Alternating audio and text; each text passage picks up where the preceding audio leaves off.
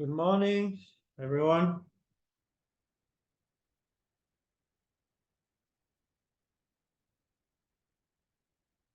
Hey, can you get me? Good morning. Good morning, sir. Morning, Wadinga. Good morning, Mr. Abdullah. Good morning, Sharat. How are you? I'm Good good. morning, How are sir. you, Good morning, everyone. Good morning. Hi, Wading, how are you? I'm great. What about you? Good, amazing. Excellent. How are you, sir? Excellent, excellent. What about you? I'm good also, sir. That's good to know. So how's the review? How is it going? How is the understanding? I hope it's getting more clearer and clearer.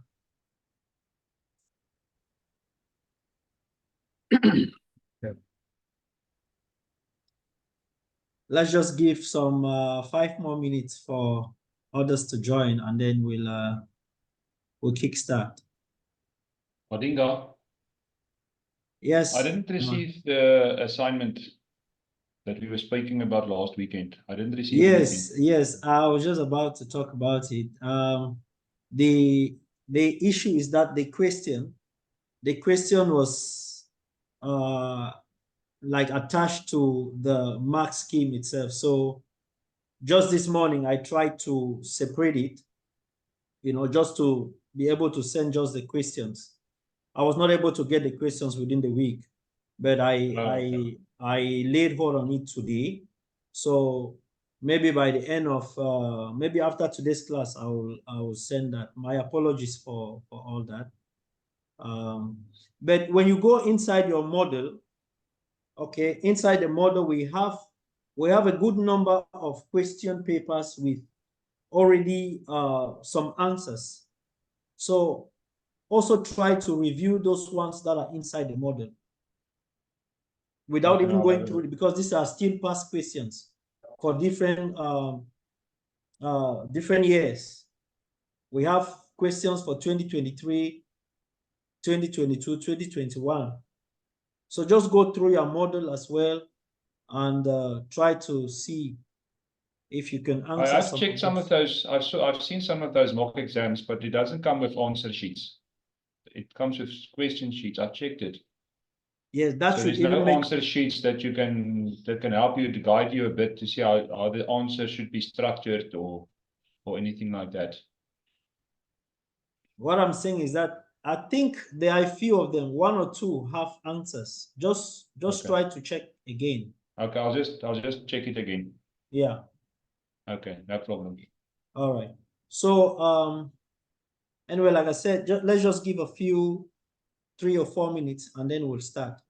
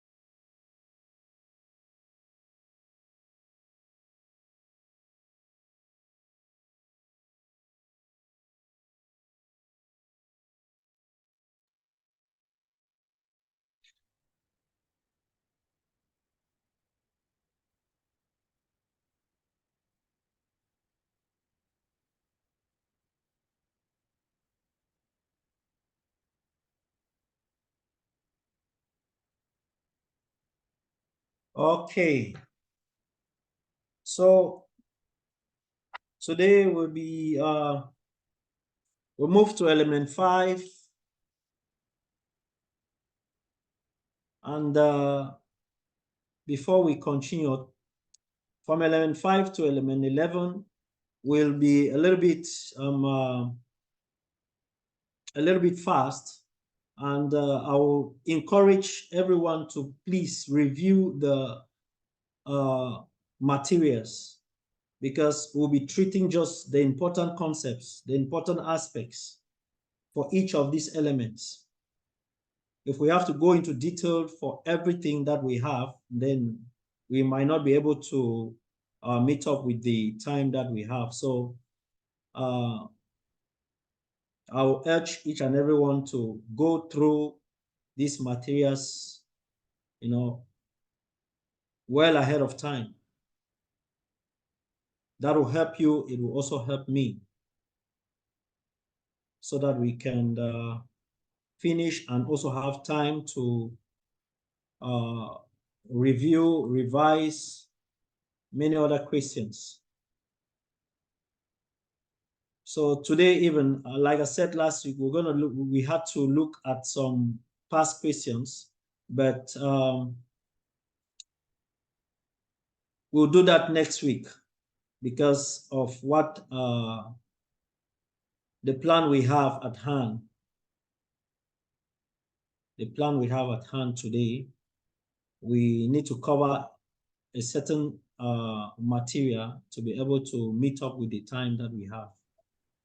So, Wadinga, yes. sorry, I see Stella says, I don't know if she can hear you or not hear you. Can you hear me? Yeah, I can hear him now. Thank you, Herman. Thank you. Okay. Sorry, I won't interrupt again. All right, okay. So we go straight to element 5, which is the physical and physiological health. So I don't know, did anybody review this element before?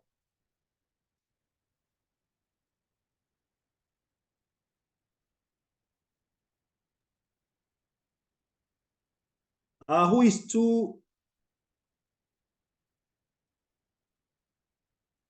299-220? Please, can you change it to can you use your name?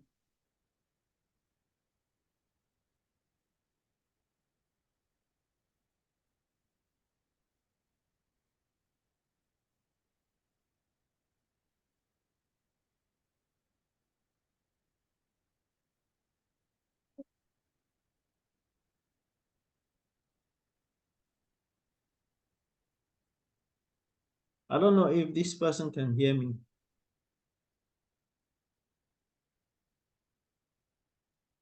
I'm getting you. Yeah, can you change it? Can you use your name so that we get to know you more, if this is your first class or you are already in the class? Yeah, this is my first class. Okay. So what's your good name, and where are you coming from? Are you in the UAE? Yeah. I've been chatting on phone. Yeah, may we know you? My name is Fabrice Molua. Okay. I'm based in Allen. Okay, Fabrice, you're welcome. Thank you. You're welcome. So what is your objective for taking this program? Well, Wallet is where money is. Why do you want to take this program? because it's very important to me. It's very important to you. Yeah. Do you have any experience in health and safety before? No, this is my first time. Okay. All right. So you're welcome, and yeah, we'll try to catch up with where we are. Okay. And it's Hello? good. We're starting with element 2, which is the element 5, which is the part 2. That is your IG2. That is your risk assessment. Okay. So follow up with us, and wherever you find any difficulties, don't hesitate to ask questions for clarification. Okay. Thank you. All right.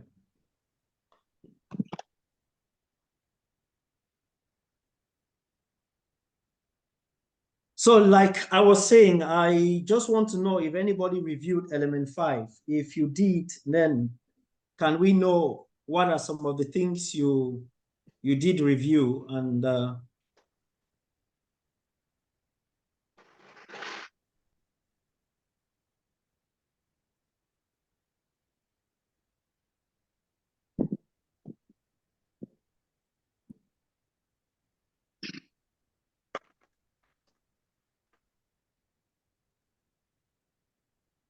I didn't review the element, so I can't give any feedback. Sorry for that.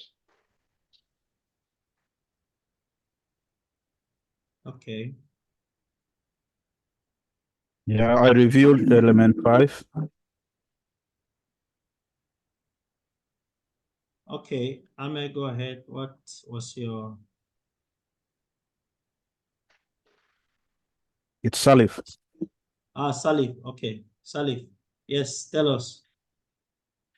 Yeah, I reviewed element 5, and they talk of noise at work, the definition of noise,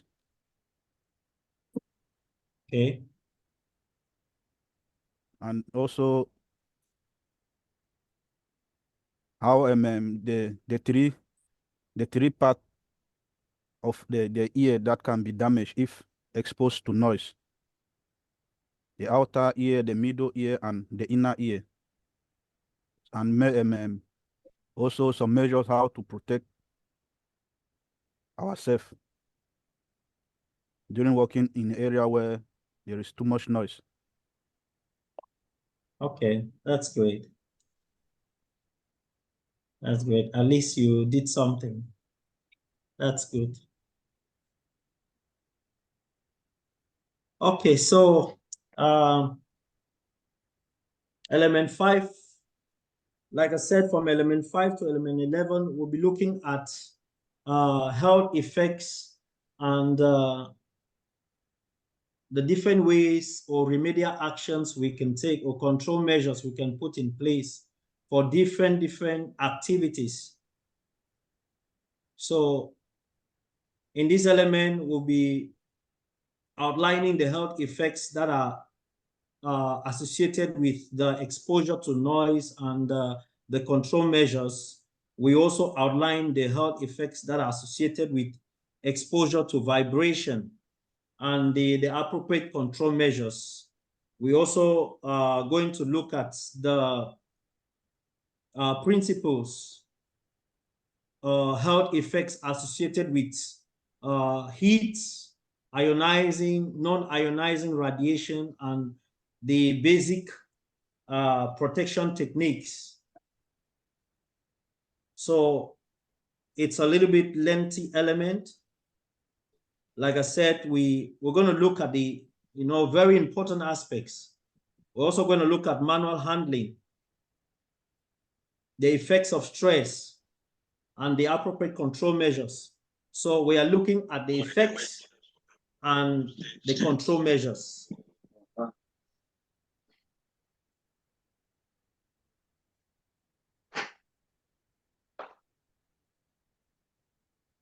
So 5.1 says noise. What is noise?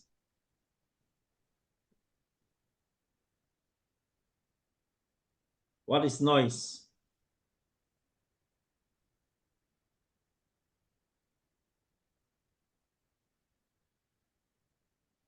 Noise, I think Anybody? noise is an unwanted sound. It's a loud, unpleasant, and unwanted sound. Okay. Any other person? Disturbing noise. It's a noise that a sound that's disturbing. Yeah, a disturbing sound. Okay, that's great. So noise at work. So noise is unwanted sound, like Stella said. Alias. You know, anything that that affects your body systems, that affects especially the ear. We're going to look at the ear. We're going to look at the three basic sections or regions of the ear: the outer, the middle, and the inner ear. So we see the ear, it senses sound, which is being transmitted in the form of pressure waves. You know, it travels through different substances from the outer to the middle to the inner ear. So we have the structure of the ear, like you can see. You know, we're just going to briefly look at it. We are not going into detail of the whole structure of the ear and what it looks like. So we look basically how sound is being transmitted and interpreted from the outer to the inner ear. How does sound travel?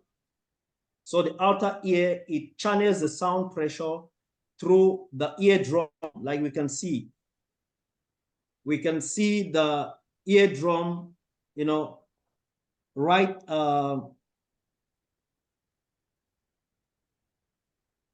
immediately after the ear cornea. You can see the eardrum. And you can see the demarcation from the outer, the middle, and the inner ear.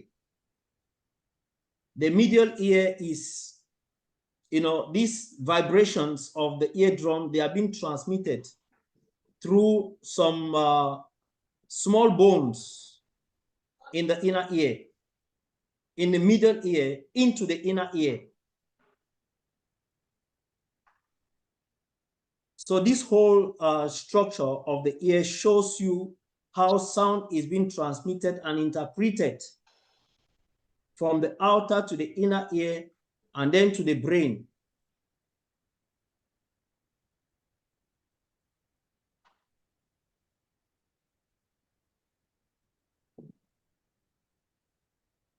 So the physical effects of noise.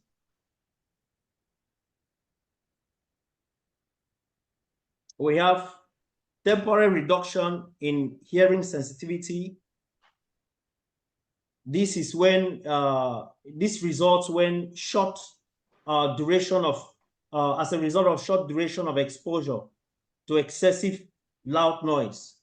So it can lead to temporary reduction in the hearing sensitivity. We also have the noise-induced hearing loss. That is repeated exposure to excessive loud noise. We have the persistent ringing in the ear, or the tinnitus, which is as a result of repeated exposure to excessive loud noise. So your working environment, the effects of noise can be determined with regards to the type of working environment where you are.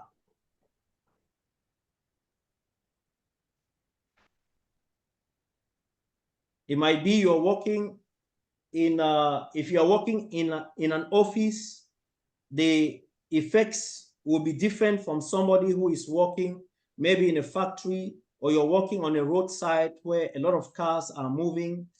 So the effect varies from one activity to another. So these are just the physical effects. We look at the psychological effects as well, which is stress, sleep disturbance, aggressive behavior.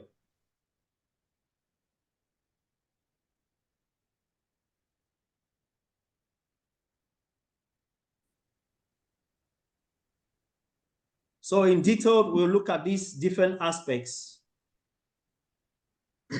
for you to actually manage noise in your workplace. There is need for an assessment, you know, from the source where the noise is being generated. It needs to be properly assessed to see what level of control can be put in place.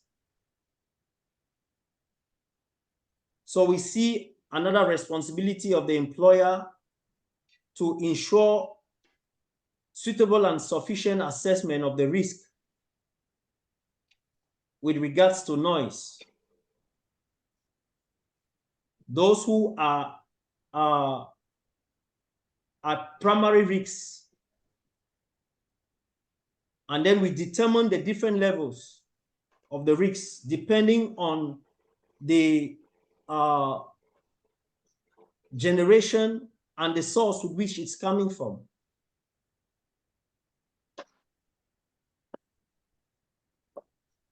So once the noise has been assessed, it will help the employer to come out with proper control measures, what type of equipment to use to minimize the noise, maybe from the source, maybe how we can protect the receiver, and also a means of interrupting the pathway from where the source, the noise is being directed. So these three basic controls we look at to see how the noise can be properly managed.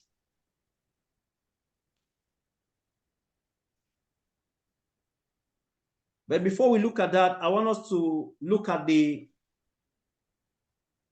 ill health effects of noise.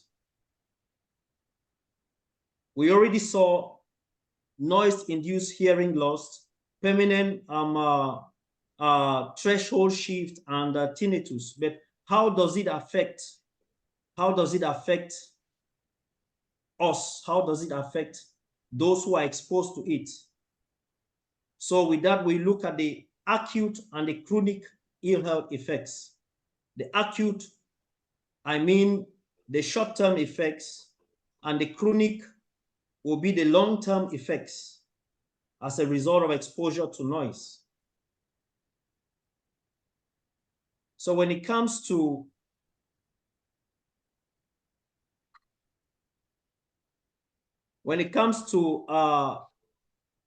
noise-induced hearing loss,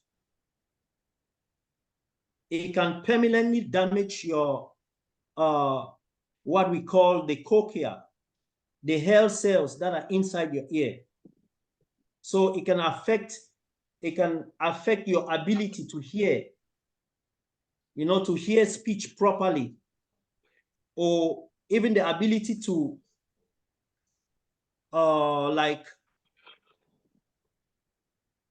that ability to hear can be completely lost if it is not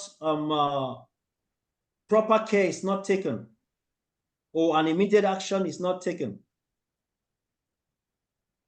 When we talk of tinnitus, which is persistent ringing in the ears, it is the same as an acute form, you know, that can become permanent.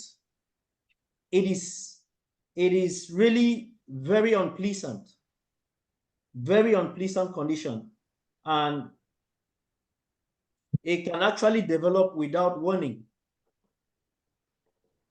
So it is very important like we look at the responsibility of the employer to the employee, it is very important to make a risk assessment, a noise risk assessment. We look at the effects, we look at the risk rating, we look at the control measures, how we can minimize the effects of noise from different sources.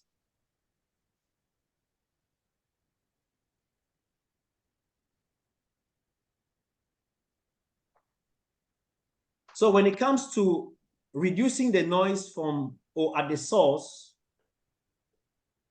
we have substituting the source, which is either changing the noise source from for something else. They have given us an example. You replace a petrol-driven machine with an electric version. We can see other examples like the electric cars that we have and the petrol-driven cars.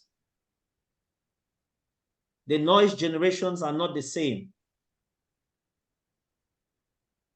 And we should be able to carry out proper maintenance to ensure that maybe some loose parts of these equipments that can generate excessive noise is properly identified and maintained. So our maintenance, regular maintenance, is very important. We can as well modify the process. If your, let's just say your industry, you can change maybe from glass to bottles. The noise that is being produced using glass is not the same noise that is being produced while using bottles as a means of packaging. We also have silencing. So this is an equipment that can be placed maybe on the exhaust of different equipments like generators. So it helps to suppress the noise that is coming out. Just like our vehicles, we have some instruments that we can put at the exhaust that can generate more noise, and also it can also reduce the level of noise.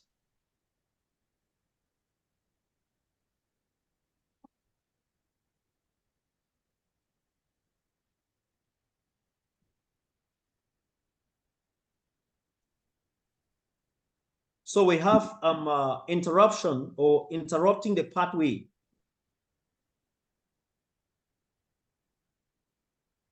From the source to the receiver. So these are engineering controls that can be used to minimize the level of noise. And one of them is insulation. We have insulation, we have isolation, we have silencing, we have damping, we have absorption. So all of these are different techniques or engineering controls that can be put in place to, or noise control techniques to reduce the level of noise depending on the source.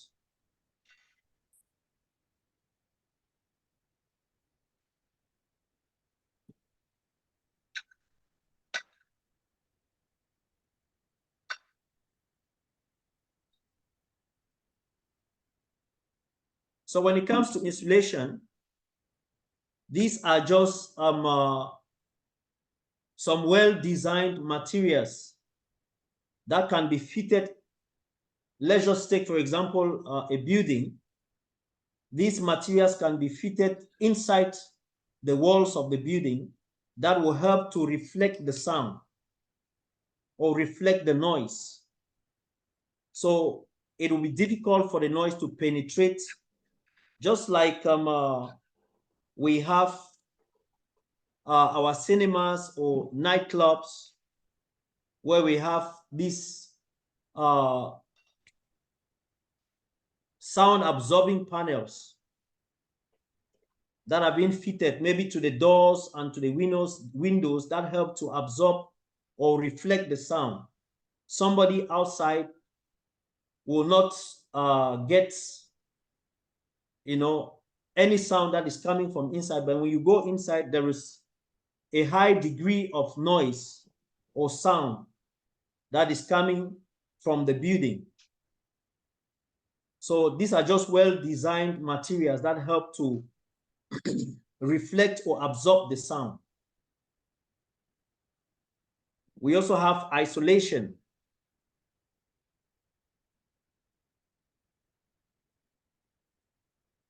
Isolation is a form of separating. When we looked at the hierarchy of control, one of these engineering controls were isolation.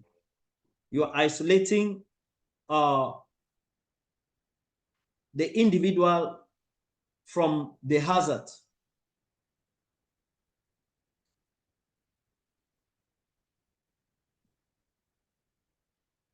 So if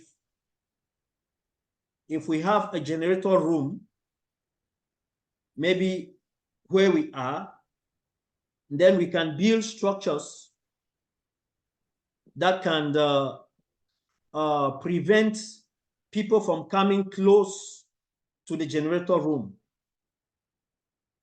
So you're separating the machine from whoever can be affected. And by so doing, you can still use sound absorbing panels to cause this isolation or this form of separation.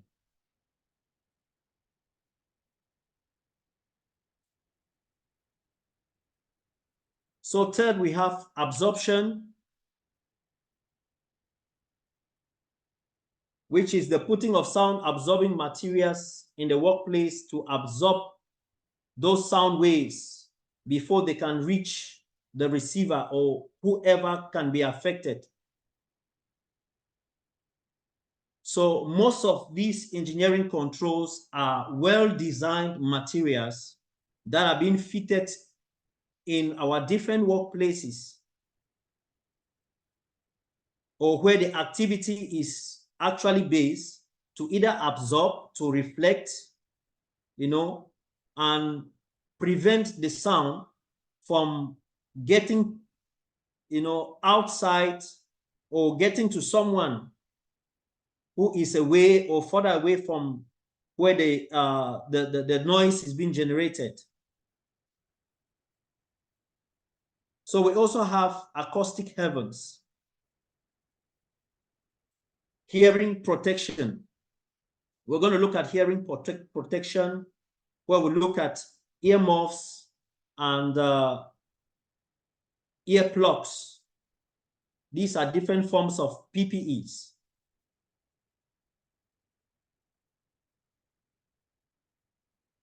So PPE, like we see, is one of the last resort when it comes to our engineering controls. When you look at the hierarchy of control, you see PPE at the bottom. And in our last class or before, we looked at the advantages and disadvantages or why PPE is being considered the last resort.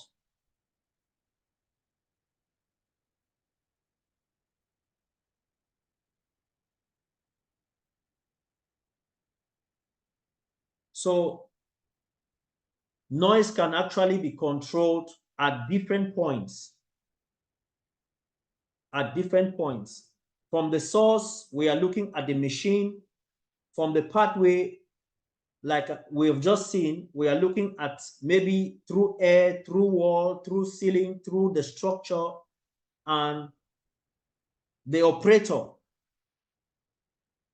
or the receiver of the noise. So it is very important for us to tighten our loose guards or panels, our equipment, we do proper maintenance, regular lubrication. We adjust the machines, you know, as per the manufacturer's instructions. And we try to switch off our equipment if we are not using them, so that they don't keep generating a lot of noise.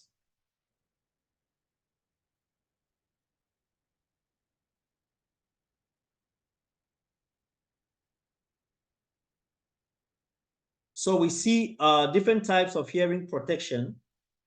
This is just an earmuff. It has its advantages and disadvantages.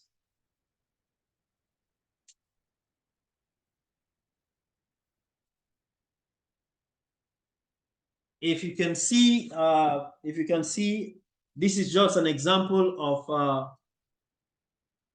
an earmuff which I'm using when I'm entering into an environment where there is a high generation of noise.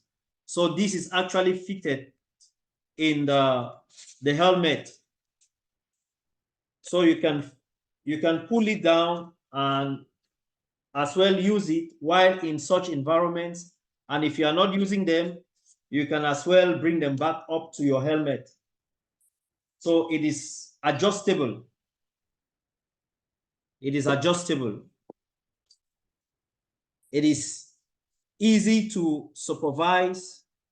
There is a less chance of ear infection. There is a high level of protection, and it can be integrated into other PPEs. It can be reusable.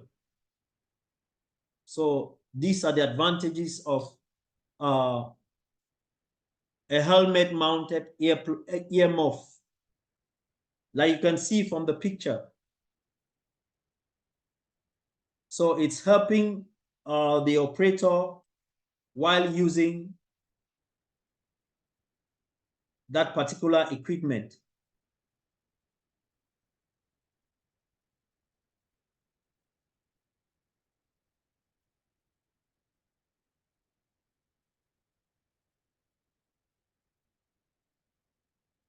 Mr. Fabrice, the recordings will be sent to you. Okay, after every class, you will get the recordings. Even for the previous class, you can just request for the recordings and they will send all the recordings to you. Any questions so far?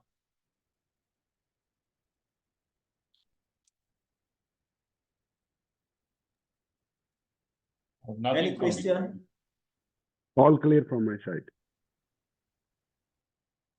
Okay. All clear from my side. So we have other forms. We have other forms, like I said, we have other forms of this noise control. I spoke about silencing.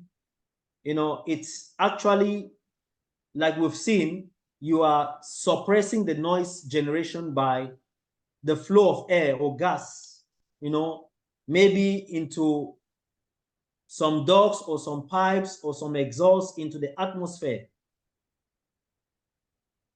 So with this, you are also using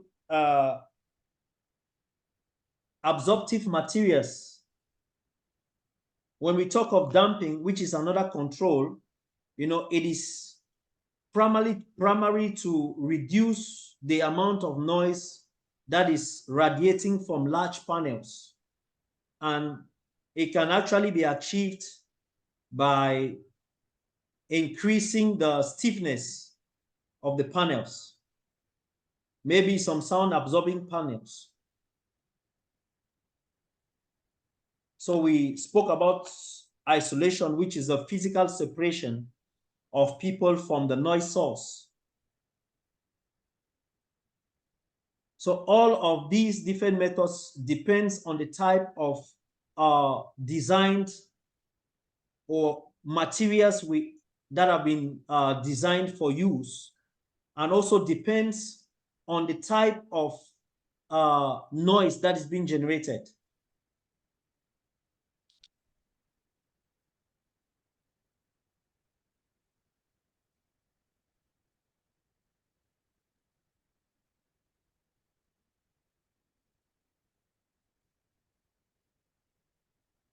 So audiometry, it's another form of health surveillance where workers do physical screening, just like we do normal health screening. This is particularly for the ears. Maybe you've been working in an environment where there is a high generation of noise. So it is very important to do an audiometric test. So we need to test the different frequencies just to ensure that your hearing abilities are perfect and intact.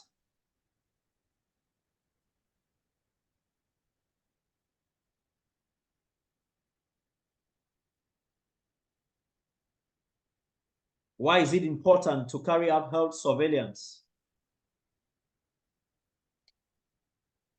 Early detection of any work-related ill health, identification of noise hazards, and evaluation of the noise control measures,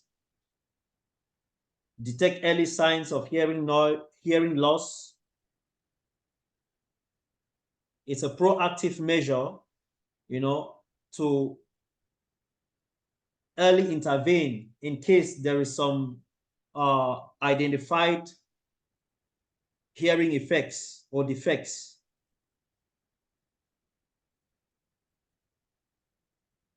Promoting personal hearing protection, and the employer must keep and maintain a suitable health record. So these are just some of the reasons why we should carry out an audiometric test. So it is very important to assess your workplace, assess the level of noise. And before we go on, what is the instrument that is used to measure noise? Anybody?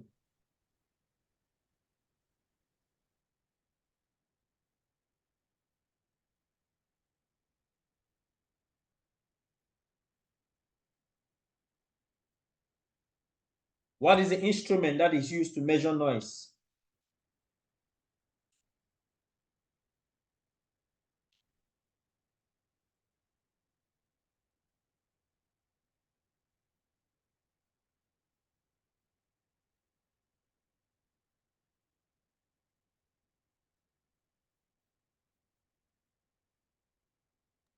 Can you get me? Yes.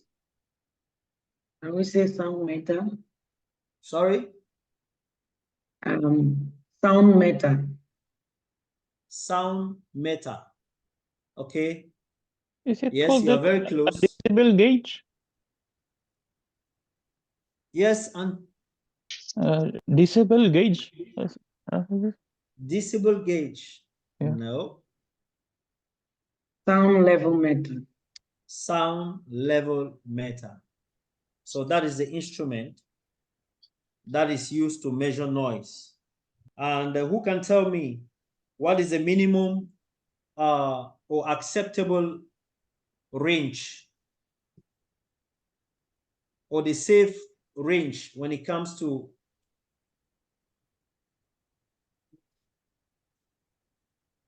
before we go into that, what is the unit of measurement? Decibel. The decibel. So what is the range? The acceptable range.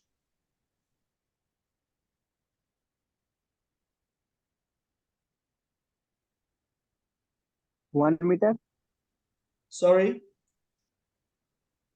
Acceptable range 1 meter. No. Up to 70 decibel. Up to 70. 70. yes. So depending on the type of sound level meter that you have, there are some sound level meters that will give you up to 85 decibels, which is considered safe. So above that range, you need to start considering some protective measures, maybe using an earplug or using an earmuff.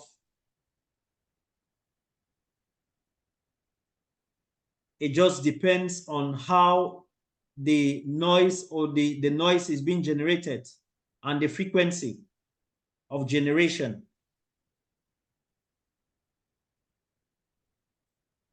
So the sound level meter is the measuring instrument which is used to assess noise. And the unit of measurement is a decibel. So we look at the next aspect, which is vibration. And in vibration, we'll be looking at two different aspects: the hand-arm vibration syndrome and the whole body vibration syndrome.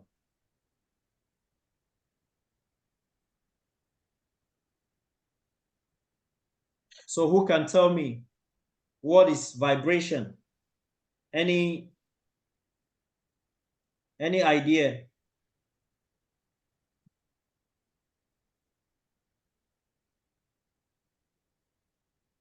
Or what can cause vibration? It's highly frequent movement. Highly Ali? frequent movement, I think. Frequent movement. Okay. Yeah.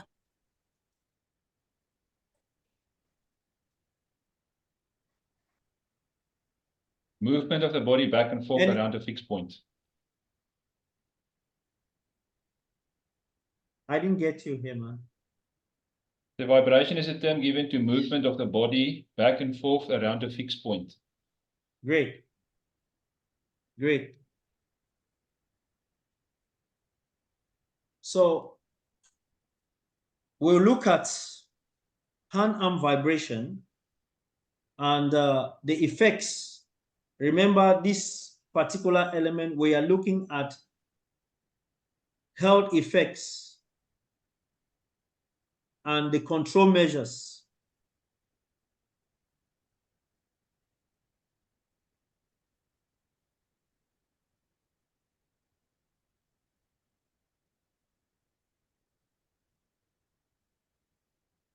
So we can see from the picture, we can see an effect as a result of hand-arm vibration.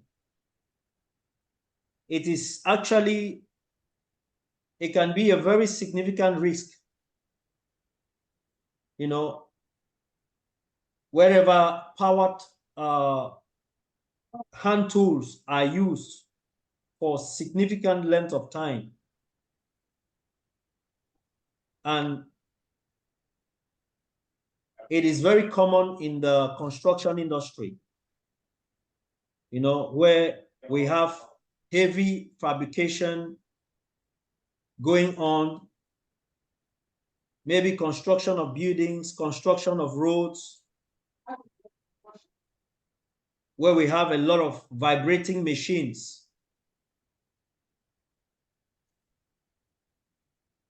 More commonly, those that affect our hands, those that machines we use our hands in operating. So the use of handheld power tools, you know, these are the main cause of the hand-arm vibration syndrome.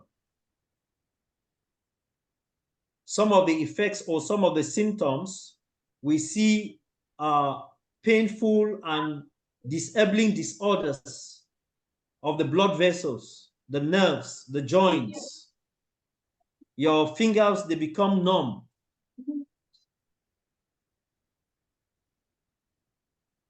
And when you are exposed to prolonged or intense vibration for a long period, you know, it is this condition, this is what is actually referred to the hand-arm vibration syndrome. So it is very important to know the type of equipment, to know the duration with which we can use that particular type of handheld power tool. This particular syndrome, we have things like nerve damage, muscle weakening, joint damage. It can be acute, it can be chronic. Like we said, the acute are the short-term health effects, and the chronic are the long-term health effects. So loss of feeling, numbness, tingling, loss of dexterity in your tips, the tips of your fingers. You know, it becomes difficult for you to grip something. So all of these are just the effects of hand-arm vibration, or the effects of using handheld power tools for prolonged periods of time. So what do you think can be some of the control measures for hand-arm vibration? What are the basic control measures?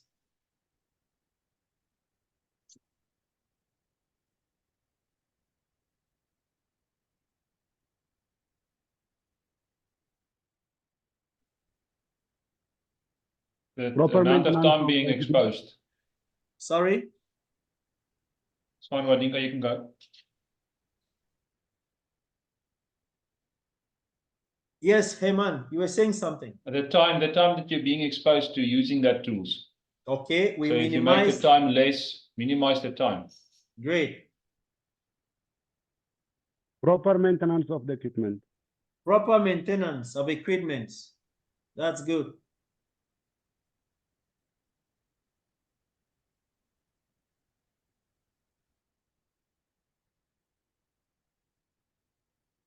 What again?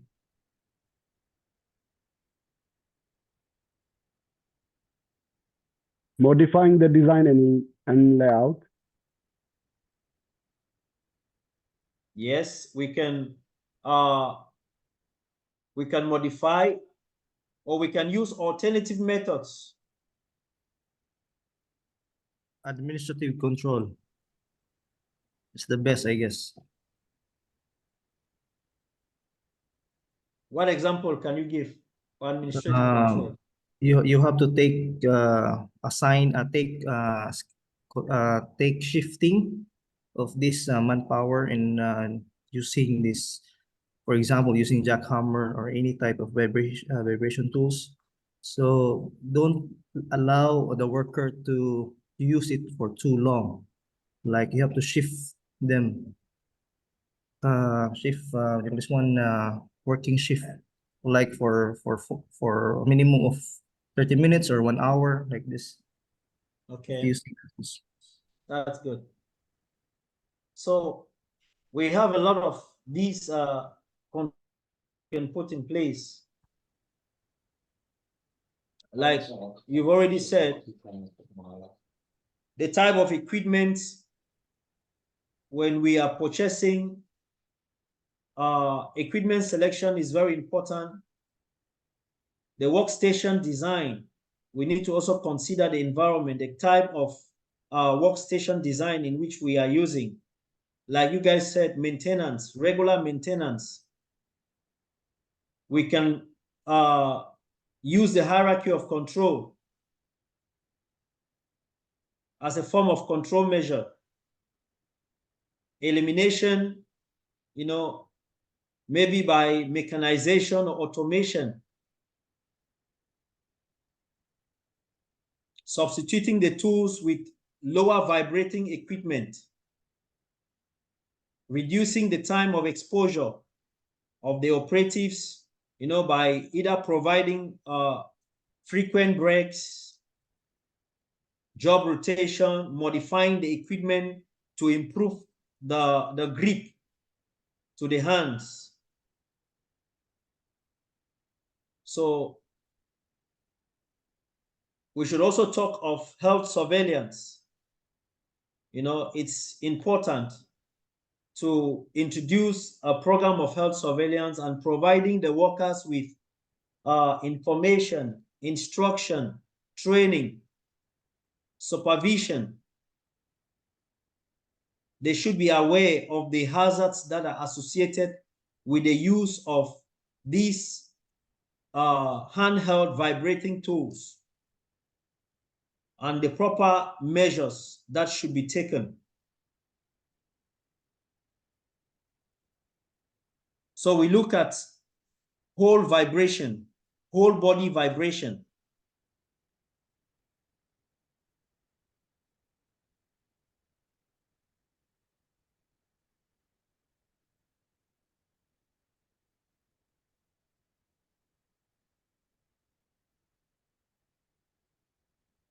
So whole body vibration, we are saying that the health effects, they can result from a significant vibration dose. You know, this is actually affecting your entire body.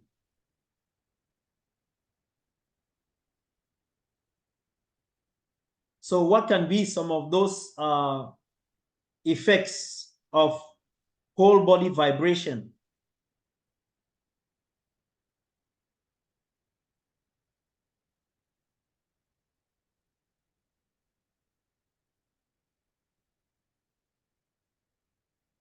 It can be acute, it can be chronic, any of them. What are some of the effects?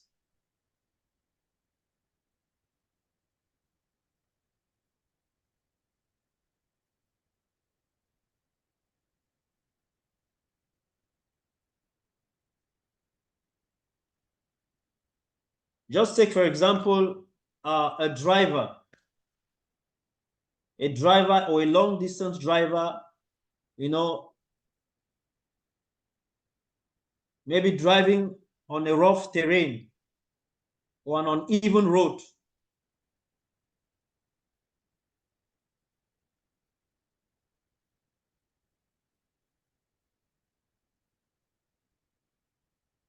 Any idea?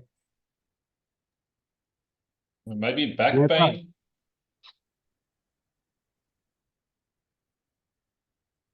I didn't get you, Herman.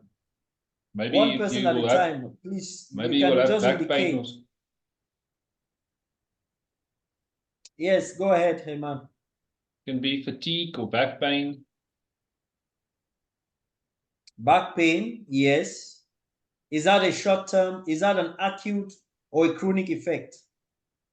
That could be acute, but it could become chronic. It could become chronic, yes. But we consider it as an acute effect. What again?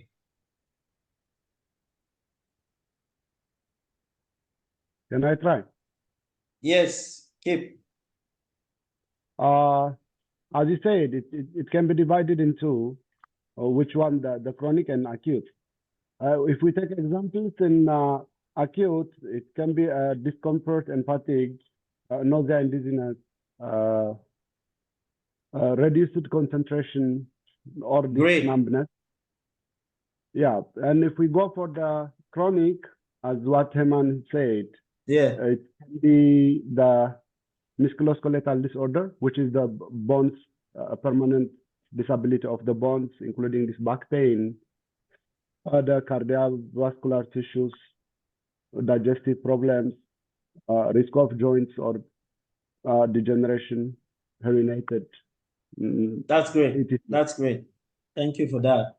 So the health effects of whole body vibration, like we've said, we have fatigue, we have headache, shakiness, maybe shortly or during exposure, you know, to this kind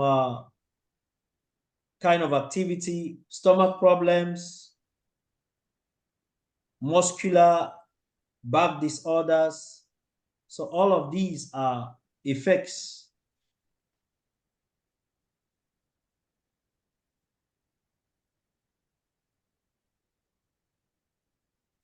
So you can see a handheld circular saw machine and the effects. So what are some of the control measures?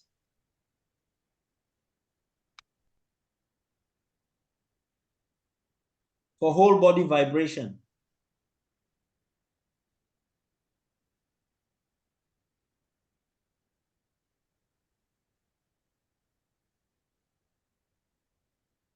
What are some of the control measures?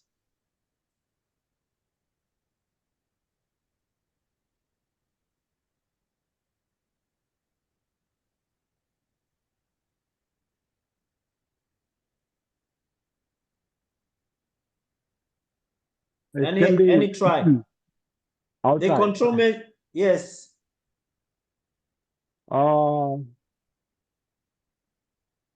It can be, engineering controls can be by designing the modifications. It can be administrative control, as what the other guy said, limiting the duration of the frequency of the exposure of using the machine. Okay. Can be personal protective equipment, the PPEs. The example for the truck driver, which we said, absorbing seats like cushions, they can use to reduce the vibration, or wearing supportive footwears, and environmental control, also improving the surface. That's good. So we have as basic vibration control measures to train and instruct. Let's just like the example I gave for a long distance driver. Okay, to train and instruct the driver, the operator, to choose the machinery that is suitable. We choose the right vehicle. You know, the driver's cabin should be well comfortable.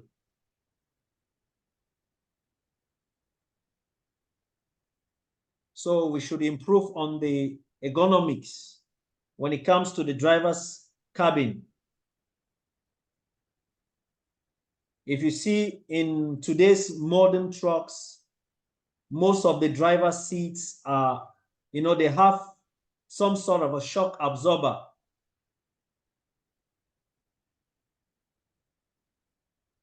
So it minimizes the effects of whole body vibration.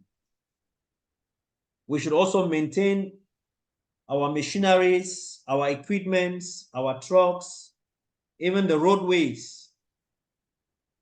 They should be properly maintained. Other measures like we introduce work schedules, to avoid long periods of exposure, like we saw in hand-arm vibration. Avoid high levels of vibrations or prolonged exposure, especially for older employees.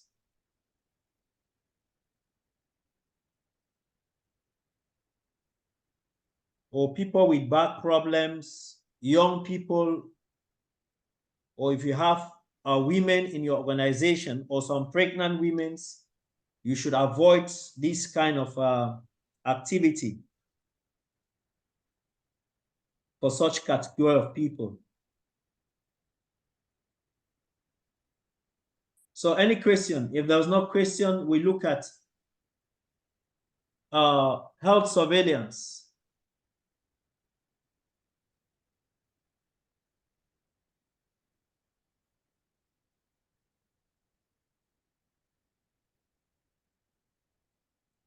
So it is very important to carry out health surveillance if there is risks to the health of workers,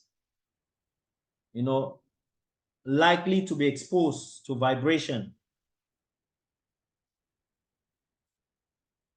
if health surveillance intensifies a disease or a health effect, the employer should ensure that qualified persons they are being informed and the right advice is being provided, the right information is being provided. The employer should also ensure that workers are kept informed of any significant findings from health surveillance. Like we saw when we looked at noise, health surveillance in the form of an audiometric test. So it is also important to carry out such screenings when it comes to vibration. So it is important as well for the employer to review the risk assessments, review the measures taken to comply, also consider assigning the right worker to the task, just to ensure that the controls that are put in place are actually implemented and we avoid the effects of vibration. Regular health checkups as well. Exactly. So depending on the type of risks or the type of activity, if you are exposed to an activity like what we have on the slide, then it's important to go for more health surveillance screening tests.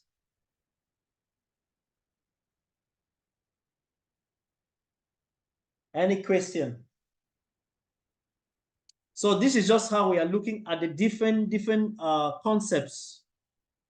We look at the effects, we look at the control measure. We look at the effects, we look at the control measure.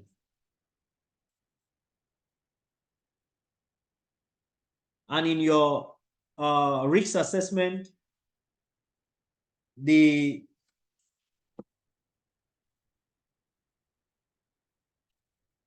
part 2 of it, you'll be carrying out hazard analysis. So you are expected to write 10 hazard categories.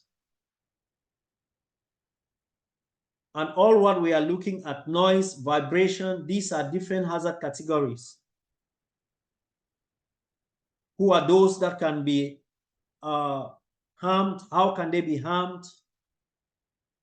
What are the controls that are already in place?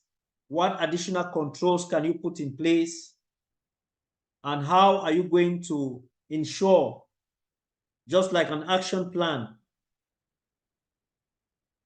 to make sure that the additional controls are actually implemented and maintained? So that is part of your risk assessment. So we look at radiation. What is radiation?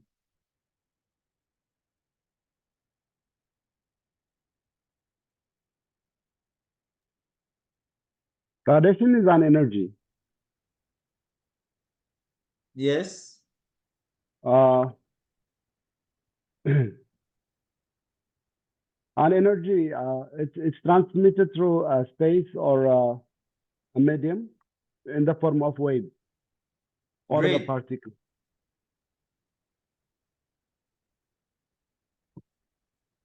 Great. Any other try?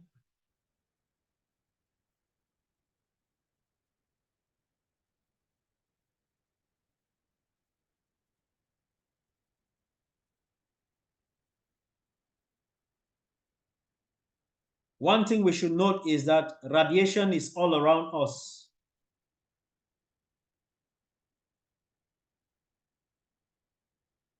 And like Heyman said, is a process of emitting energy as waves or particles. And it's also a naturally occurring part of the environment. We cannot smell it, we cannot touch it, we cannot taste it.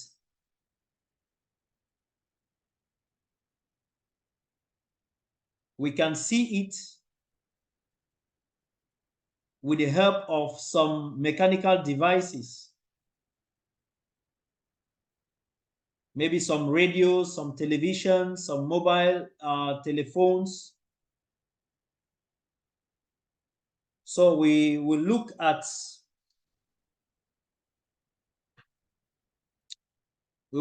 two different types of radiation: the ionizing and the non-ionizing radiation.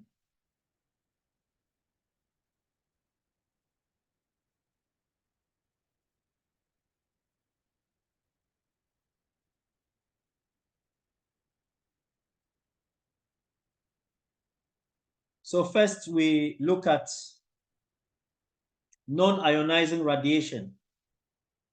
So who can give me some examples of non-ionizing radiation?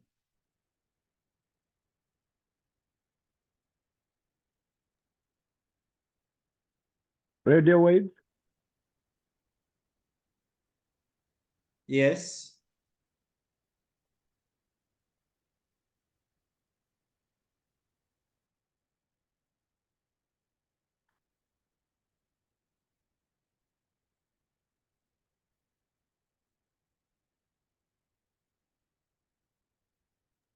We said non-ionizing radiation is radiation that does not cause ionization in the material that absorbs it. Like Heyman said, radio waves or radio frequency.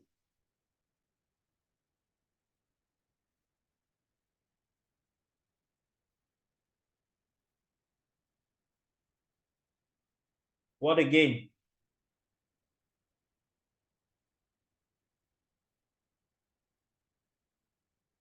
Ultraviolet radiation. That's a form of non-ionizing radiation. Any other one? We have a lot of them.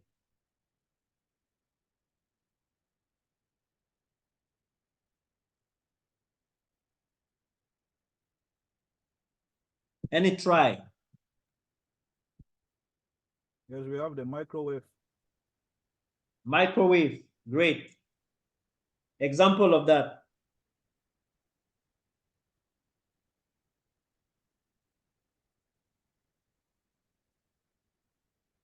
Example of microwave.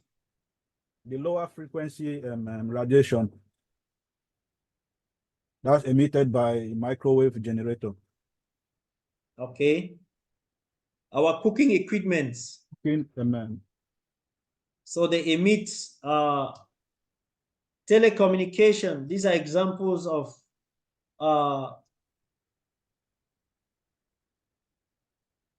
non-ionizing radiation in the form of microwave. Also, we have The visible. The infrared. Go ahead. Yes, Salif, you said infrared. What's an example of that? Yes.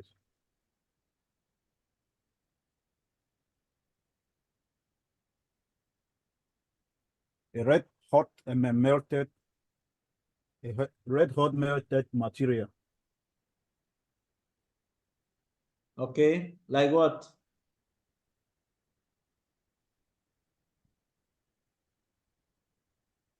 So that's good. So yes, visible light also can be, yeah. Yeah, visible light. Like when they are using welding, procedure of welding. Example of that. Welding, when they do welding. Yeah, when they do welding, yeah, but that would be good for ultraviolet radiation.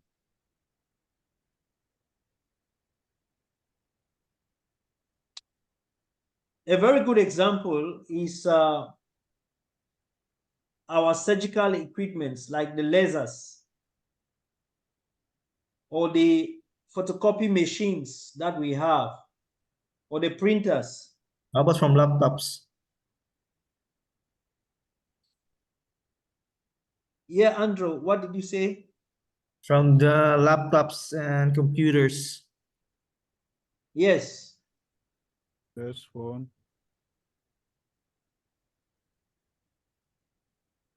Radar antennas. So we can see the different forms of ionizing or non-ionizing radiation. Ultraviolet, visible, infrared, microwaves, radio waves. So what are these all about? And what are the different sources of non-ionizing? We've mentioned them. Ultraviolet from sunlight, from arc welding, visible light from red hot steel, glass manufacturing, infrared, laser leveling device or laser pointer, microwaves. We have the industrial microwave oven, maybe in the food industry, telecommunication equipment, mobile phone antennas, and radio waves. We have the radio, the TV, the radar. So most of these, our cameras, our speed limit cameras on these radars that we have, they are using radio waves when we are overspeeding.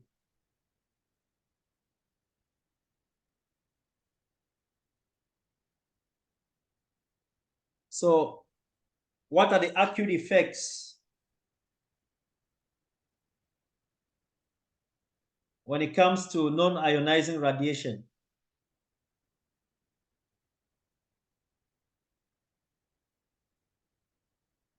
Skin and eye effect. Sorry? It can affect the skin and eye. Yes.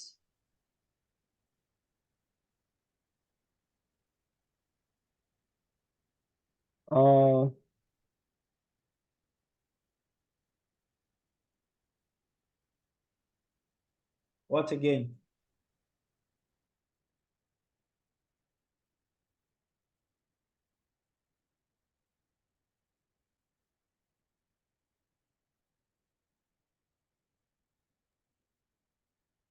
So we can see ultraviolet, infrared, and the different types of activities that can actually generate. We can see lasers, cutting machines used for surgery. So the acute effects,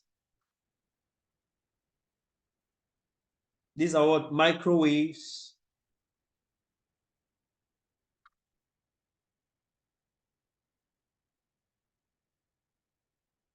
the acute effects, we have things like skin burns, loss of body fluids, tissue damage, headaches, eye fatigue, and the chronic effects, Cancer. You have cancer. the long-term effects. Any idea? You have cancer. Cancer.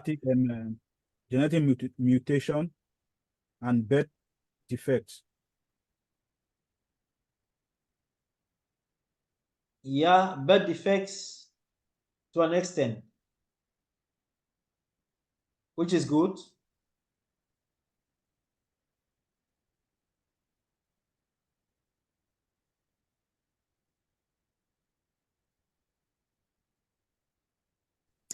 I think the immediate effect, it may cause nausea or vomiting or redness of the skin. Nausea and vomiting, yes. These are the immediate or the acute effects. Sometimes I think it may cause a headache. Headache as well. That's good. So we're looking at the chronic effects, which Salif said cancer, So as a result of skin thickening, it can eventually result toward cancer. It might be visible after 5 years, after 10 years. We also have retinal damage, and it can result to cataracts. So all of these are long-term effects. So what control measures can we put in place?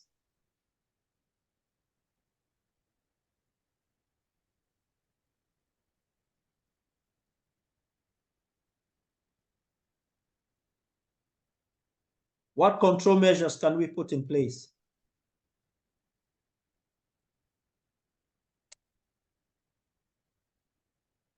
Yes.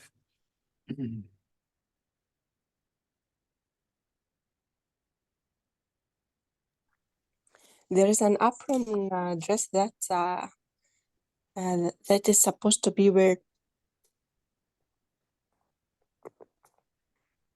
I didn't get you, Ali, from. There is an apron that, but it's for X-ray, I think.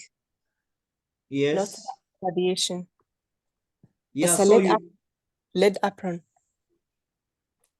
Yes, so you need to separate yourself, and you need to have the proper personal protective equipment. Like you just said, there is a type of protective clothing that is being used, that particular apron which you're talking. So PPE is a form of control. You should also reduce exposure. Yes. The distance between the person and the source. There should be some form of a physical barrier between the source and the individual. Or maybe you use some protective creams, protective glasses, or goggles. All those involved in this type of activity should be properly informed. They should be trained, and they should be well supervised. Proactive monitoring and health surveillance. So these are just some of the controls for non-ionizing radiation. So we look at ionizing radiation.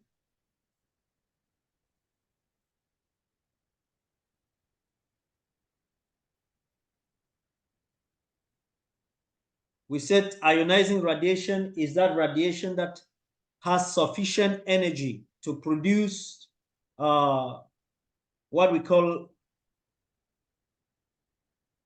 in chemistry, we call it ions, by interacting with matter.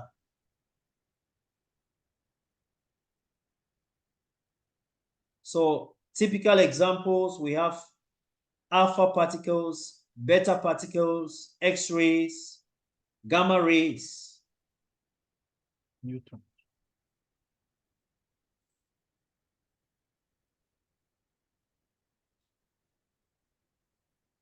So in our hospitals, the dentists, the surgeries, the veterinary surgeries, they use X-rays to carry out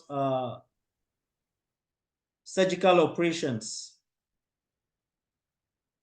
Also in the airports, baggage, this what we call baggage handling in the airport, they use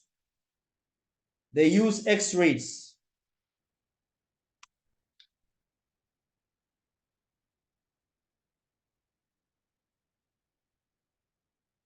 Beta particles, they are being emitted through what radioactive materials.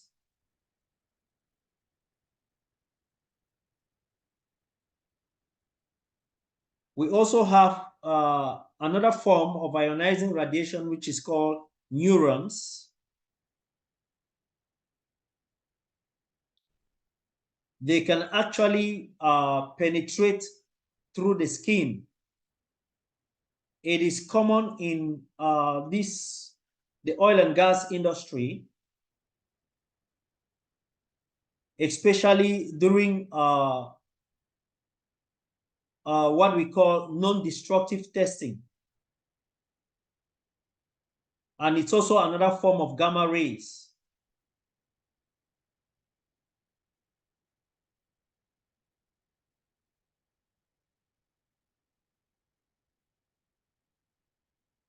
So this type of radiation, they can actually penetrate the skin, and the effects, if proper care is not taken,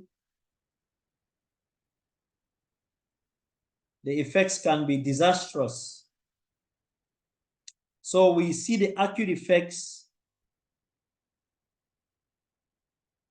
hair loss, anemia due to red blood cell damage, sickness and diarrhea, headaches,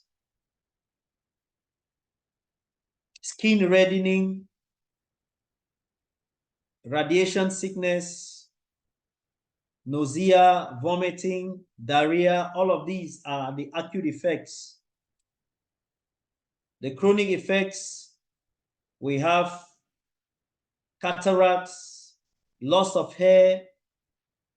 It can also lead to sterility, self-damage, cancer,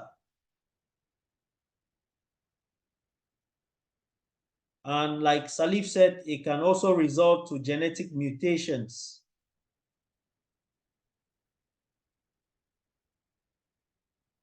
It can also affect our white blood cells. That can result to leukemia.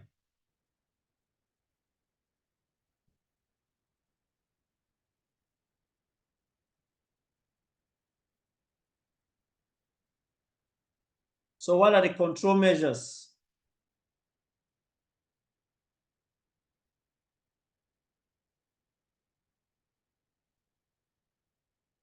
So the control measures are similar with that of non-ionizing radiation.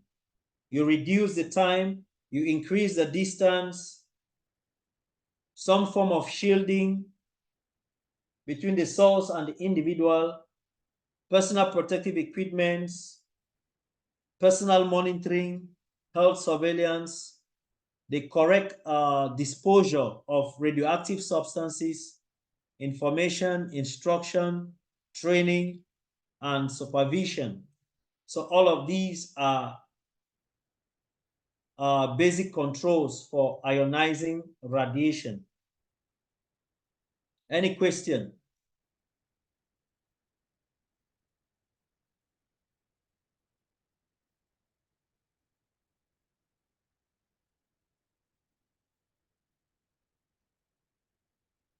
So we look at work-related mental ill health.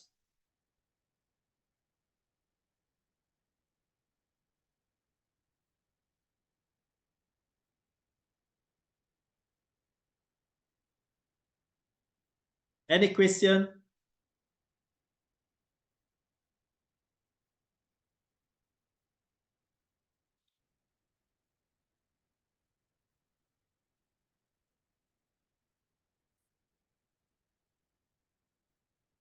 So when it comes to work-related mental ill health, our target is on stress. How can stress affect us in our workplaces? And how can we look at the key risk factors that can be the result of work-related stress, and how we can properly manage stress or come out with preventive strategies in managing stress in the workplace.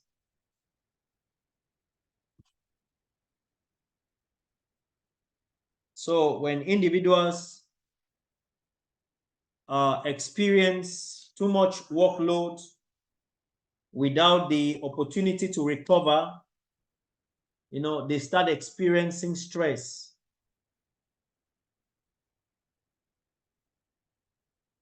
So employees, they have that duty to assess the risks of stress to their workers and how they can properly manage work-related stress to protect, their health, their safety, their welfare.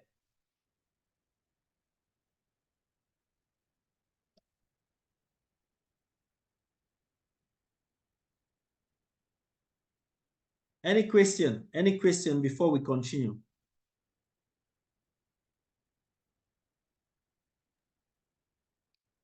All clear. Thank you. Any other person?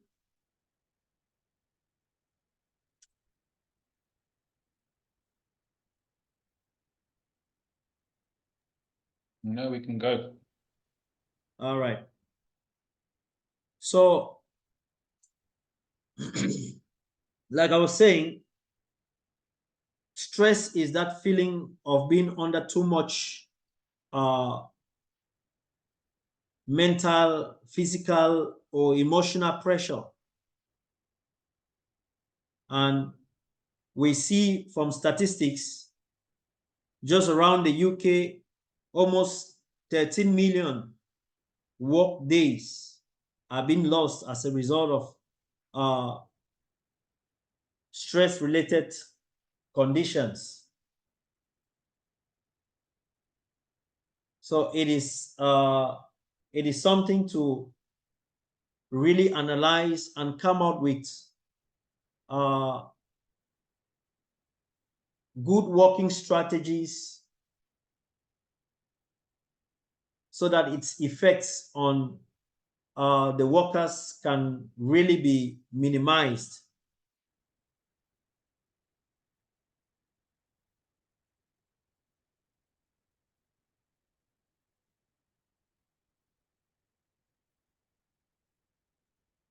So we look at the causes. What are those causes of stress?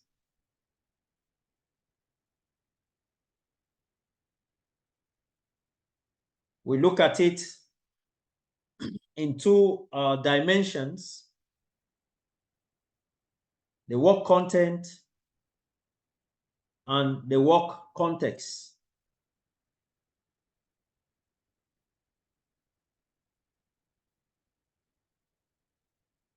So when it comes to the work content, we look at the job. Is it monotonous?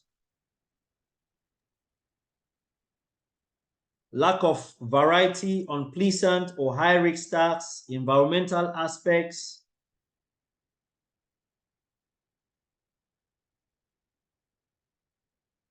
lone working.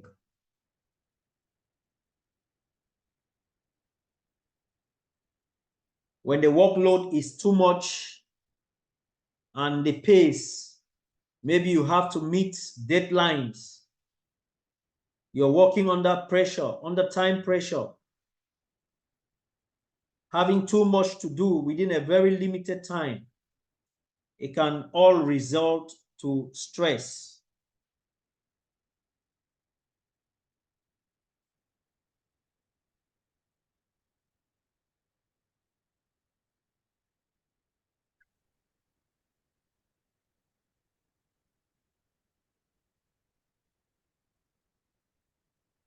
So still under the work content, we look at the working hours. If you're working, more than your normal working hours, if your job description indicates that you're working 8 hours, and because the employer wants to meet deadlines, the working hours have been increased to 10 or 12, you're working extra 4 hours, and maybe there are no benefits attached to this extra working hours, it can result to stress.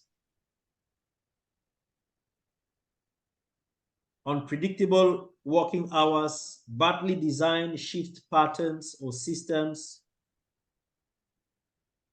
lack of work control, lack of proper decision making, So these are all, when it comes to the work content, these are some of the effects.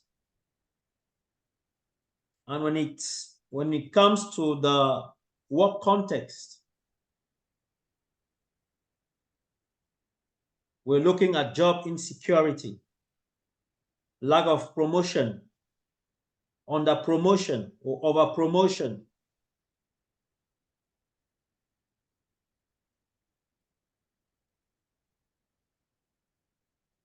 unclear or unfair performance evaluation systems, being overskilled or underskilled for the job.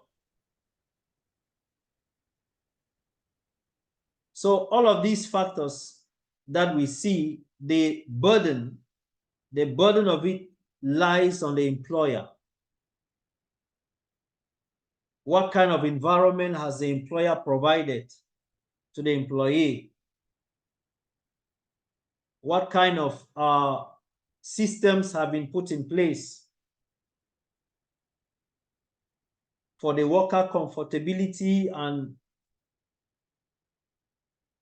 is there any form of growth in the organization or career development? How do the workers see themselves in the nearest future working for that organization? So if they visualize that there is no form of growth, there is no form of promotion, you know, their skills are not being enhanced,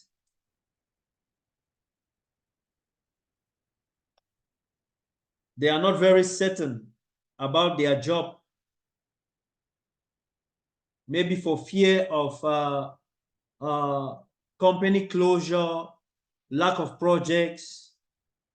So all of these can bring about stress.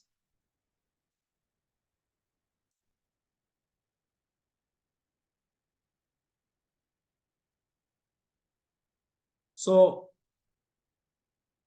there are a lot of aspects. What is the role of the organization? Is it clear? Is it understood by everyone? Clear for me. Clear. Clear for me. Okay.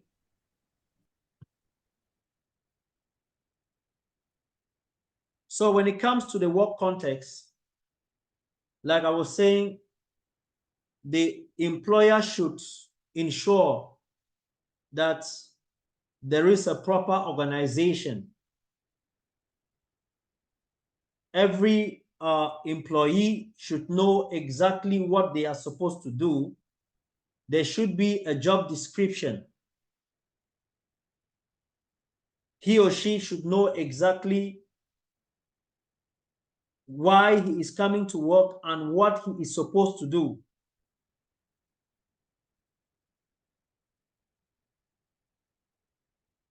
We also look at interpersonal relationships.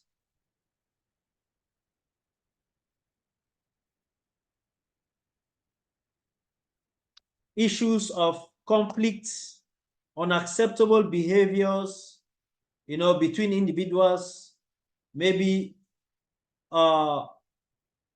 bullying, fighting, harassment at work.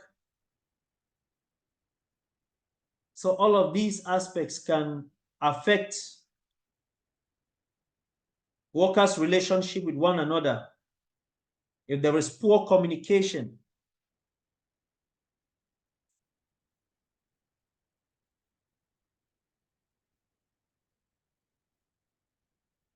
so with this topic, we have a lot of literature, we have a lot of history, you know, but we should always try to relate it.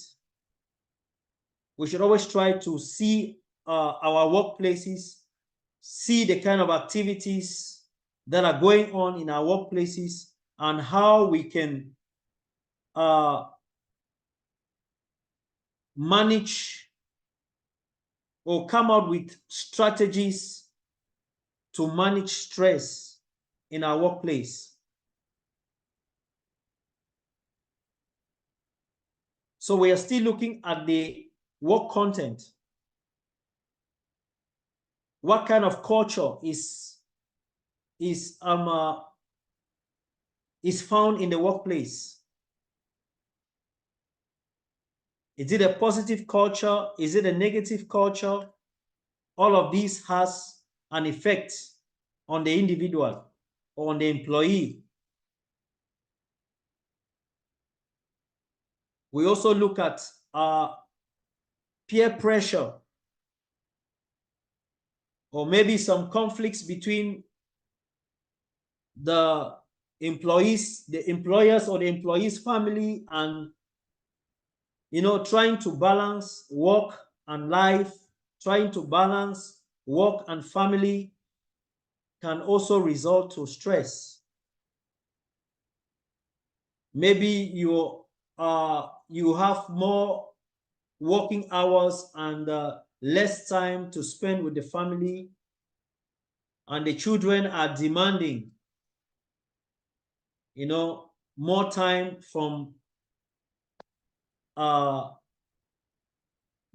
to spend. So all of these can result in work-related stress.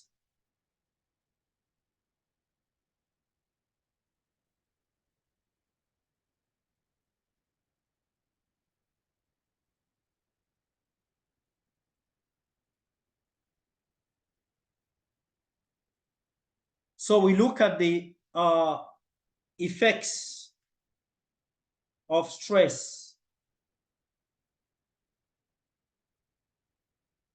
So the effects are in three types. We look at the physical, the behavioral effects, and the physiological effects. So I want us to first of all look at the physical effects. Any idea what can, let me just give an example. One of such physical effects can be increase in the heart rate, or sweating, yeah.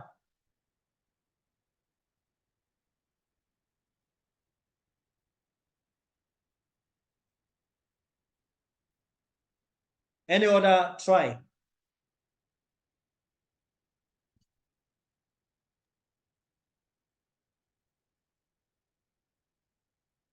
Maybe you are sitting in the office for 10 hours. You're supposed to be there for 8 hours, maybe without break. Blurred vision. Blurred vision, great. Body Over fatigue. pains. Body pains. Yeah. Over fatigue. Fatigue. Headaches. Headaches.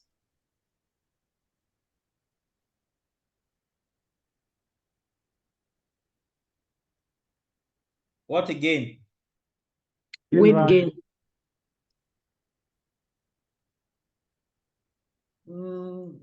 Weight gain, depending.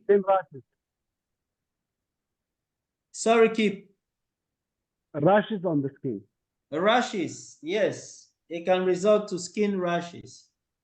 Dizziness. Dizziness, great. Angry wife at home.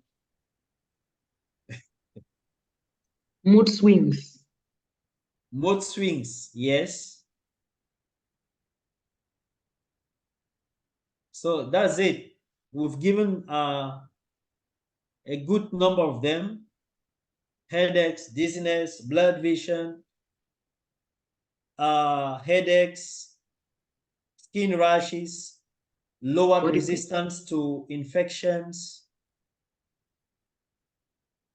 So let's look at the behavioral effect.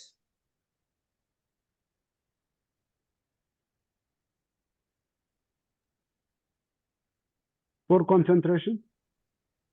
Poor concentration. Great.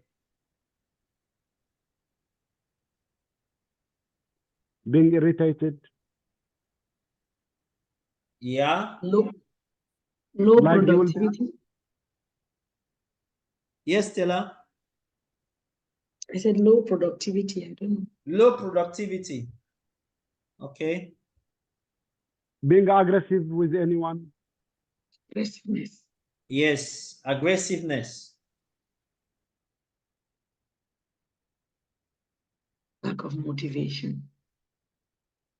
Lack of motivation. That can be also a psychological effect. Okay.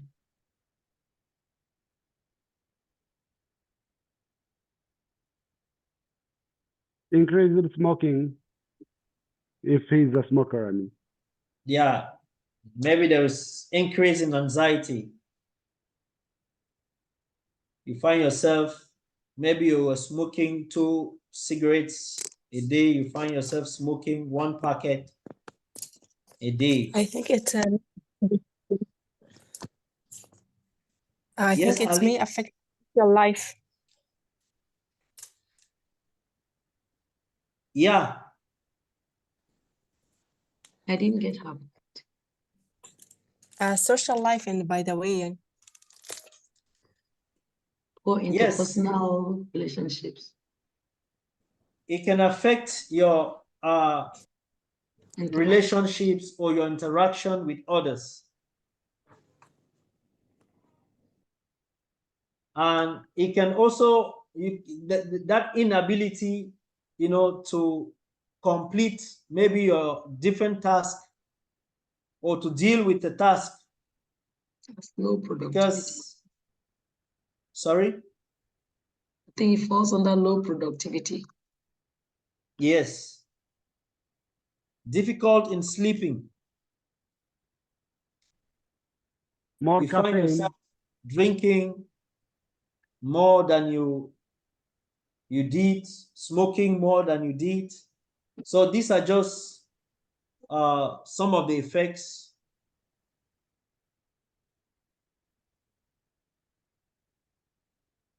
So physical effects: increased heart rate, increased sweating, headaches, dizziness, blood vision, aching neck and shoulders, skin rashes, lowered resistance to infection. Behavioral effects: irritability, increased alcohol or drug intake, increased smoking,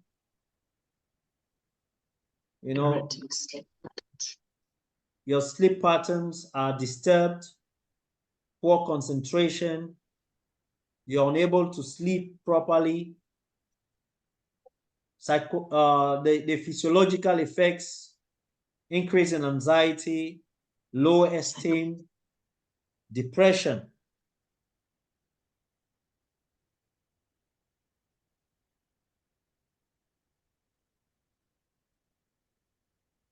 So these are just the effects.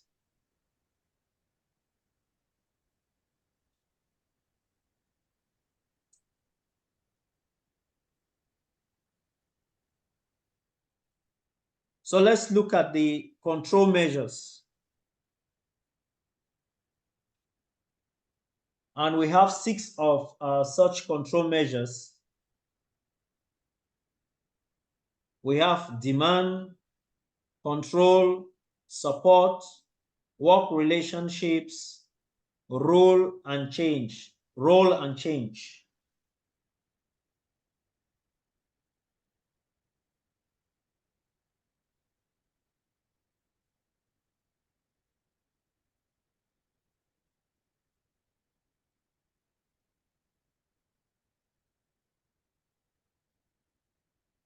So when it comes to demand, balancing the demands of the work to the agreed hours of work, provision of regular and suitable breaks, matching worker skills and abilities to the job demands, and minimizing the work environment risks such as noise and temperature, provision of suitable facilities for worker breaks or work breaks, refreshment, and rest. So these are just very clear control measures. So for those who are actually working, you can see these different control measures in place in your different work environments or locations.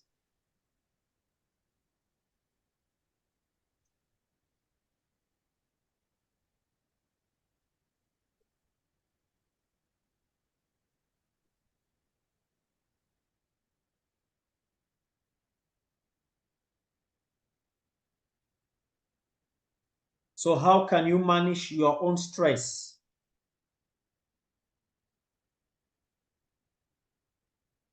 Avoid stressful situations, avoid extremes, set realistic goals, manage how stress affects you, change how you see the situation, your perception, change how you react to stress. You can set your priorities, take control of the situation, not before it results to stress. You can also discover new relaxation techniques, to deal with this aspect of stress. And you make a scale of preference. You figure out what is most important. You start working with that. That way you can also overcome pressure by prioritizing your activities.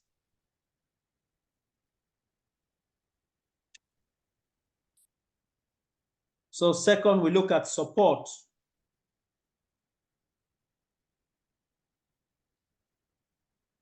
Provide systems to inform workers of important issues, establish policies and procedures, providing systems that enable and encourage managers to identify where workers need support.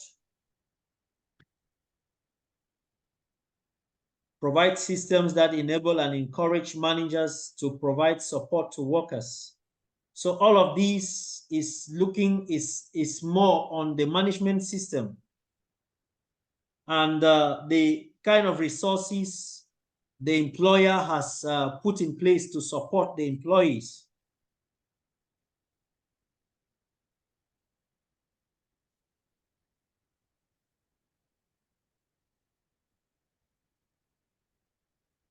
Work relationships.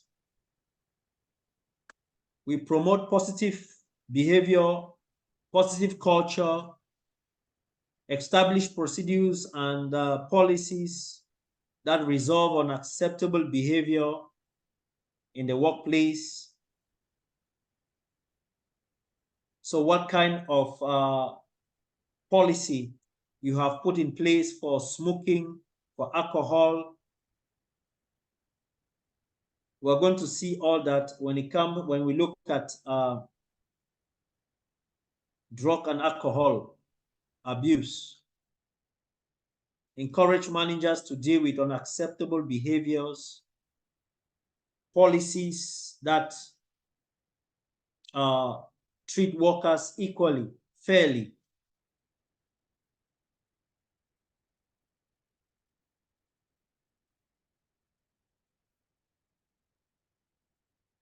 So we have this book from the International Labour Organization, which is the Stress Prevention at Work Checkpoints. You can review this book and you get more information as well when it comes to stress prevention.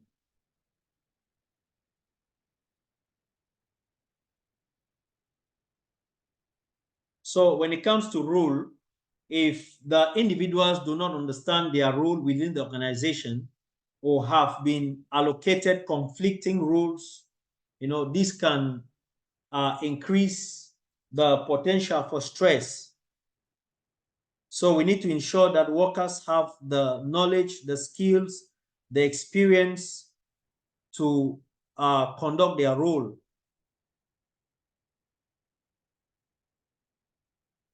So the role requirements, they are clear, they are compatible. There should be some sort of suggestion boxes in the workplace where workers can raise their concerns or give suggestions for whatever they find uncomfortable,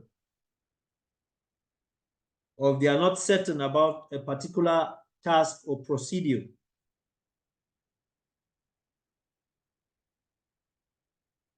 There should also be systems on how to manage conflict in the workplace. Excuse me.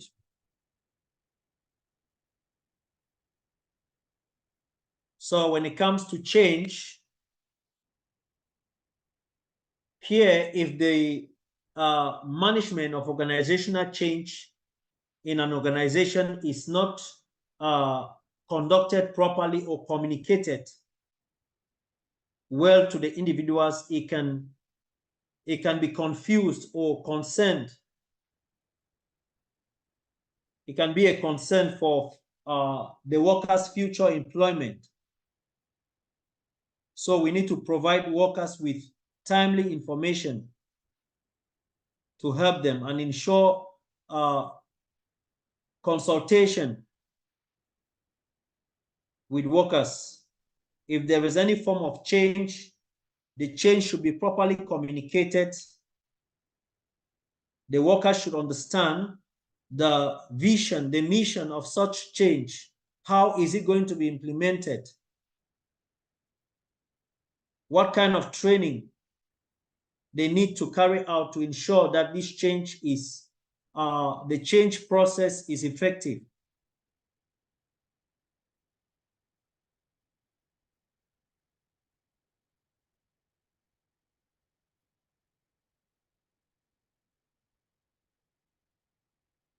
So this is just a brief summary of stress, the symptoms, the causes, the controls.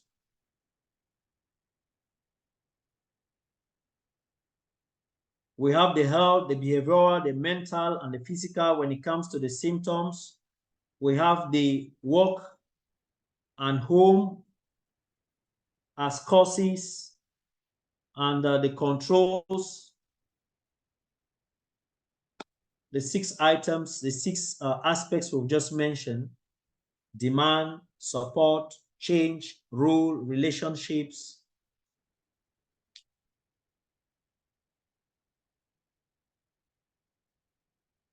and control. Any question?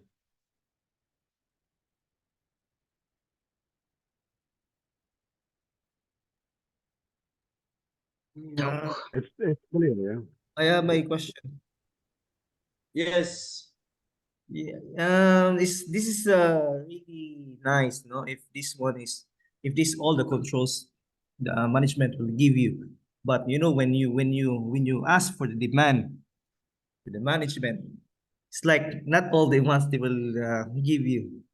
So you know, if we put into real life situation, and put in the how we can do this. For example, they will not give you all their demands. They want you to work as what they like, you know, because this is the real world. It's not always that we can get what we want. When you talk of demands,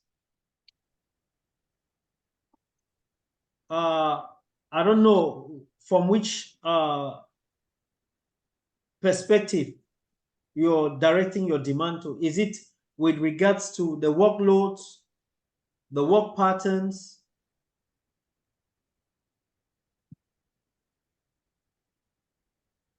Assigning roles and responsibilities. Yeah, in the I'm not saying that all of the organization, but some, like they always give you responsibilities, like sometimes they will give you less pay, okay, but if you want to demand, for example, what is due to you, okay, because sometimes stress, you can stress is like, for me, because we have different level of stress. Like for me, if I am what is due to me is being given, like I'm okay with it. I like work, for me is I don't have any problem with the work. But if they give you a lot of work with less, what you say, less Benefits. amount of benefit and payment, then it's gonna be, it gives you stress financially,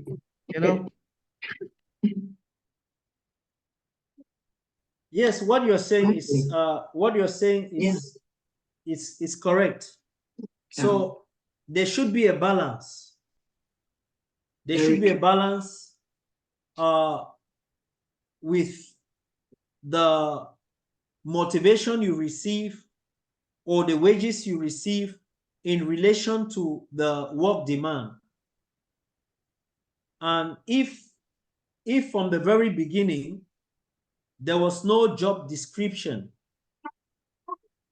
at the beginning of your employment, the employer, it is the responsibility of the employer to give you the job description, so that before you start working, you know exactly what you are supposed to do, how you are supposed to do it, when you are supposed to do it, and the type of resources that have been put in place for you to effectively execute your job. So if these things are not properly defined, at one point, it can result to stress. Yeah. Because let's just take, for example, you are in a project and you want to meet deadlines. You see the workloads, they start increasing. And maybe it's not an organization where at the end of the year, workers are being motivated or there is any form of bonus that can balance, some of these changes in work patterns or work overload just because of the job demands or wanting to meet project deadlines. So if there is nothing to motivate this kind of excessive work, it would definitely result to stress. So, yes, Stella, you were saying something. Yes. Is this where the safety practitioner should come in, like advise the organization on how to assign roles and responsibilities and also curb this sources of stress? I didn't really get you. You said, is this where? I'm asking if this is where the health practitioner can come in with advice to the management, maybe to be clear on the role and responsibilities assigned, or to curb the sources of stress that can affect the workers. Yes, the health practitioner can come in after consultation, maybe some consultation with the workers. If the workers have been complaining, maybe with overload or unsuitable work patterns, and you realize that it is affecting productivity, you can always come in to advise the management. But from the very beginning, these rules and responsibilities, they should be embedded in the job description. So before starting the job, you should understand what you are going in for. If And there are also- changes to the job patterns or the job role, then it is your place to come up. You have that right to come up. But if from the very beginning you understood what was your role and you are actually doing what you were supposed to do, then I don't think there will be an aspect of stress, except maybe some home influence. I want to think that employers are very wise, because usually when they are defining your roles and responsibilities, there is a clause that says employers hold the right to modify or assign other duties while you are executing the ones that have already been defined. Yes. So in this case, you have no defense in this case, because you are just obliged to follow whatever they tell you to do. For instance, a teacher working in a school, like after teaching for a whole day, have to see off children at the end of the lessons, for the bus pickups. So at that point, you are exhausted, tired, after standing for the whole day, and then you have to go and stand again, maybe under the sun and all that, to see that the children are being picked up. So how do you defend yourself in that instance? Yeah, it's very difficult to defend if it is within your work timing. Oh, if it is within your work timing, it might be very difficult for you to defend, because like you said, there is a clause that says you might be assigned for different responsibilities. Yeah. This responsibility should not go beyond your work timing. So if it is within your work timing, then you should be able to manage this responsibility. So, but what I just want to say is that this aspect of stress, it varies from organization to organization. And it all depends on the structure that has been put in place. It all depends on the systems that are in place. If the management is not committed, if the management is not, if there is no leadership,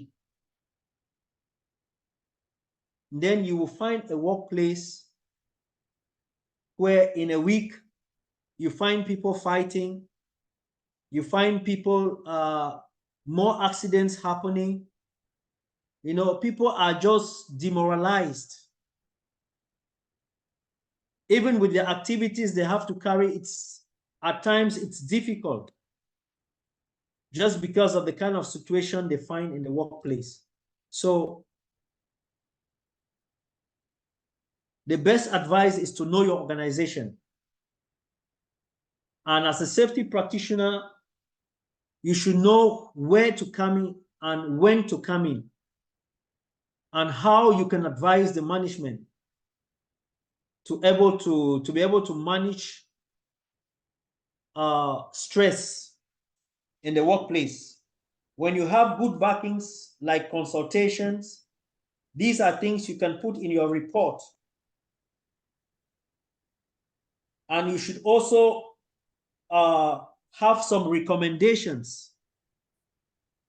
It should not only be complaints. You should also come out with recommendations on what you think the management can best address, you know, the different situations that result to stress in the workplace.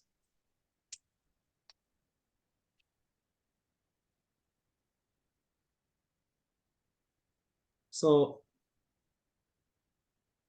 I think that's what I can say for that. Any other question? Sir, I have other question. Yes. Aside that, you mentioned about advice. If you are giving advice to the management, what kind of report is that? Is there a template, or you have that one? Because I need that one, you know. I want to apply it in our organization. Like I have so many things to I don't know what's the proper term. Is it advice or proposal, the management? But I want the template or the report, what is look like, you know, in relation to the health and safety. No problem. I'll try to look some of the it's very simple. If you look at report writing, okay, I think when we treated accident investigation, there is a style of reporting. Anyway, when we go for break, I will look at it, and I will when we come back, I'll give you that style of reporting for any situation. Yeah, for any situation. Maybe you want to raise a report after an inspection. Not really. Different organizations have different maybe templates. Yeah, because I want to call out what are the benefits of having this blah blah blah, and what are the effect, the causes, and everything. I want to cover everything before I want to propose something. See, in basically in your report, okay, there should be something like an introduction, an executive summary of what you want to say, and there should be a cause. What is the main issue? You point out the main issues. You point out how these issues have affected the workers and affected the organization. Precisely. And then you come out with recommendations, what you think the management can do to overcome these issues that have been raised. Yeah, correct. So you present your report in that manner. Yes, I want, if you have a template for me, then I can use or I can modify it. I think if you can help me with that. I will check. I don't have one now, but I will check. Okay, thank you. Yeah. Just to give an example from my side, like in my organization, yes, there is a simple rule. They say any complaints are acceptable, but come with the solution. That's it. You shouldn't complain only. Yeah, you should come with the solution. Then they will evaluate it.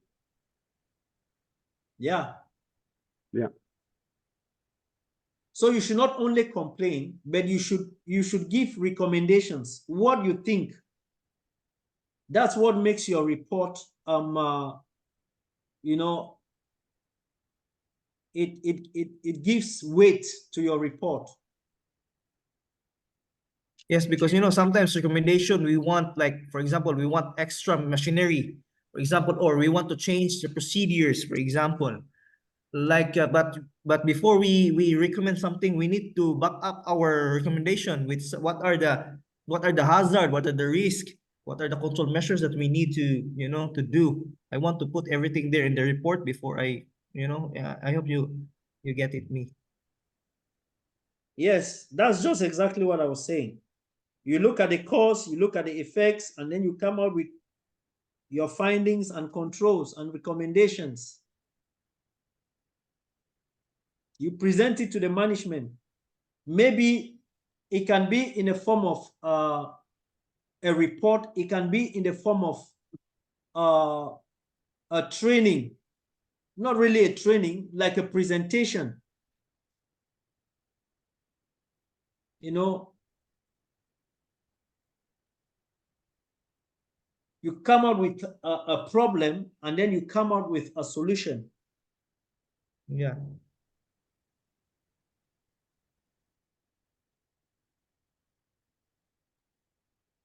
Because you know, I don't know how if I will make a report, I don't know how will we call it. It's like a proposal, or it's like it's a proposal. It's a proposal. Something like that. You are proposing to the management, if they can do this, then it will help to solve these and these problems. Plus, you need a justification. Sorry? Yeah, he needs a justification. He needs to justify on what he proposed Yes, definitely. to help him. Yeah. So all these aspects we've mentioned should be part of the report.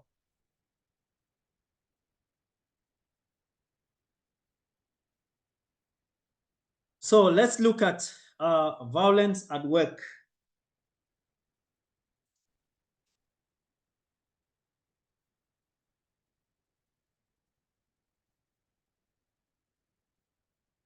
How do people deal with violence at work?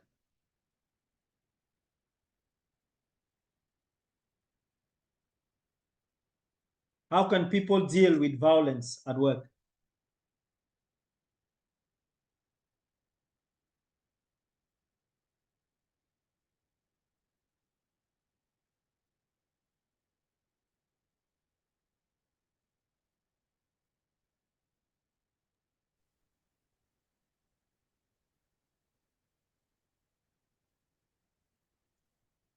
Yes. Violence Yes, in Stella. terms of, when you talk of violence at work, at what level? Maybe Like- fighting, maybe harassment.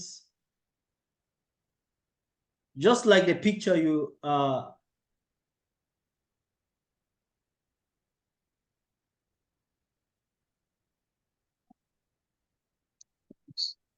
just like the picture on the screen.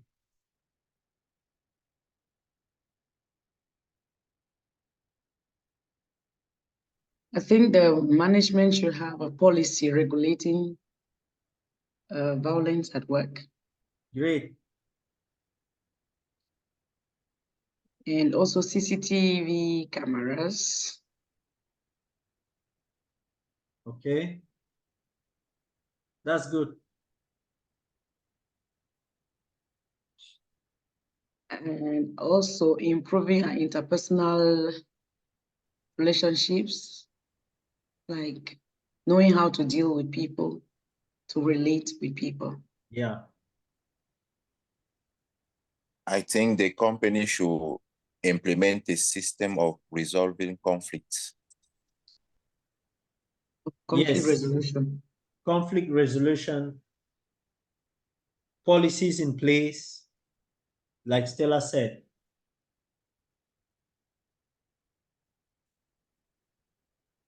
So we have, people deal with violence in different ways.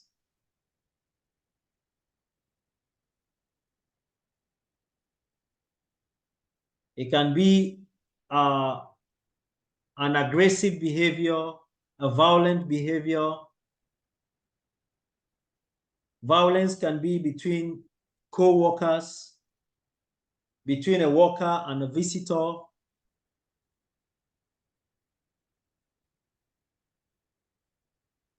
It can be in the form of what? A verbal abuse, or in the form of threats,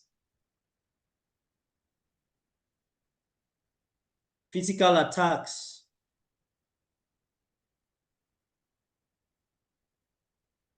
So, but we should know what are the common factors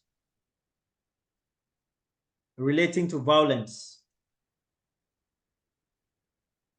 The position which the person holds, the nature of the work, the location of the work, the time of working. It can be as a result of alcohol and drugs, or the availability of weapons.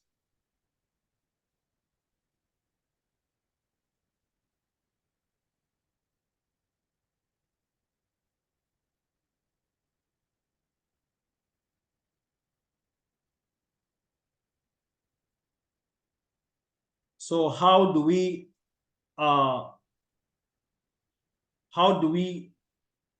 determine the size of the problem, determine the size of the issues? when it comes to violence.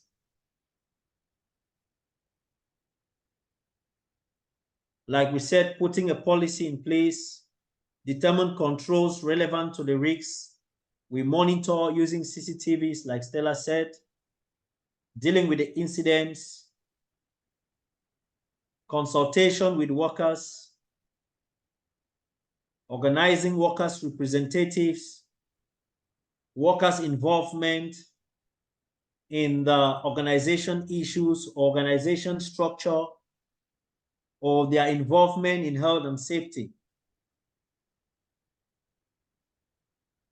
Encouraging them to report unsafe acts, conditions, accidents.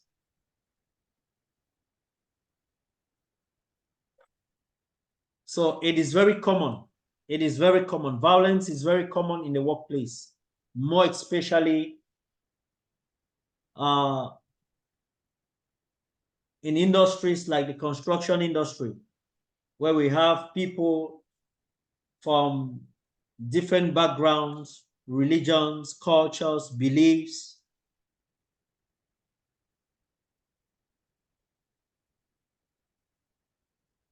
So when it comes to the policy, there should be a clear policy, and the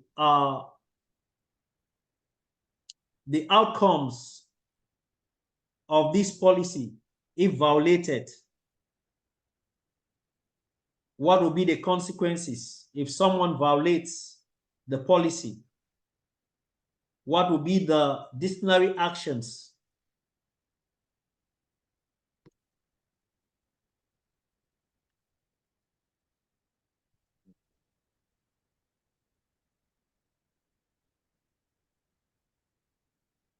So the basic controls to reduce the risks of violence,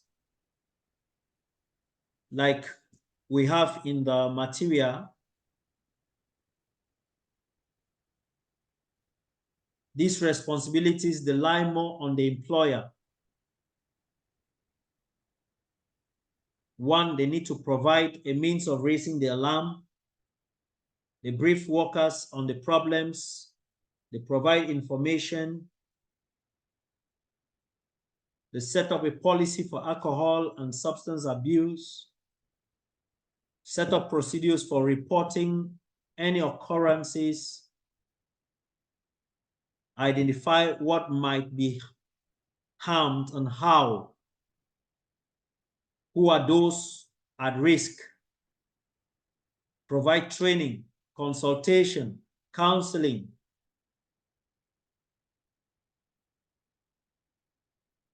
The environment, the work environment should be convenient, appropriate space, proper lighting. So, like I said, the employer has a greater role to play to ensure that violence is minimized in the workplace. Violence is controlled in the workplace. So if all of these things are provided, then I'm very sure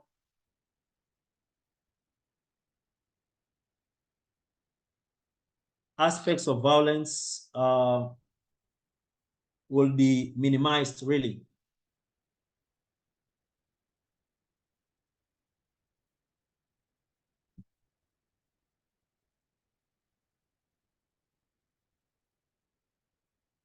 So other controls we have, like we need to monitor the workplace, those things we consider harm, maybe some weapons, maybe some equipments workers can use to, attack co-workers, improve the security.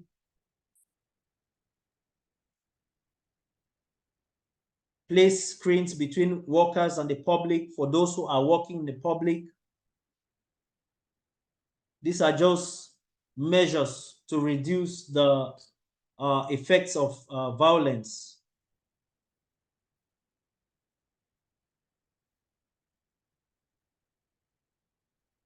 And it is said that if violence is still a problem, we need to review the work patterns or the work practices and the risk controls. So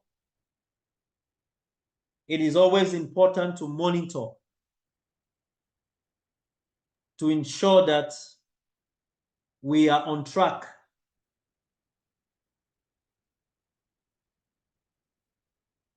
Workers' performance are up to the standards. They are carrying out their activities as assigned. They have the necessary resources to carry out their activities. They have the right workplace. So when all of these things are provided, the right procedures, the right rules, regulations governing the site or the organization, and ensure implementation, full implementation. It should not only be on paper. So if a worker is violating any of these policies, whatever actions or penalties or violations that should be put in place should be implemented. By so doing, you are setting an example for others to follow. So the employer is a leader when it comes to managing violence in the workplace. You set the standards and ensure that these standards are working.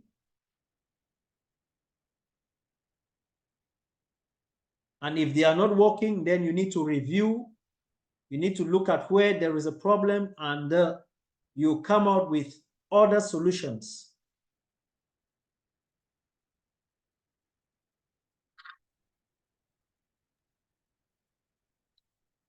Question. Yes. Actually, I mean, it's not a question, but I have one opinion, and I'm not agree with one point in the previous page. If you can get it back.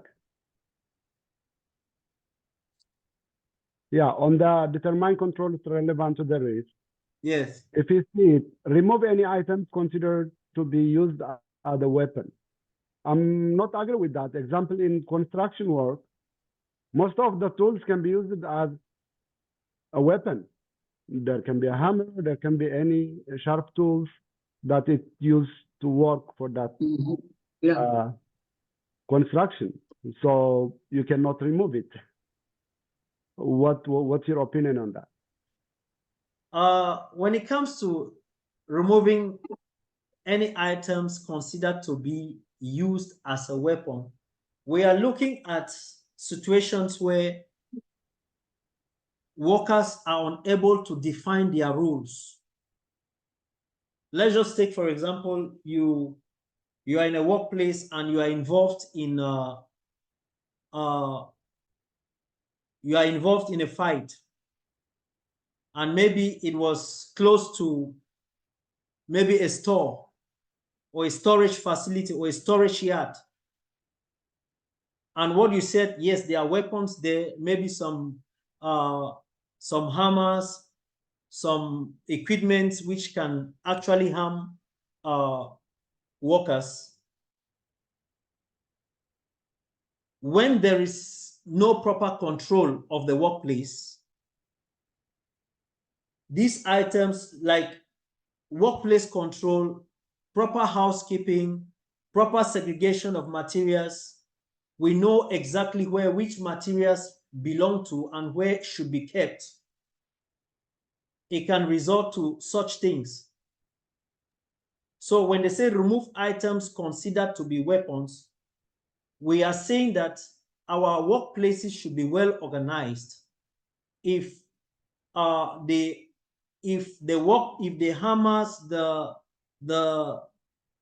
whatever tools that we have, if they are not properly kept or properly segregated, and there is nobody, maybe a storekeeper, to monitor these activities or monitor this equipment, then someone might just maybe involved in, can just go in and out and pick any equipment and use it on a co-worker. So for me, we need to manage the site. There should be proper site management. There should be proper material segregation. There should be proper material arrangements. And there should be proper monitoring of these materials. Like having a designated area where these materials are kept. Yes, Stella, you were saying something. Yes, I have a question on what you are saying right now. Yes. I just wish to know that if in the course of working, like two workers working on the same in the same place, and there are tools, they're using tools, and they happen to get into a disagreement, and they start using the tools, the working tools, against each other. How is that? Yeah, that kind of situation, you cannot control it. You cannot control it. We are looking at controls, that we are looking at those control measures relevant to the risk. We are trying to manage the risk when it comes to a particular situation. And at this point, we are looking at violence. If two workers are working and using maybe some work equipment that are dangerous, and a fight occurs, it is very possible that one of them can use this equipment on the other. And it might be very difficult to control them. Okay. But now we are looking at those regulations that govern these activities, or that govern the workers. Okay, yeah. They should know their own responsibilities, and they should know their own whatever, I don't know how to put it, but the consequences as a result of their activities. They should be aware, and this awareness can only be created through training, upon joining the organization, during inductions. Some of these things should be well spelled out. Okay, I see. Can I ask something? Yes. Why is it here, the control, why is it not included the disciplinary action? Yeah, exactly. And also provide seminars, like behavioral seminars to those people involved in violence. Which item are you talking about? Violence. Why is it here? Determining controls. Why is it there's no provide maybe included in the policy? Like for example, how should be there's a disciplinary action for those people, and then maybe also to provide seminars. These are not all the points that have been given. It is still your Okay. place to do research and get more points. Okay, but these are it's just better, I guess. part of them. Right? What you're saying is correct.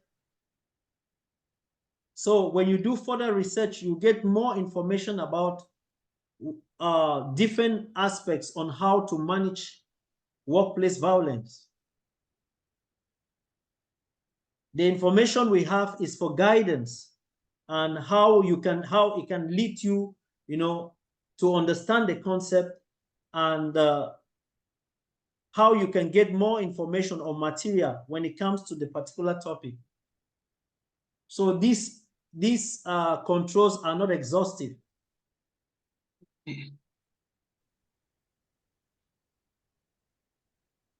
But here, Wadinga, in our this training material, determine controls relevant to the risk. Yes. In the last point, they mention it. Warning letters should be issued to those who violate the policy. That is why yes, warning letters should be issued. It goes back with what? It goes back with the rules and regulations that have been put in place. Which is what I was saying. No, I'm agree with the point, but what I'm saying is, in what Alejandro he asked, it's there under determined control. The warning letter should be issued. Yes, under these controls, warning letters should be issued with respect to the procedures that have been put in place. That's why I've said the controls are not, these are not exhaustive. There are still a lot of them which we can add.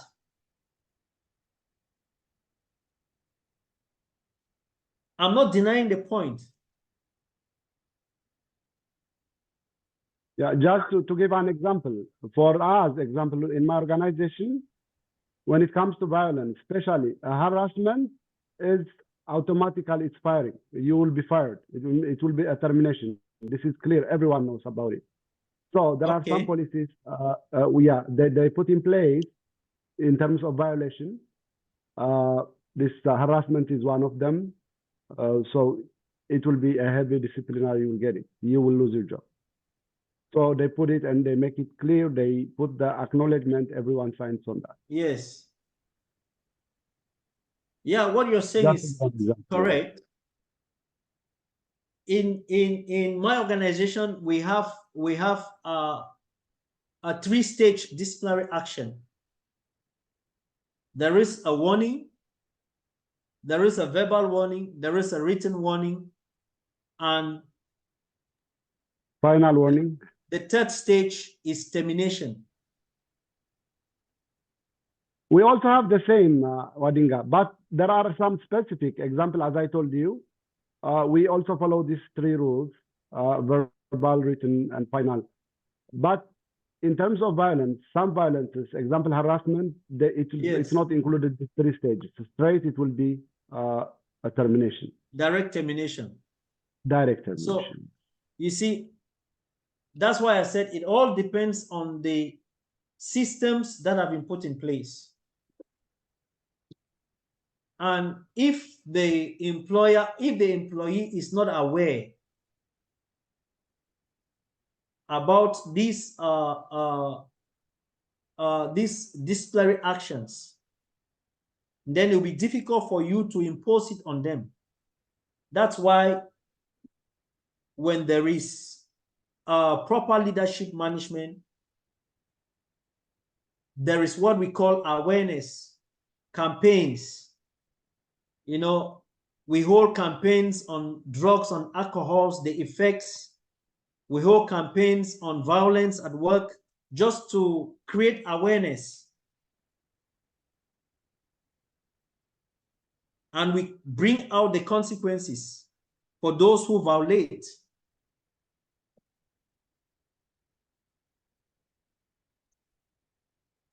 So it's more about creating awareness, and that many people are aware, many people become, they know their limitations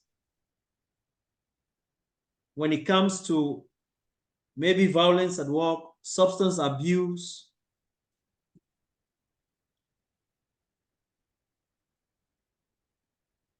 So that is it. Does that answer your question, Andrew? Yes, yes.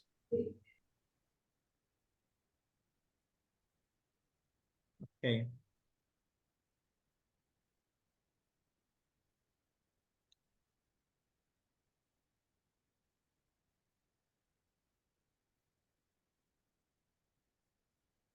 So we look at, what's the time?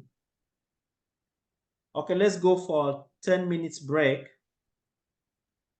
And then we come back by 12:25. Is that okay? We come back and they complete 5.6. Okay.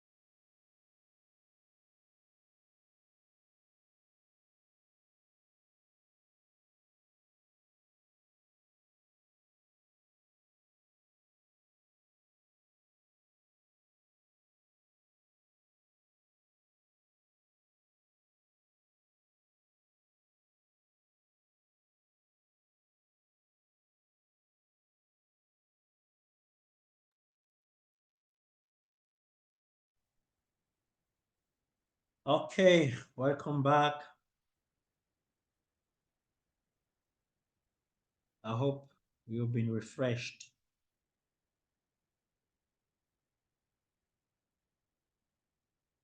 So we go back to, can you see my screen? Yes, sir. Okay, thank you, Antonio.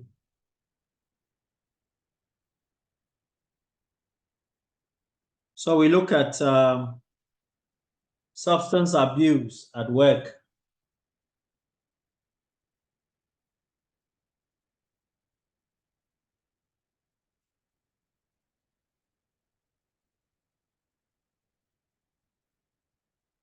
So what are those substances that are not acceptable? What are some of those substances not acceptable in our workplaces that can affect our work if consumed? Alcohol. Cigarette. Alcohol. Yes. Right. Cigarettes.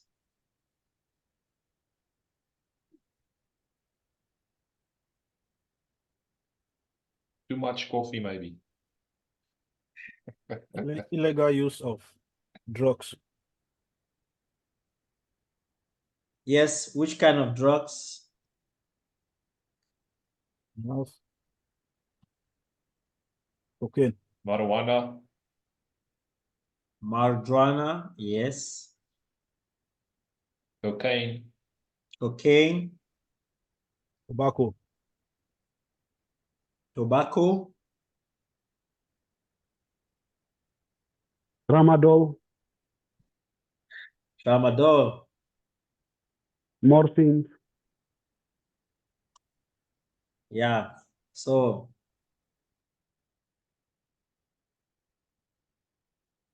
we look at the different types of substance misuse at work, which you have just named them. So what are the risks? What are the risks of these substances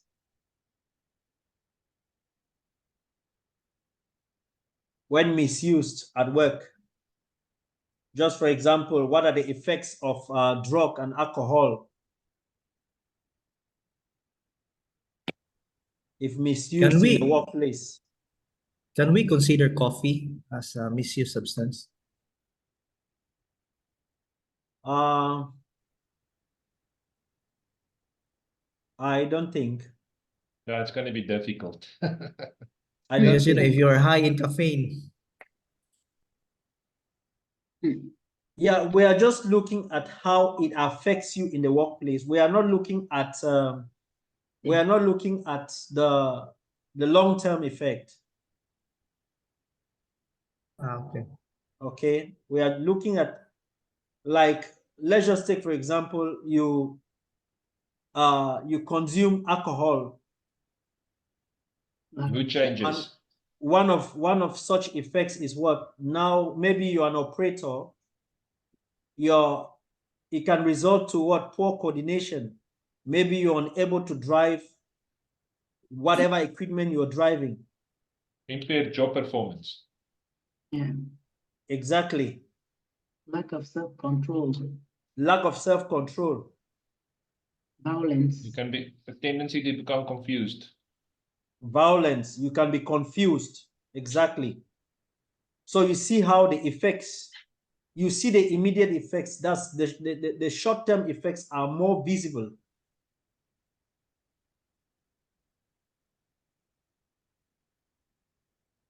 So if we talk about coffee, they are especially the Arabs, they take a lot of coffee while at work. Some can even take maybe 10 cups a day, some even more. But that doesn't affect their output. I do more than 5 cups. That's it. I think there's more positive outcomes than negative outcomes when Yeah, it comes to same. coffee. Yeah, coffee has its advantages and disadvantages as well. I take coffee when I want to work, maybe in the night, just to avoid, because it helps in, sleep management. So if I don't want to feel so much sleep, the caffeine in it, it reduces, I don't know how I can put it, but it helps you not to sleep. So when we look at the effects of drug and alcohol, like you've said, poor coordination, perception ability reduced, poor concentration and stress, poor attitude, violation of rules at work, violence to fellow workers. It can even result to increased absenteeism.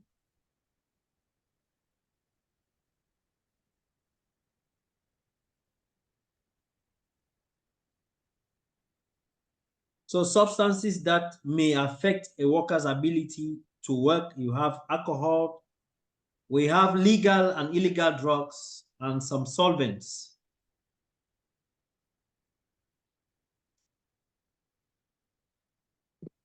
So like we just looked at the effects,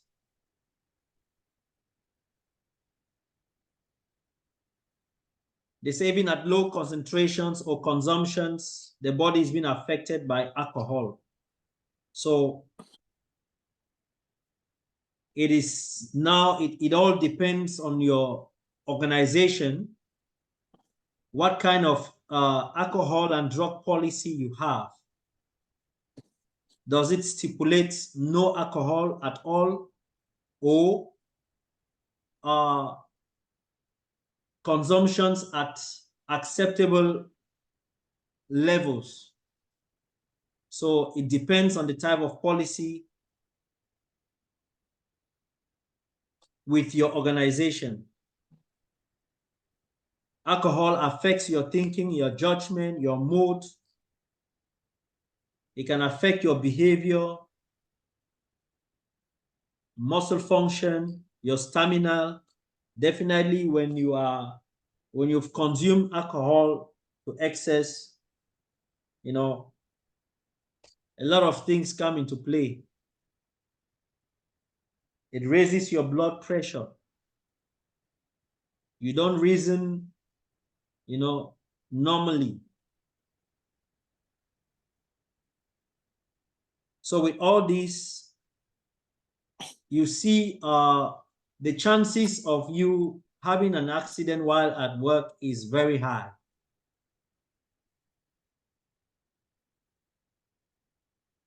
So proper measures should be taken to control or prohibit the use of or the consumption of alcohol in a workplace.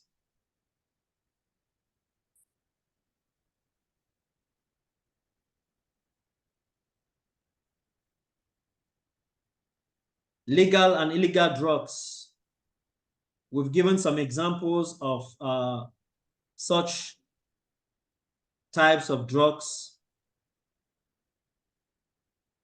Its effects can be disastrous if proper care is not taken, or if somebody is using these illegal drugs, on daily basis. Let's just take, for example, cocaine, marijuana. These are all illegal drugs.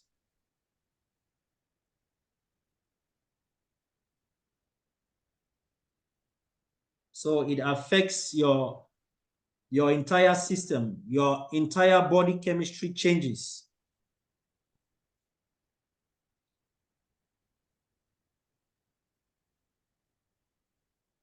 Legal drugs are those ones that have been prescribed by a medical practitioner. So if maybe you have a condition or some crisis and there is a proper prescription, then you have the right to consume this type of drugs.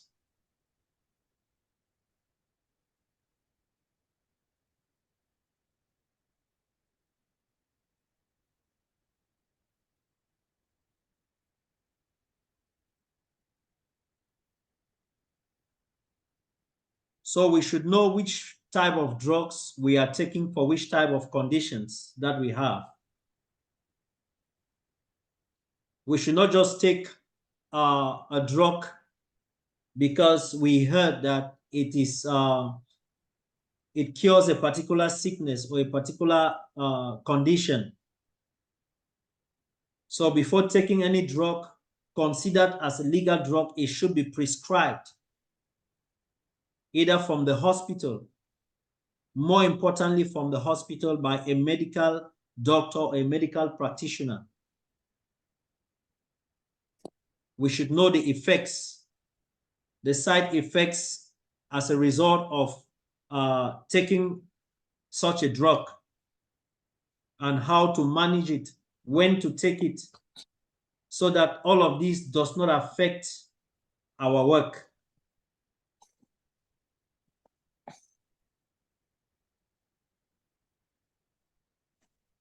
There are also some prescribed drugs that can affect us. It can also affect, like, it can lead to drowsiness, it can lead to dizziness, confusion, light headaches.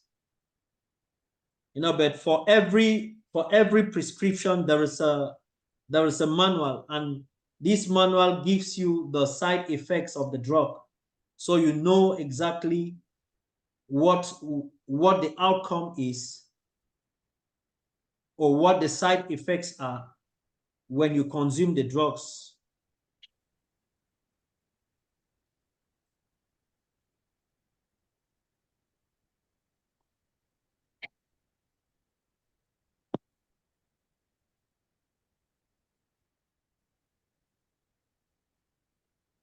So before any drug enters into the country, it is actually controlled by the state. But we still have you know, guys from the underworld who smoke some of these drugs into the country through some unscrupulous means, unacceptable means.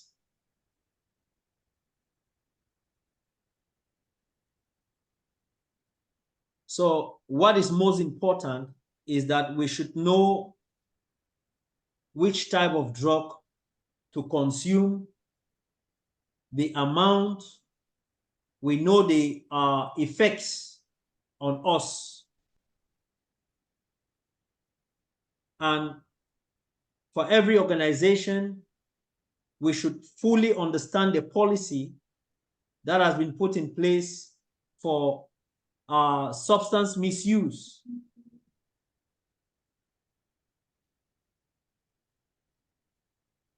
So there should be a policy in place and properly communicated.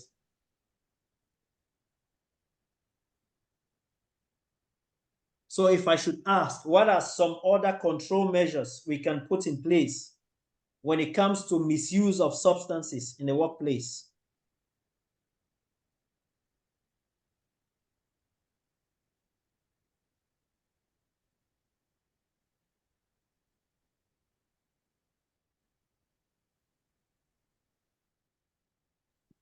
Access control of drugs.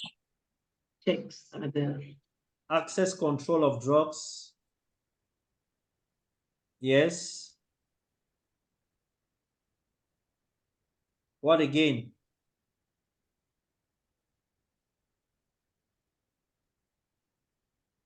Information on the negative effects of using such. Okay. Yeah, through training, The worker should be aware of the consequences.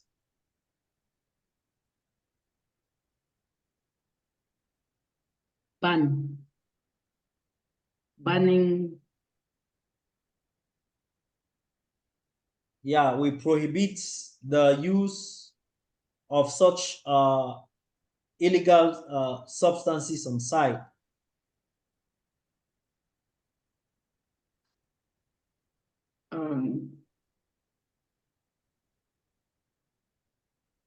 Other workers can report if they realize that their colleagues are using, bringing in those illegal drugs or whatever. Yes. There should be a proper line of communication. Workers should be encouraged through awareness campaigns to report,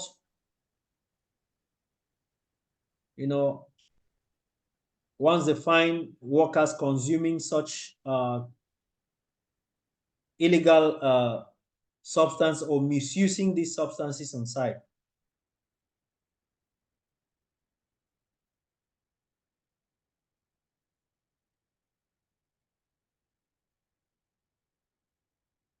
So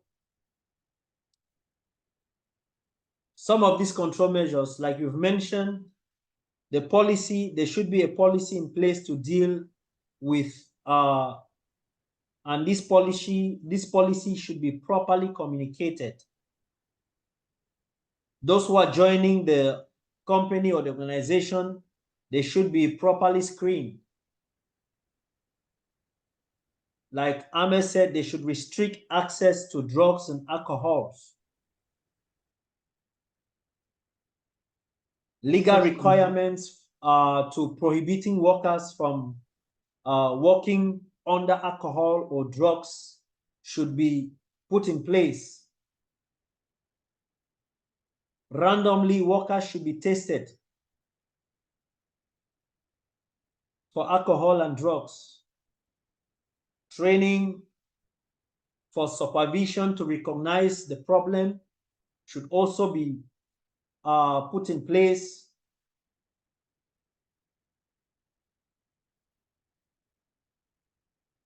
The problem should be treated with confidence. Those who have been identified, and then we also help them, we help them in the form of rehabilitation, counsel them. There should be a disciplinary action taken by the employer. Information, instruction, training of employees, awareness campaigns should be raised. So all of these are just some of the control measures when it comes to alcohol and drugs.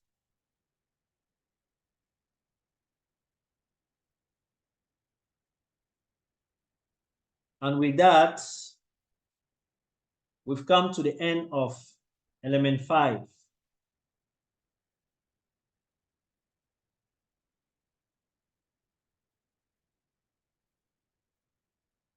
Any question?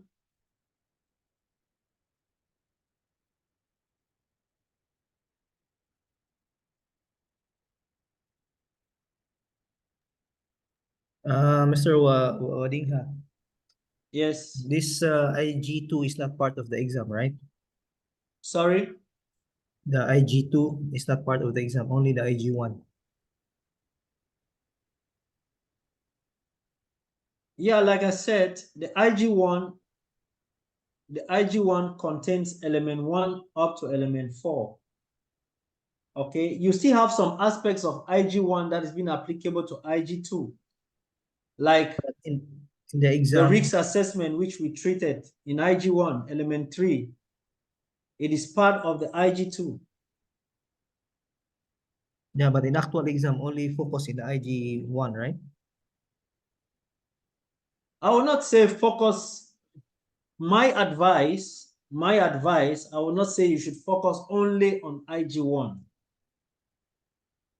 Okay, because there might be some concepts, you know, from IG2, maybe for your understanding.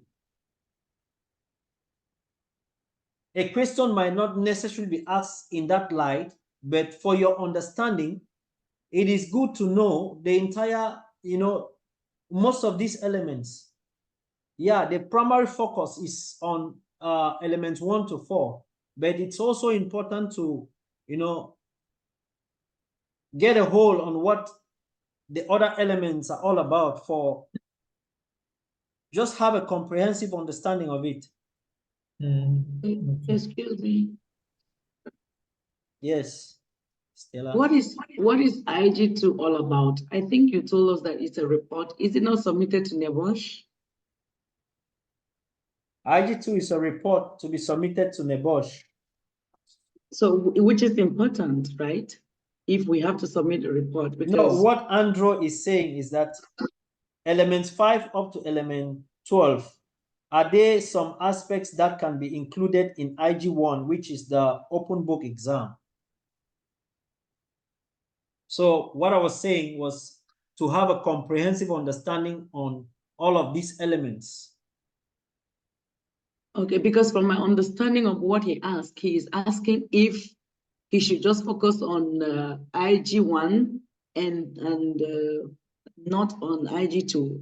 That is how I understood it. Like, is IG2 going to be part of the exam? That's what I think I heard him ask. And if we have to do a report and submit to NEBOSH, is that not a part of the exam?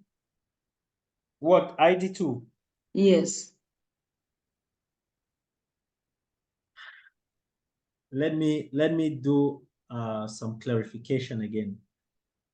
From the very beginning, I said ID1 contains element 1 up to element 4. From element 5 up to element 11, that is the hazard categories. That's the guide for your ID2 report. So if you actually carry out a workplace inspection, then you're going to use these aspects we are already treating right now from element 5 onwards to guide you on how to prepare your ID2 report. When we come to that, I will enlighten everyone on how the report looks like. Okay, because we still have some aspects of element 1 in the report. We still have some aspects of element 3 in the report. So it is not, what we are saying is that the majority of the scope for the ID1 exams is between element 1 and element 4.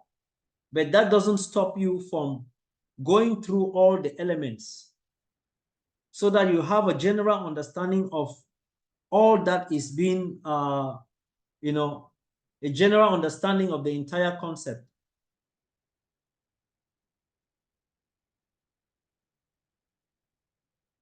Is that clear? Yes.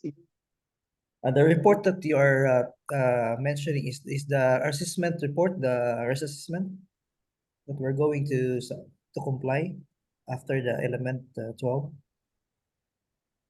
Yes, I'm going to brief you guys in detail on. Don't worry, I'm going to brief you guys on what IG2 is all about, how you're going to write the report. So let's, at the end of the class, if we have some time, maybe we'll spare some 10 minutes. We'll just try to review. This is it. This is how the report looks like. And even in your model, you still have a sample of this report. You guys should go into your model, review this information that is there. You have sample of ID2 reports there.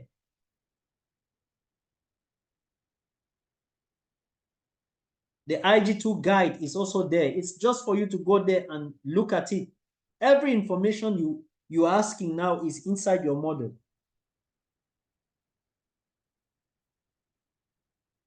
So take some time, go there and review every aspect of it.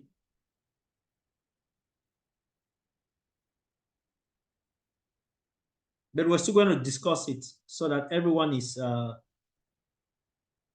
understands how the report is being prepared, what kind of information is required at each of the 4 different parts of the report. We'll come to that.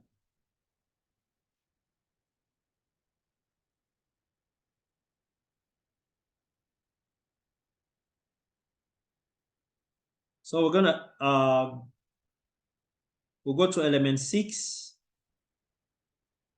Let me try to open it before.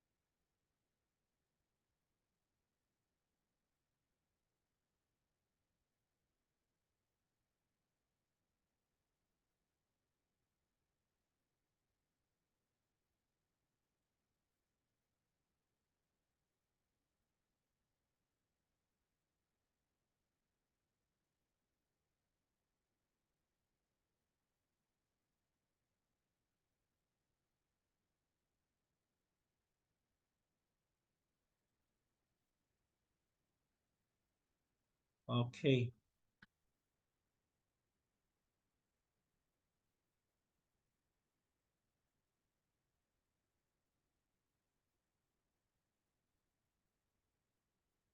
So that is element 6. Can you see my screen? Yes, sir, I see Yes. this. Okay. Great. So Yes, we can see. we look at musculoskeletal health.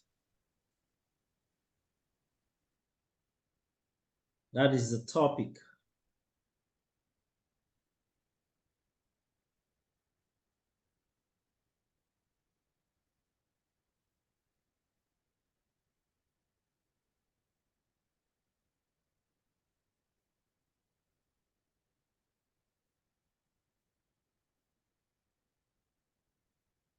So what are we going to be looking at here? We will be explaining the work processes and practices that may give rise to work-related upper limb disorders, disorders from your waist upwards, and the appropriate control measures.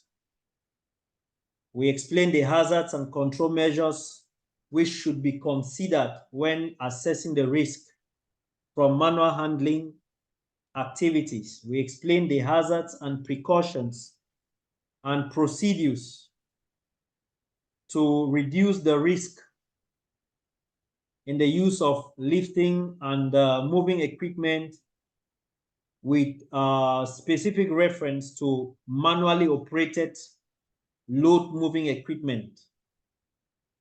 We'll also look at, we'll be explaining the hazards, the precautions, the procedures to reduce the risks in the use of lifting and moving equipment with specific reference to manually operated load moving equipment. We're going to see all that.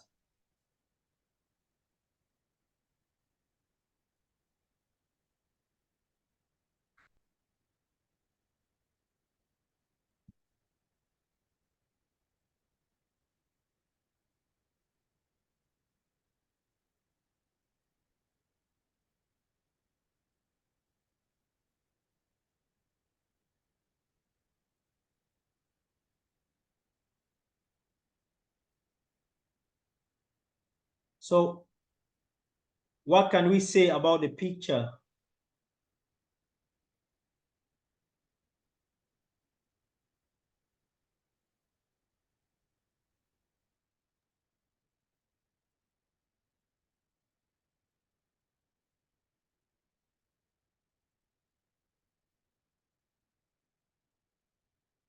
What can we say about the picture?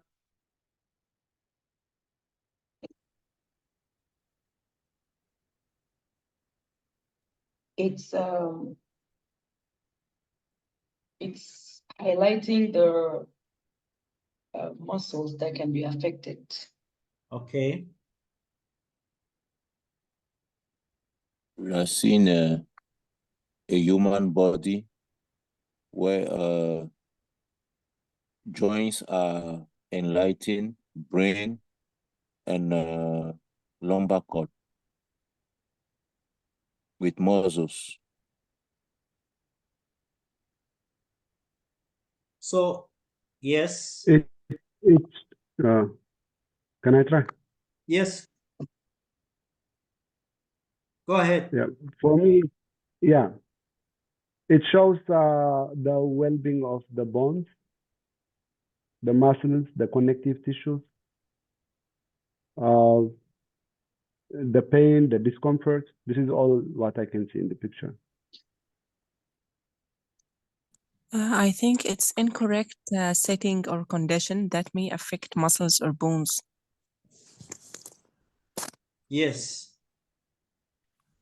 So we see that musculoskeletal, it is something to deal with the muscles and the bones. So those parts of our body that contain this particular aspect, muscles, the bones, these are the areas that have been affected as a result of our work, resulting to what we call musculoskeletal disorders. And typical parts of our body, we have the muscles, we have the joints, we have the tendons, the ligaments, the nerves, the bones. So when we talk of work-related upper limb disorder, you know, we are looking at those effects from the neck, the arm, the fingers, to the soldiers.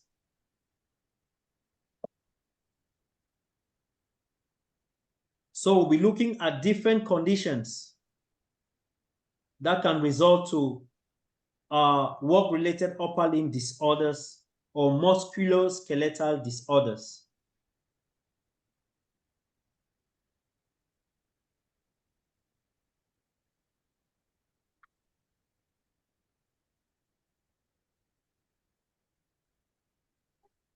If you can see from the very beginning, I said health and safety is an interdisciplinary subject, is an interdisciplinary program.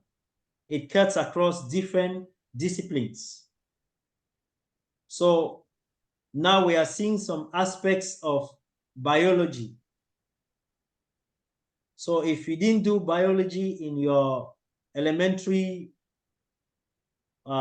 school or college, it's not a big deal. It's just to understand the concept the way it is.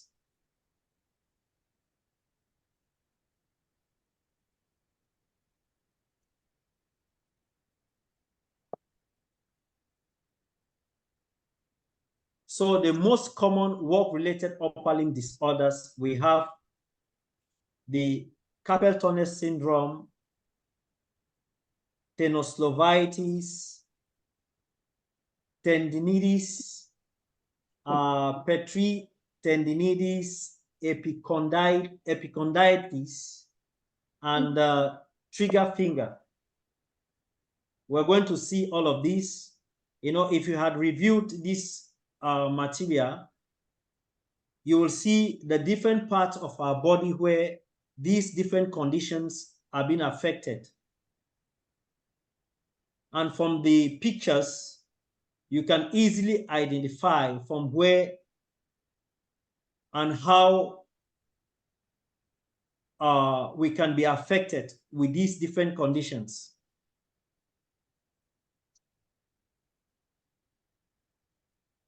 And most often, it is as a result of repetitive movement, excessive workloads, you know, inadequate rest periods, poor postures that result to these different conditions. So from the picture, you see somebody's hand and you see an indication where there is carpal tunnel, the ligament, the medial nerve, the tendons.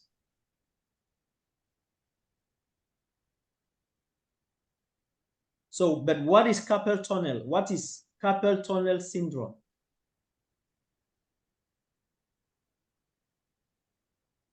So if you see the location of the medial nerve, it passes through the carpal tunnel from the palm. So you can just be looking at your palm and you try to locate, you know, where this area is being affected. And most often it is as a result of inflammation. When there is excessive workloads, we looked at hand-arm vibration, whole body vibration. We look at the grips, the postures. So as a result of excessive use of our hands, it can result to this. It can result in this type of condition.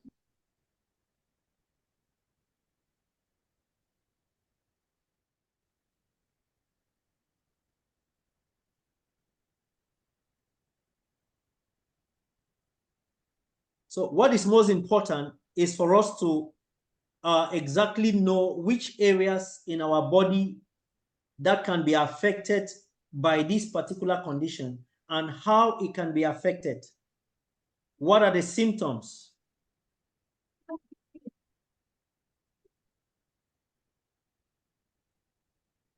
For example, tenosynovitis, it is most of this condition is as a result of inflammation of the tendon. It can result to pain, swelling,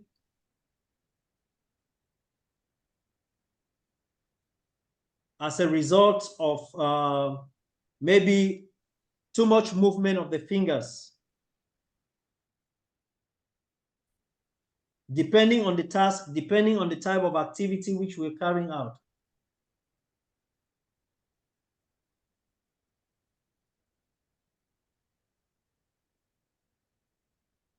The same for tendinitis. It is also an inflammation of the tendon.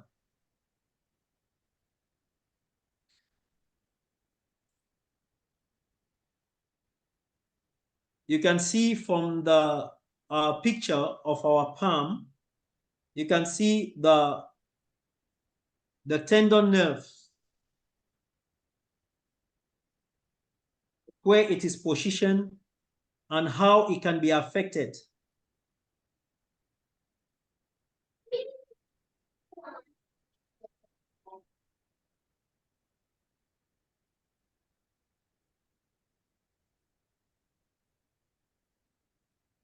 Epicondylitis, it is also referred to as tennis elbow or lateral epicondylitis.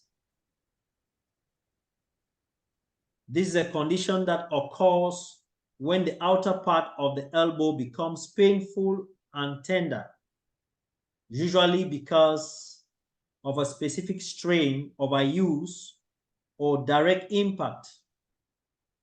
Maybe playing football, tennis ball, whatever type of sports.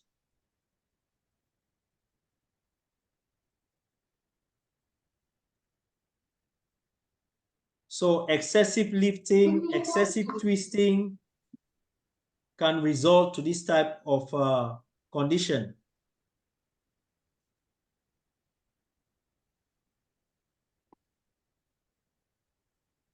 Trigger finger, a painful condition that affects the tendons in the hand, which may involve one or more fingers, usually in the dominant hand. So you see the indication where is the dominant hand and how it can be affected.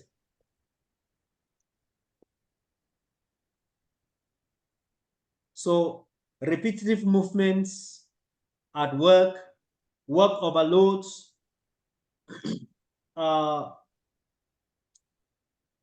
lack of job rotation, excessive use of the hands in carrying out our activities can result to all of these different conditions that we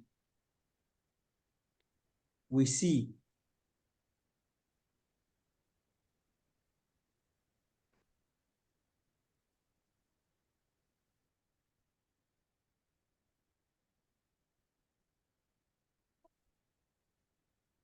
So we look at the control measures.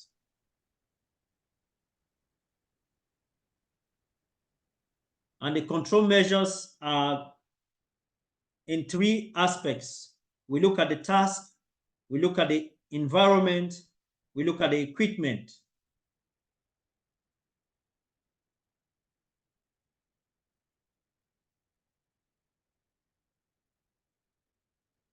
We've seen the task, which is as a result of repetitive movements, strenuous tasks, long duration of task.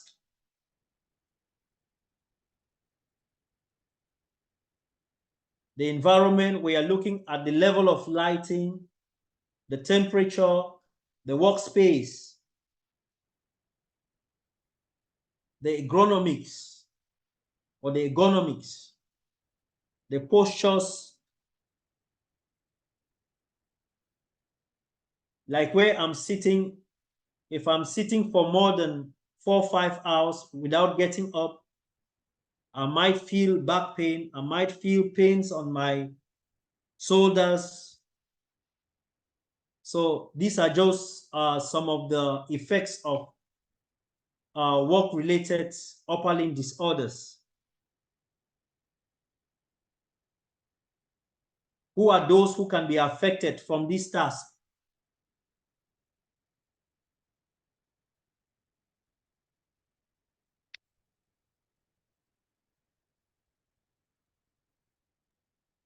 Who are those who can be affected from work-related upper limb disorders?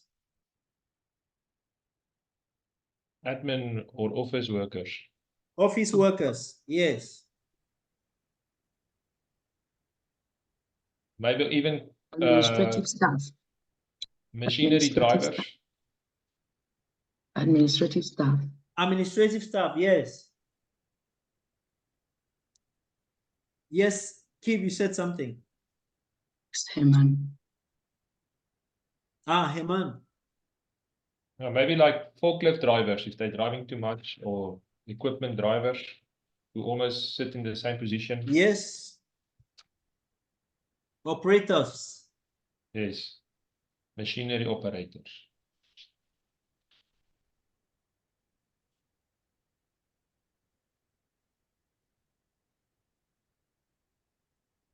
What again? I think customer services. Customer services, yes. NEBOSH course learners sitting the whole Sunday. Tailors, They are sitting for a long time. You're right. In 5 minutes or in 10 minutes, we'll go for break. Teachers. Teachers. Yes. Barbers, So, they're standing for a long time. so here they say anyone who repeatedly uses the hands, the arms, and the back may develop musculoskeletal disorder. We have keyboard operators, workers on a factory assembly line, agricultural workers, musicians, dressmakers, packing workers, bricklayers, checkout operators, cleaners. So this is just to name a few, those who can be affected. There is a long list of that with what you guys have said. Yeah.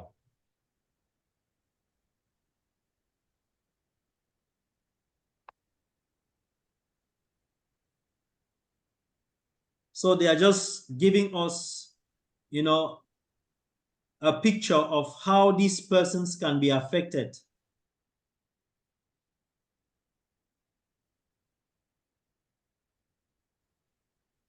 How can a cleaner be affected? A bricklayer, how can he be affected?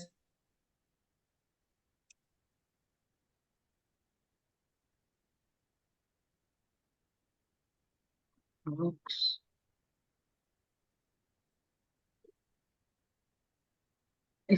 I see looks like I see an acronym WRULDS.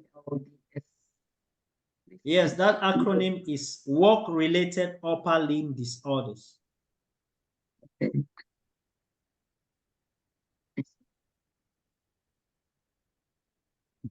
So that is it for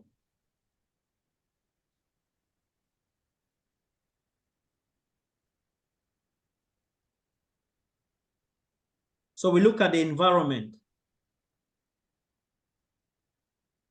What type of environment? We've already seen how extremes in temperature can affect or can make simple tasks become so difficult. Circulation of the blood system can be impaired. If you are working in a cold environment, also you can be seriously affected.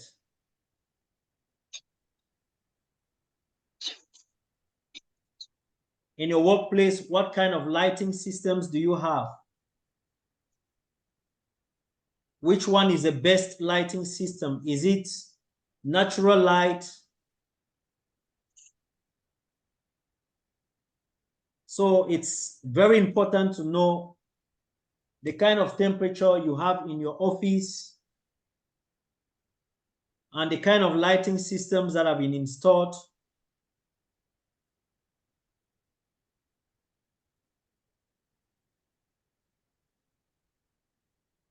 Such that you are not affected.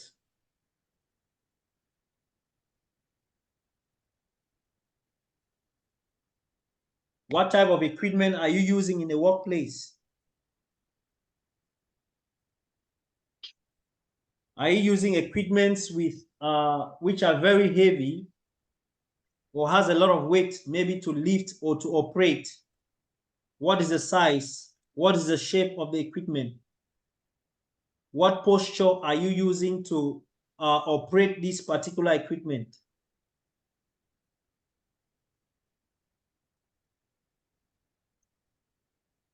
So we need to consider all of these aspects when dealing with work-related upper limb disorders. We should understand the task. We should understand the environment in which we are dealing with and how these tasks should be carried out.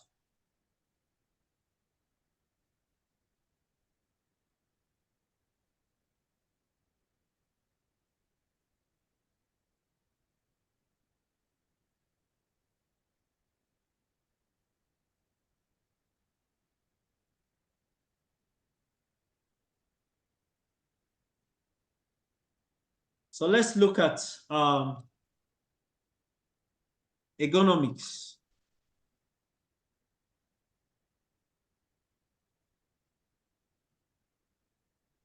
What is economics?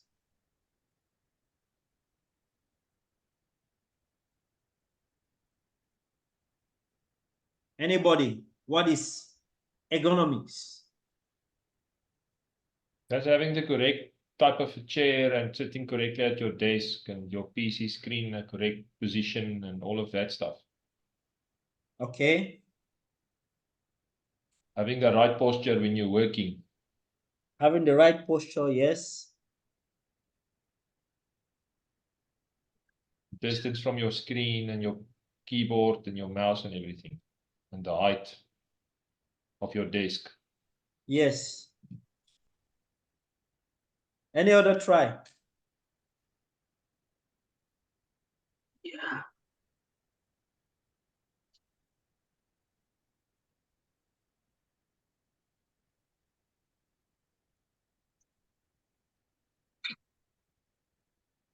So ergonomics is actually the study of the relationship between a worker and the working environment.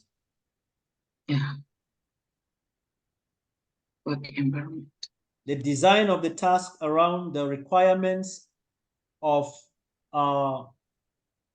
individual human capability.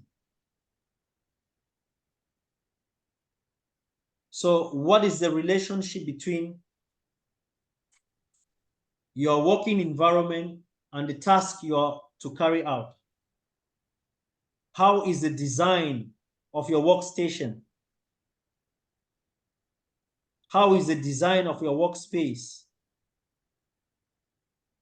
So all of that has to do with ergonomics.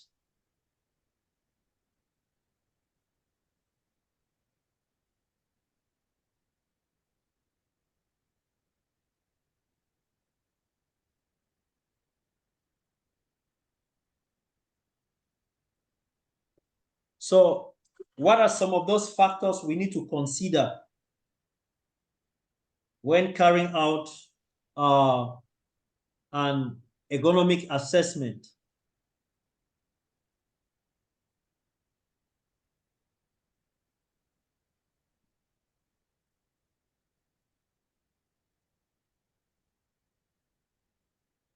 Lighting of the office.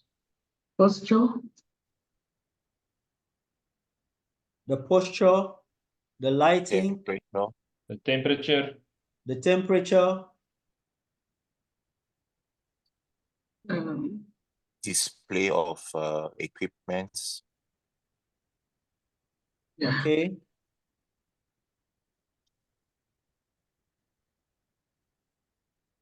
What again?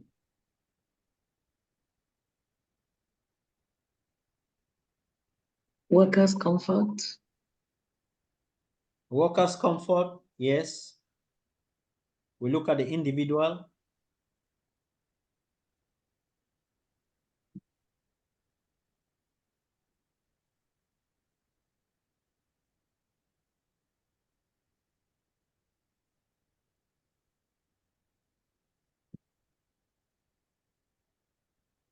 So when we talk of the factors to be considered in an ergonomic assessment, we have 4 things in mind.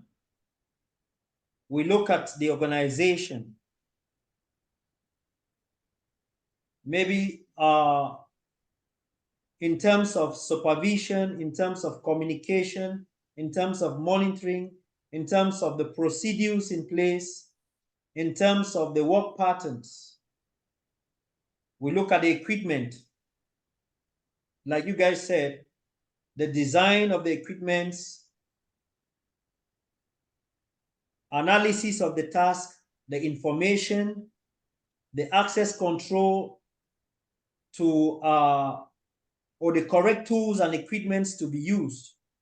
We look at the individual, the physical, the human capability of the individual, the knowledge, the experience of the individual, the age, the training he has received, the skills, the level of confidence.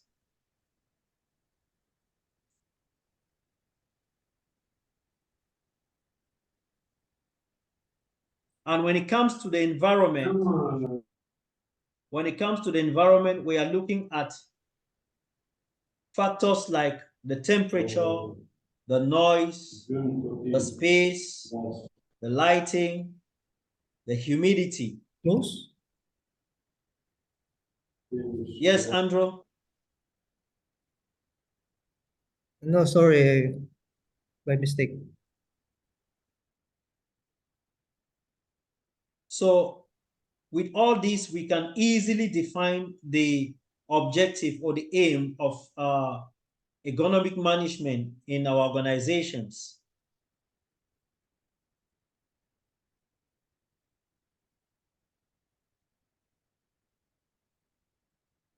And the concept of economic management in the workplace, it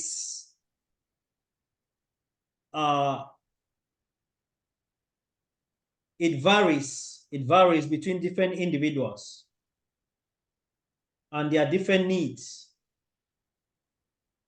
for their comfort and for them to properly execute their task.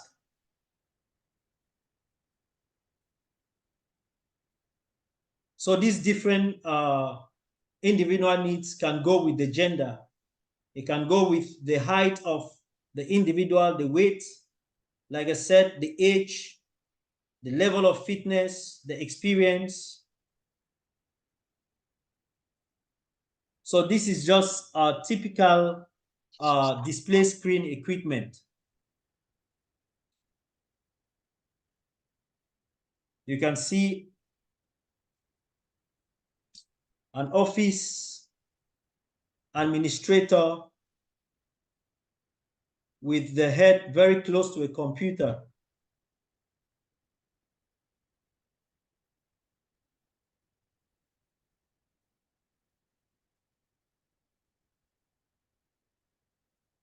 So what can be the measure health effects from this picture? What can we deduce? What can be the effects, the health effects as a result of this person carrying out his task? Blurred vision. Eye problem. Blurred vision, eye problems, yes. Back pain. Back pain because of the posture. Yeah, fatigue. Fatigue, great. What again?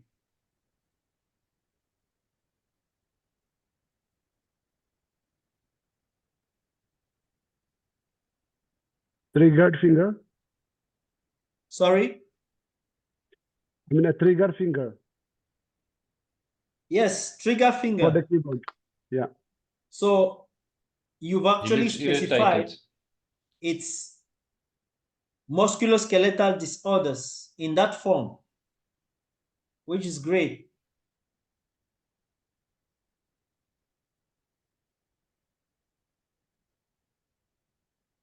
What again?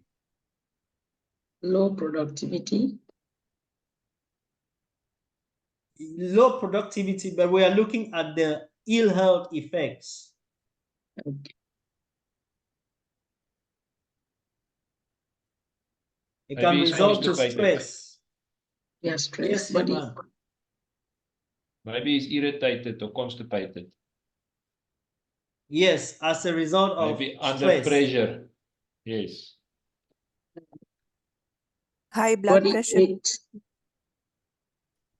High blood pressure. Body aches. What can cause high blood pressure? Stress or anger. Anger. Stress. Yeah. Stress. Or from many situations. Yes. So all that which you guys have mentioned, they are all aspects of the EHERT effects. So we have work-related upper limb disorders, eye strains, back pain, or other musculoskeletal disorders, fatigue, and stress.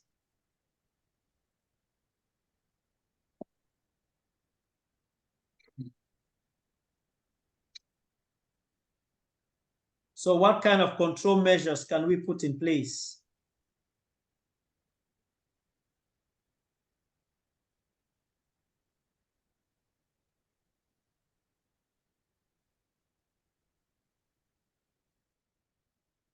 Work equipment design that meets the needs of the worker.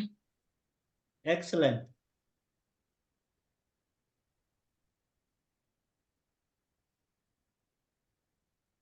Ergonomic breaks.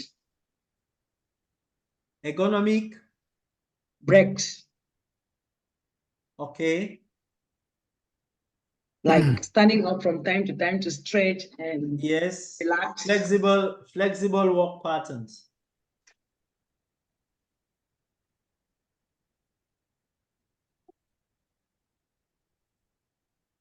What again? Let's look at the factors which we considered. Let's look at the organization. Let's look at the individual. Let's look at the environment and come out with these controls.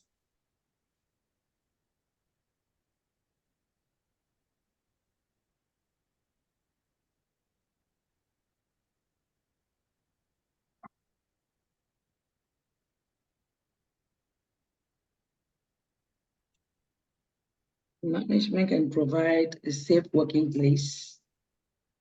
Okay. With well-designed equipment.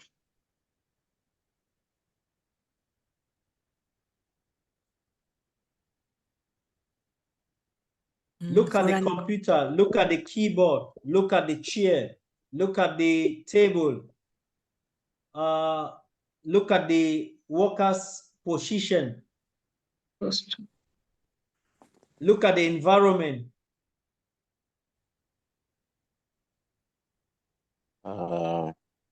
Adjustable chairs can be provided. Adjustable chairs, yes. Maybe the employer should be trained on how to have to correct posture. Yes, and also have an having the opportunity correct to posture. give, also get an opportunity to give feedback to management if something is not working. Yes. I think we can adjust working hours to accommodate the nature of the work. Yes. Like workers should work at night, I think. Yeah, the work patterns should be flexible. Yeah.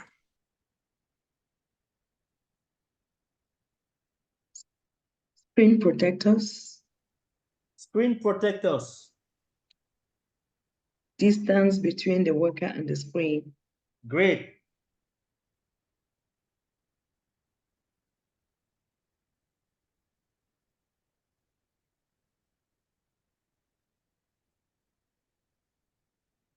Look at the environment. What can you say about the environment? Correct lighting or enough light. Good lighting. Temperature. Exactly. Comfortable temperature. The appropriate temperature. Room temperature. Air conditioning. Fresh Air air. conditioning. Proper ventilation. Flat screen. Yes, Amr. Flat screen. Black screen. I think, yeah. So you should have adequate contrast. There should be no maybe some distracting reflections like what you said. Carrying out a proper workstation assessment. Yes.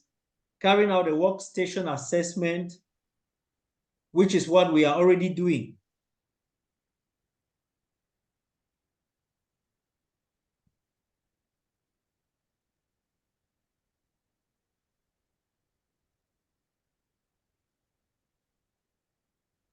So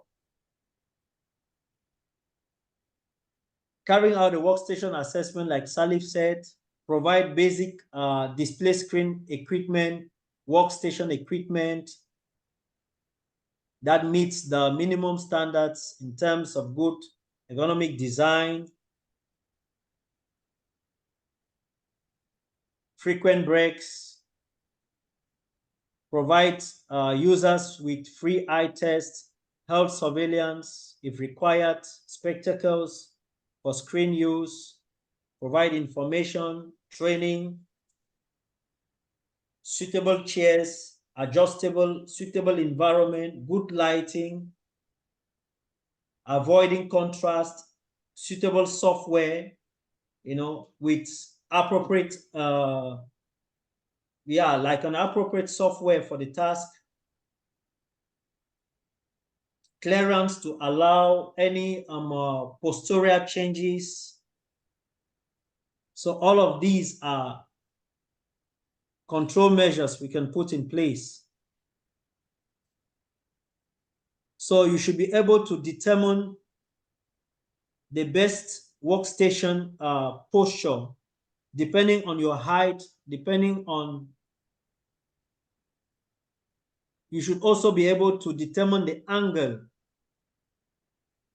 What is the distance between you and the screen, like Stella said? What is the position of your fingers? How is the keyboard positioned? So you should be able to come out with an assessment of all of these things, and then you are good to go.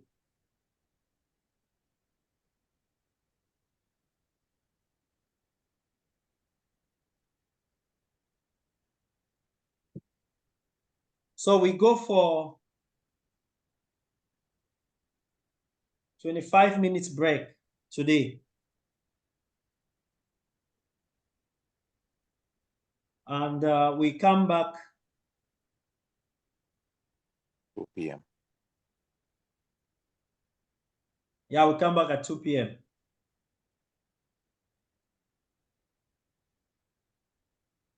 Okay, sir. Okay, thank you. All right.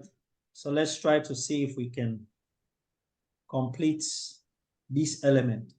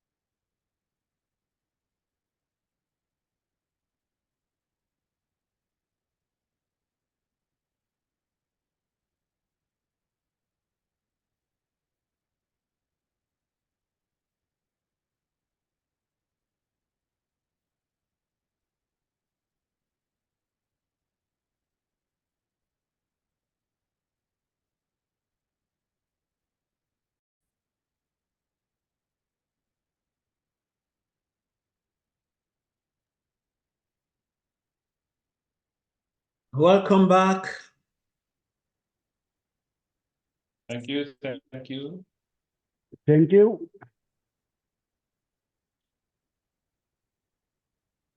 Thank you, sir. You're welcome. Thank you too. Welcome So back. we move straight to manual handling and the risk controls, the control measures.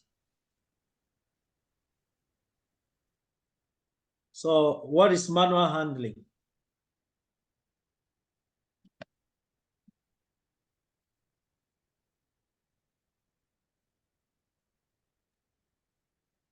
That's What when is you manual as a- handling? That's not a robot working, it's a human working. Not machinery. Yes. Human. Okay.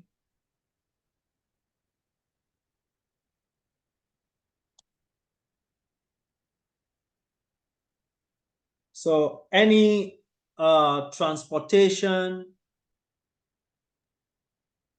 or the Physical supporting lifting. of a load by the hand or by the body force. All the carrying, That's- pushing, pulling objects, it's under manual handling, I believe. Yes, what are the forms? The forms is what you're talking about. It can be lifting, lowering, pulling, pushing, carrying any load. So this load can be what we call inanimate, or it can be live.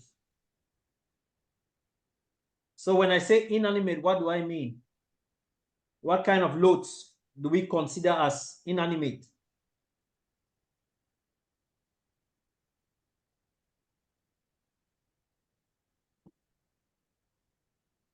Sorry, what's the question?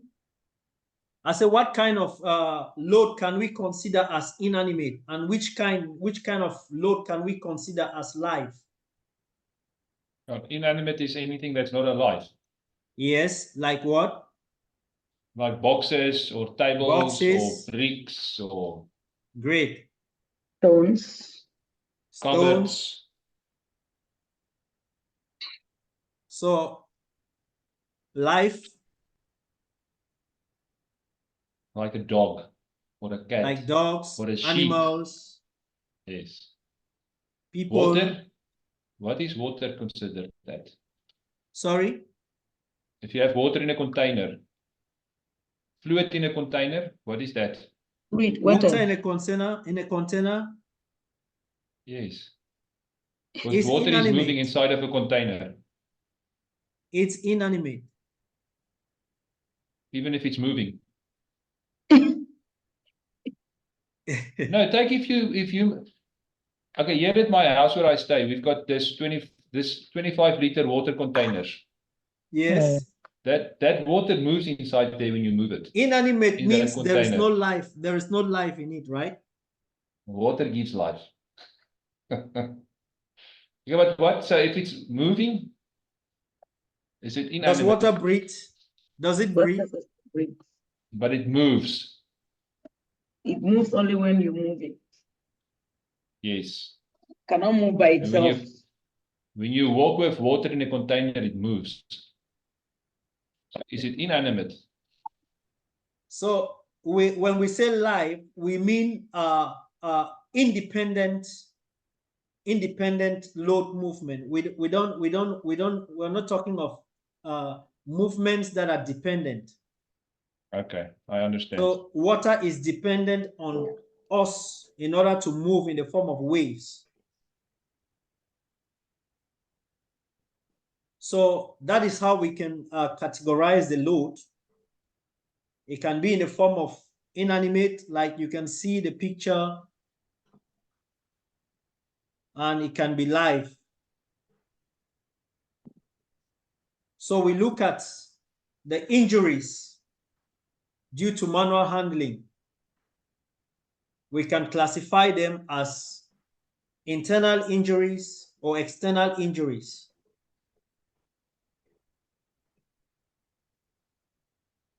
So any example, who can try examples of external injuries as a result of manual handling?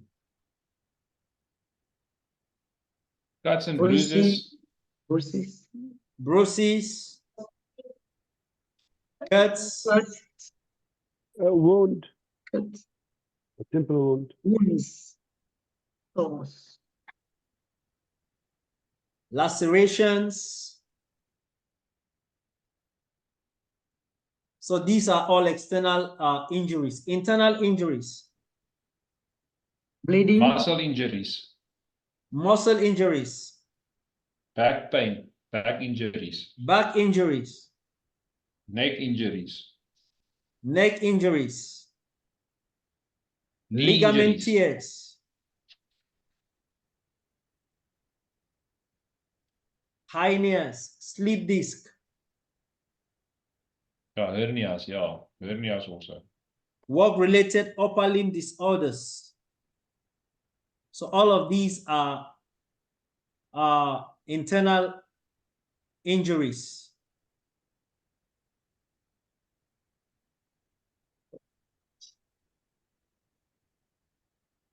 So now we look at the assessing manual handling risk.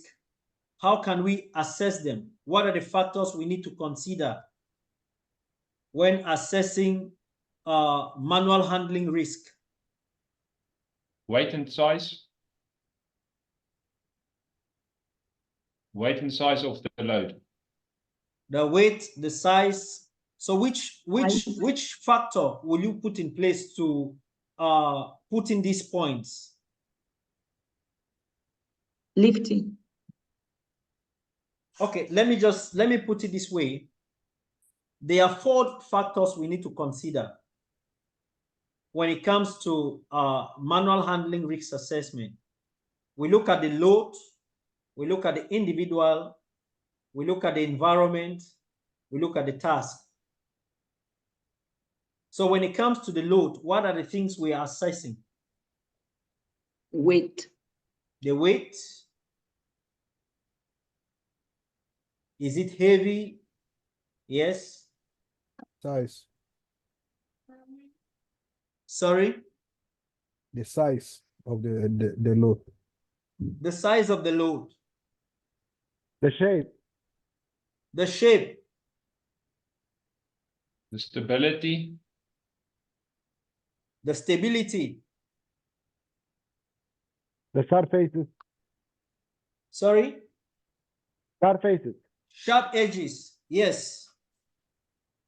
The outside surface. Markings. That's the shape. That's the shape. Temperature. The temperature. Great. Markings. You can put markings on the load. Yeah. Is it bulky? Is it unwidely? Is it Yes. Is it heavy? Is it not heavy? So these are the factors we need to consider when it comes to the load. Let's look at the individual.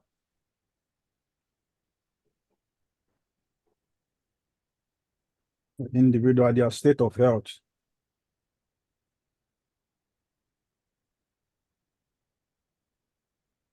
The state of health, yes.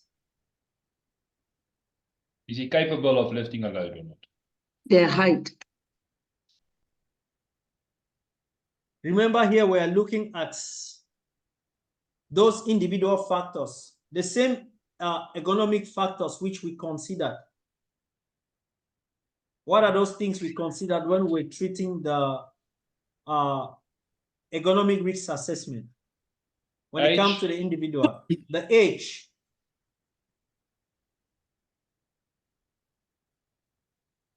Male or female?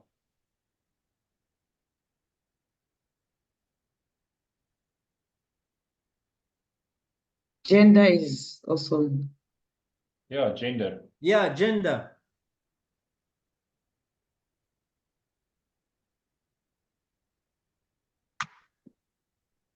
And obviously, you're going to look at the capability of a person. I mean, if it's a small person, you're not going to ask him to be lifting heavy stuff. Yes, the physical strength, the fitness. Yeah. Capability. I mean, is he capable or is he not capable? Exactly. And maybe the mental health. Yeah, the state of health of the individual should also be considered. Yeah. The strength of the individual. And the mental health. Yeah. When we talk of state of health, it includes all the mental health, the physical health, all of that is inclusive. Okay.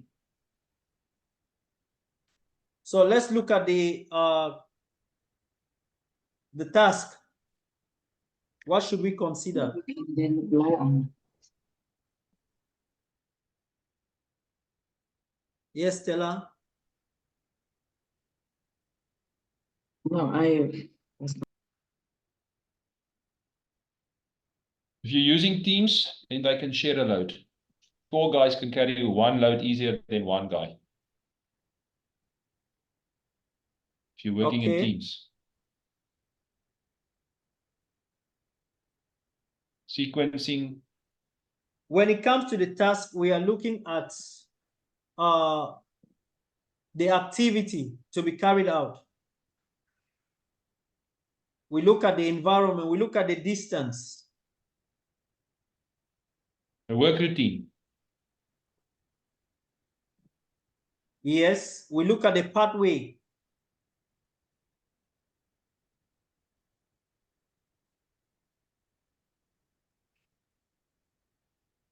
What again?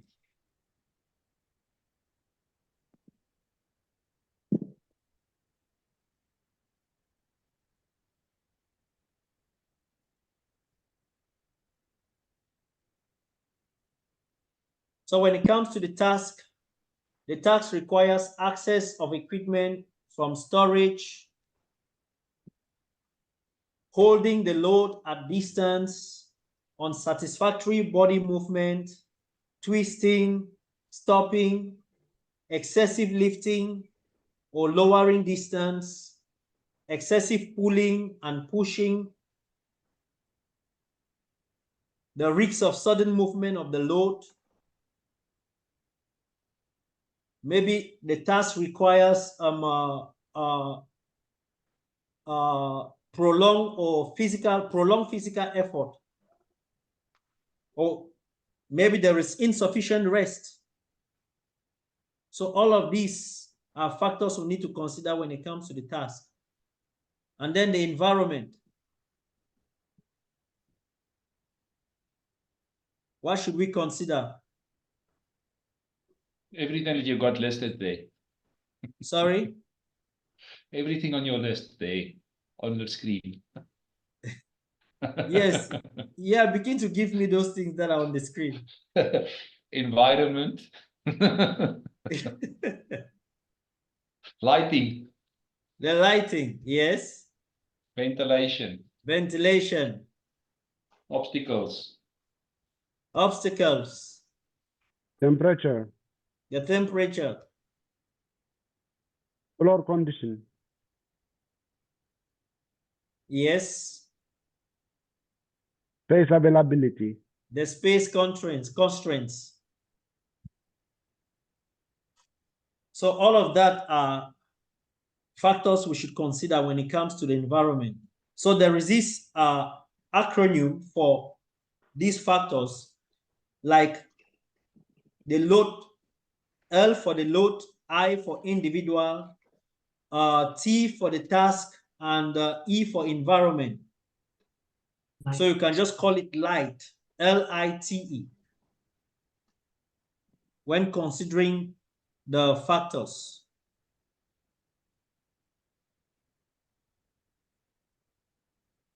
So you need to also consider a manual handling risk assessment, where all these factors come into play.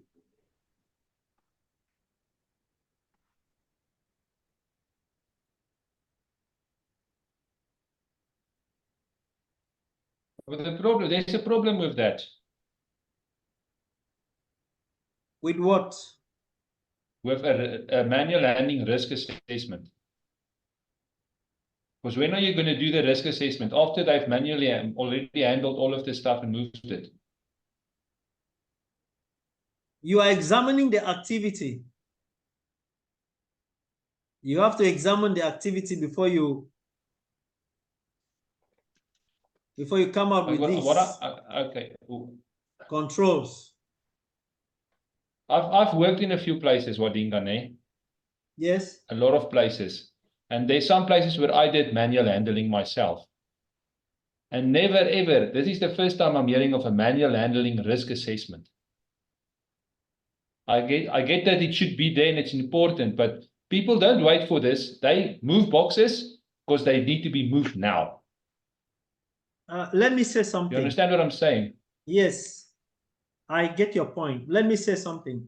Most organizations might not prepare a full manual handling risk assessment of its own, but depending on the activity, there will be some aspects or procedures that require manual handling. So this section of the risk, this part is included in the general risk assessment for that activity. Okay. No, I understand. I understand. Manual handling risk assessment will be something maybe that happens when a company is going to move from one premises to a new premises.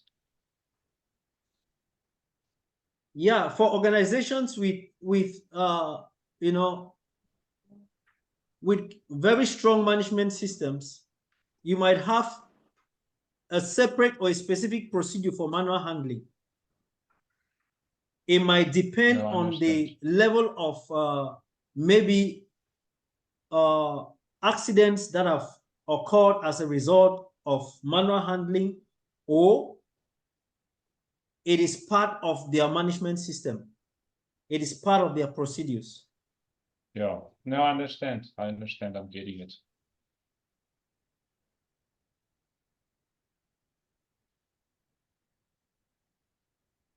So we look at the manual handling. How do we minimize manual handling risk? So let's look at the 4 different aspects which we've just mentioned: the load, the individual, the task, the environment. How do we minimize the risk when it comes to the load? Let's go back to the load. We looked at the weight. Is it heavy? Is it bulky? We look at the shape, the rigidity. Is it sharp? Is it unstable? Is it hot or cold? So how do we minimize the risk with these factors in place? Well, if it's a heavy load, maybe you can, if it's more than one something in a box, you can maybe split it up into more than one. Yes, then we it's can lighter reduce to carry, reduce the weight. Reduce the weight of the load or the size. And maybe reducing the maybe reducing the weight will reduce the size and the shape. So maybe just reducing the weight would the size, the shape, the rigidity, everything will change. Yes. Or so if it is with sharp edges, how can we minimize the risk? Packaging. Packaging, great.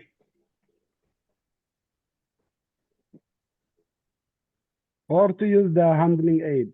Yes. No, we're going to come to that. PPE. If you're wearing gloves, for instance, that would help with sharp edges. Yes.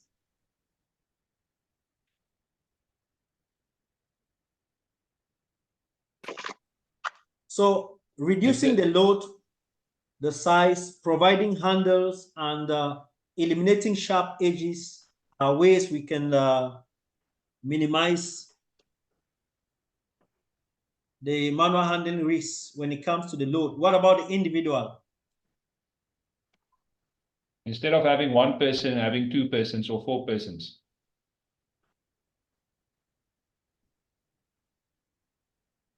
Having a team, a lifting team instead of one person.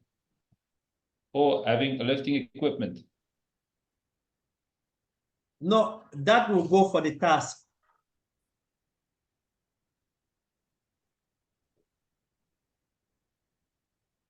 With the individual, we look at selection, which kind of person can handle which type of load or equipment. Remember, we looked at the age, we looked at the state of health, we looked at the gender. So you'd rather than choose a younger person than an older person.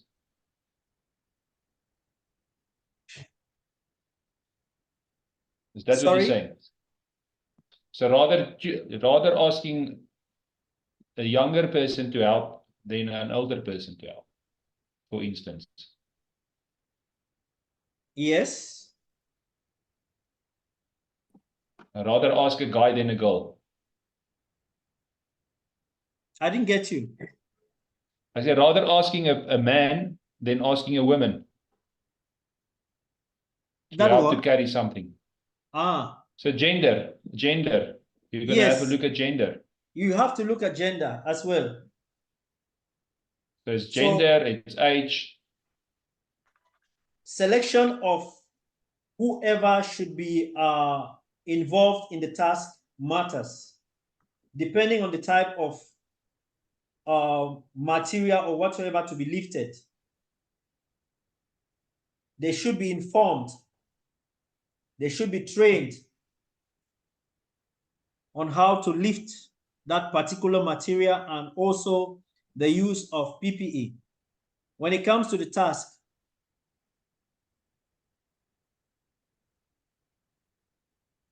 what can we say about the task? You gave 1 point already, Herman. Equipment, lifting equipment. Yes, team lifting. And team lifting, okay. Lifting equipment, As a like team- lifting equipment like Lifting we can say mechanization, lifting aids, Yes. job rotation.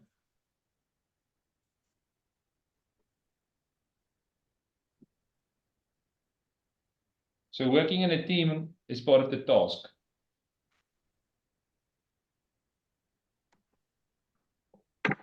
Sorry?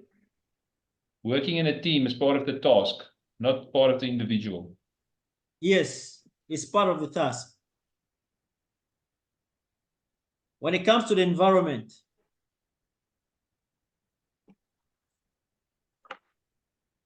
what are the things we should check or minimize? Housekeeping. Yes, housekeeping, the floor Must be condition, clear. Yes. the workspace, the lighting. So all those things we should consider.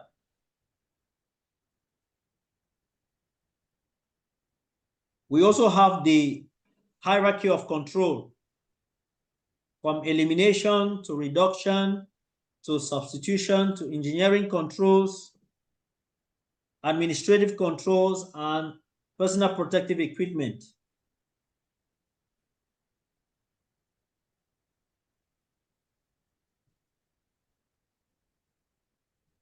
So we can eliminate manual handling by automation or mechanization of the handling activity. So the picture you're seeing is a hoist, mostly used in construction sites for lifting individuals as well as materials from one floor level to another. So there is, at each floor, we have a landing gate.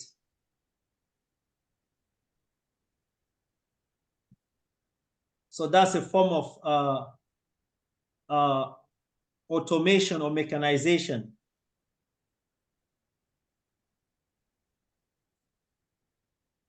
We have also conveyors.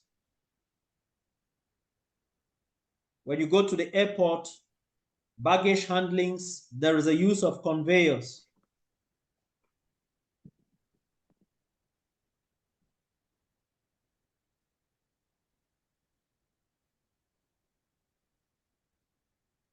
We also have handling aids. Yes, who is talking?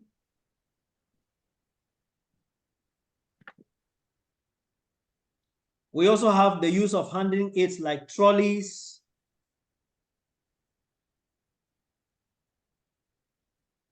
barrel lifts, forklift, trucks, hoists. These are all examples. Sack trucks, pallet trucks. So these are all examples of load handling aids.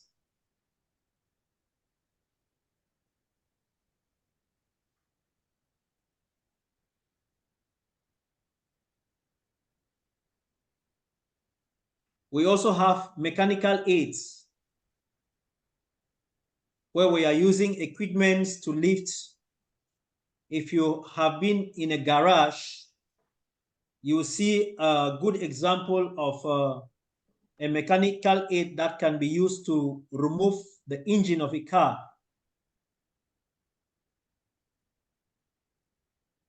Trolley jack. Sorry? It's called a trolley jack. A trolley jack, yes.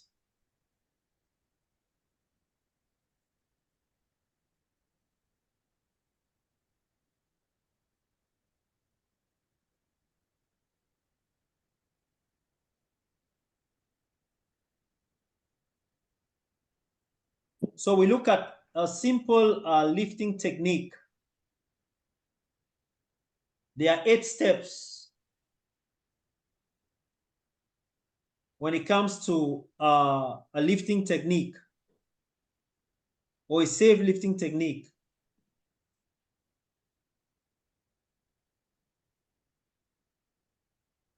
So the very first step is you stop and you think.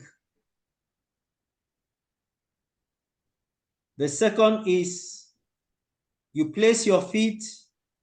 The third is you adopt a good posture, like you can see in the different pictures. The fourth, you get a firm grip of the material you're about to lift. And then the fifth point, you adjust yourself, but you don't try to lift up the material.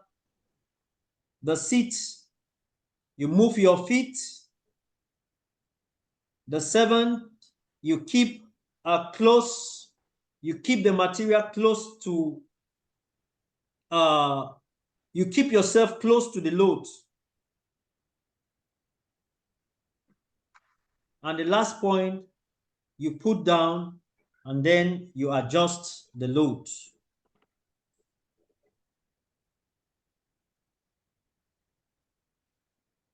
So these are the basic steps or techniques for manual lifting. You think before lifting, keep the load close to the waist, adopt a stable position, get a good hold of the load, start in a good posture.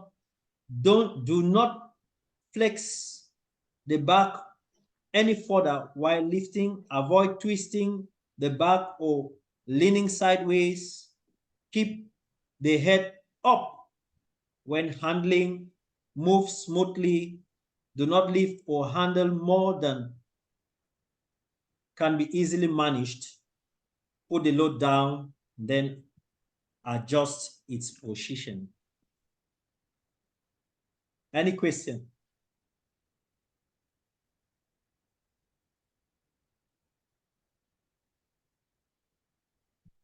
Any question? No question. Okay, so we look at load handling equipments. What are the different types of, what can you say from the picture?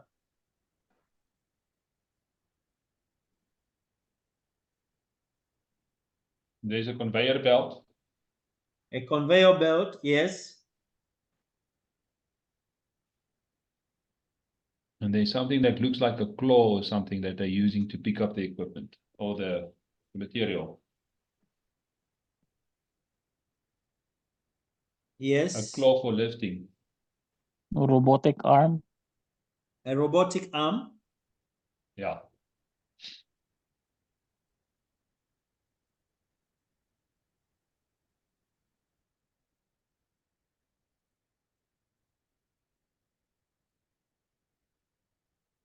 And then there's looks like a thing that's mixing something.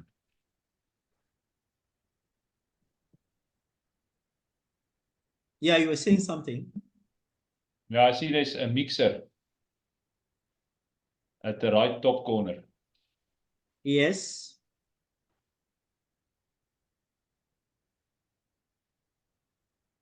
So all of this just shows you how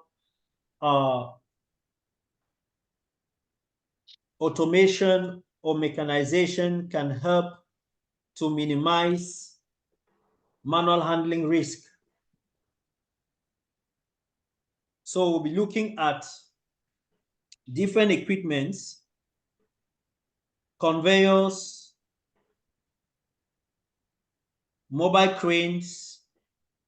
We look at the hazards, we look at the control measures, and how they can be used to handle or manage heavy loads.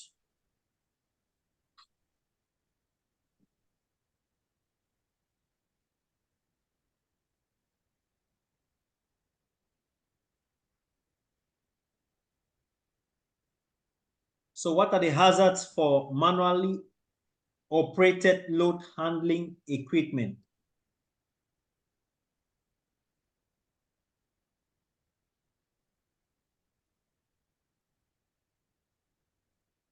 Instability, moving up, down, or across slopes, causing loss of control, poor parking. Other pedestrians may be struck during maneuvering, trapped feet under the wheels, or when lowering the load. These are all, with respect to the picture we saw, these are some of the hazards that can be involved. And the precautions: avoidance of uneven ground or slopes, use of ramps, oversteps, observing the safe walking loads. It is abbreviated as SWL. So when we're lifting heavy equipments, it is always very important to calculate the safe walking load of the equipment that's going to be used to be lifted. Just take, for example, you have a 30-ton crane, and the safe working load for the 30-ton crane is 10 tons, which means a material above 10 tons cannot be lifted with that particular crane.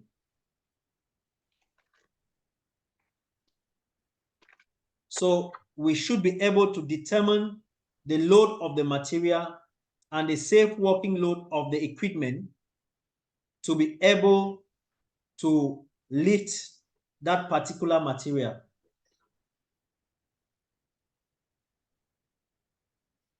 If it is not well calculated, then it can result to either toppling of the crane or some serious accidents.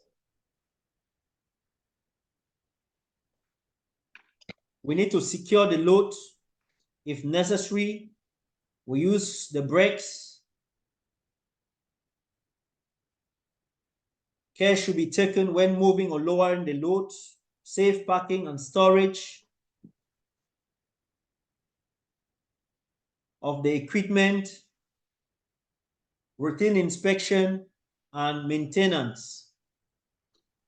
So every equipment, every load lifting equipment should have a checklist for inspection. There should be a system for maintenance.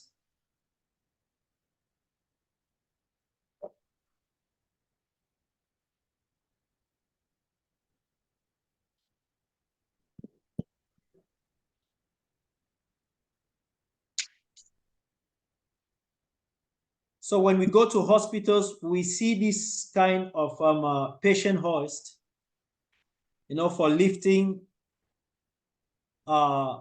patients, moving a patient from one location to the other. If the possibility of using the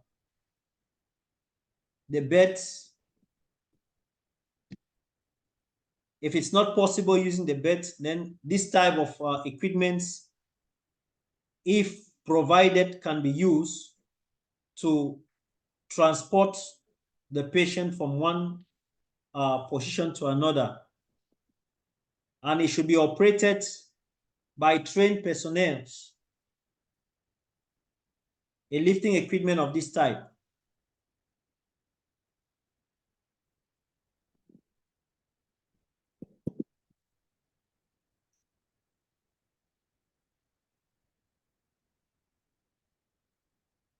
So we have other small handling aids like the wheelchairs that can also be used to help patients move from one location to another.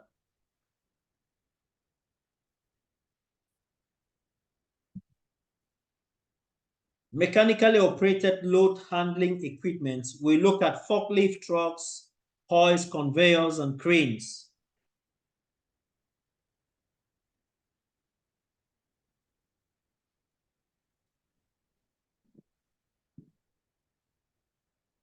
So let's take a crane. Let's start with the crane. What can be some of the factors? Or a forklift truck. Let's start with a forklift truck.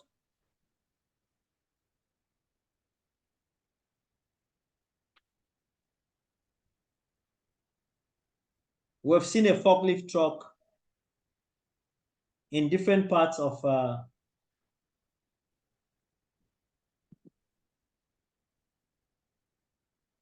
what are some of the hazards when it comes to a forklift truck?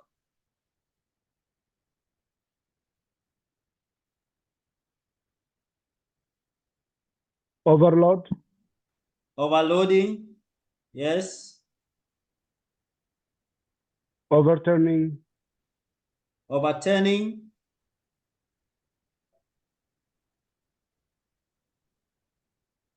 Overturning, I think this is the fault of the driver. So maybe not competent driver. Yes.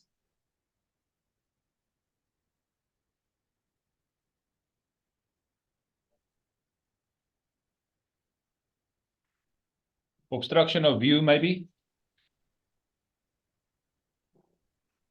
Yeah, as a result of overloading, it can obstruct the operator's view. Yeah, it depends on what the load is. Maybe the load is not overloaded, but if it's something big, then it can be in the line of sight. Maybe. Yes, or the operator moving with the fork elevated, it can obstruct too its high. The passersby, Yes. yeah.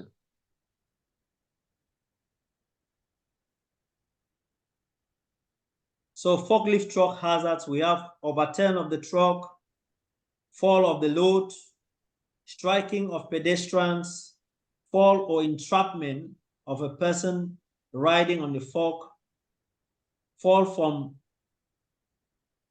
loading dock. So what can we say about this equipment?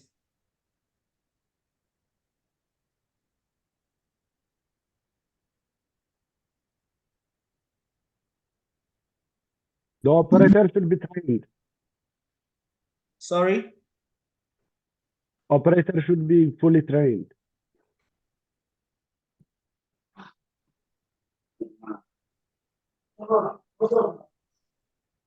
Yes, what I want to say is that we see a forklift truck operating like a walking platform. Bodinga, can we ask that person to switch off his mic, please? Sorry? Can we ask that person to switch off his mic? Okay. Let me. You can put them on mute. Let me mute. It's Fabrice. You can mute Fabrice. I think the noise is coming from you. Okay. Yes. So what I was saying is that you see a forklift truck being used as a walking platform. So what can you say about this activity? This is not It's working at. Sorry? Go Go, ahead, Andrew, you Mr. can go. No, go, Yeah. Andrew, go. You can go first, no problem. Okay, so the guy's working at heights with no harness. My comment is this forklift truck is not the appropriate way to use for the work. Yes. It's not the proper way. So it is never advisable to use a forklift truck as a working platform. Why? Unstable. Maybe it will go forward. Instability, yes. Yes, because forklift, they don't have barrier. Can I ask something? Yes. So there's a company in South Africa that I used to work at. I'm not going to say the company because it's an international company.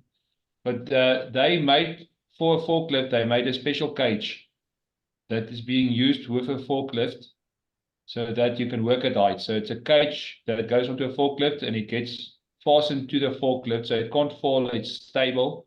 And you work within that cage, you can work at heights. Is that acceptable or not? How If is the it's cage controlled. designed? We need to look at the design of the cage. So it's basically like a cherry picker cage, but it's on a forklift. It's on a forklift. Yes. It can be accepted. It can be accepted if it is third-party certified. If it is not third-party certified, like an external agency inspecting this particular cage, because a forklift is not designed to be used as a working platform. So No, what maybe- would be a third party? Who's Third party. If we take the UAE for instance, who will be a third party to certify it? Is that Yes. like Oshat, for instance? No, not like OSHAT. OSHAT is like a regulatory authority. We are looking for institutions like we have many inspection services. In Abu Dhabi, we have the British Industrial Safety Services, the TUV, Tatwil inspection. These are approved third-party institutions that can carry out inspections and certification for work equipments. Okay. So they can't use their own health and safety department to certify it, for instance, the company. The health and safety department cannot certify. Okay. Because okay, no, I understand. They are not the manufacturers of this equipment. The equipment has a manual. And if you look at the manual, it is clearly indicated that the platform cannot be, the fork cannot be used as a working platform. Okay. Now I understand. Now I just wanted to know, because like I said, they used the thing like a cherry picker, obviously. Many organizations carry out this kind of activity. Many organizations. Or maybe that one is not a forklift because the other one is look like a forklift used for work at height. The one with the stability, stabilizer. It's No, look like this is a forklift. This is a forklift. No, it was a forklift. No, it was a fork. I worked on the cage, in the cage. It was a forklift with a forklift driver. Because how come it has like a basket that it's a forklift? I don't know how they will install the basket. So it's cage. a basket that they built the basket, and then there's space for the fork to go in. There are special baskets that have been designed for the fork to be fitted inside, and someone can go inside and actually carry out there. It's just the same like a man basket. If you've seen a man basket. But with them, and then they fasten it to the forks. Yes, there is some there is an allowance beneath it for the fork for the two forks to be fitted. Yeah. And there is something like a lock and pin that can cause the basket not to go out. So that can actually help, but it must be certified. Okay. It must because it helped a lot. It's faster. It works. It works. That's why I'm asking. It worked. And before doing that, you need to the certification agency will come to determine the load of the basket that has been manufactured, the load of the equipment, how many persons are accepted, or how many persons can walk inside, such that the safe working load of the forklift is not exceeded. So all of these factors you need to consider, and that will be done by these third-party agencies. So once it has been inspected and approved and certified, then it can be operated upon in that manner.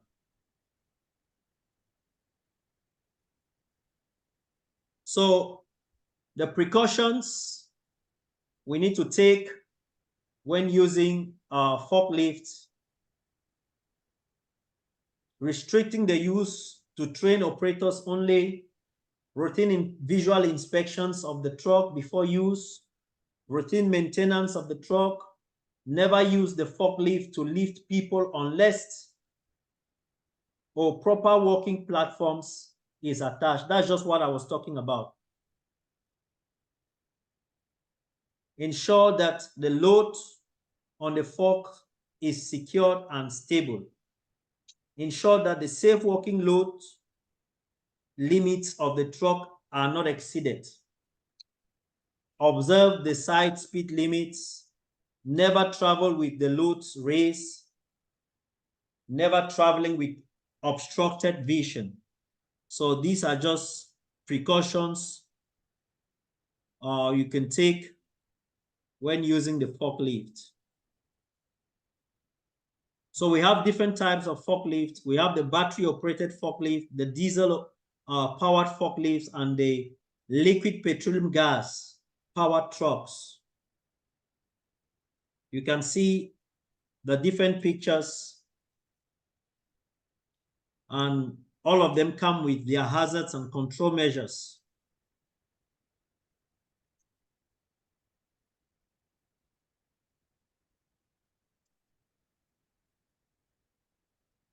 For battery powered forklifts, we have charging the battery. It can emit hydrogen gas, which is explosive. The batteries can dilute sulfuric acid, which is corrosive. When we'll be looking at the global, the United Nations Global Harmonized System, we'll see some of these aspects of detergents, corrosiveness, toxicity, carcinogenicity, all those things we'll be looking at.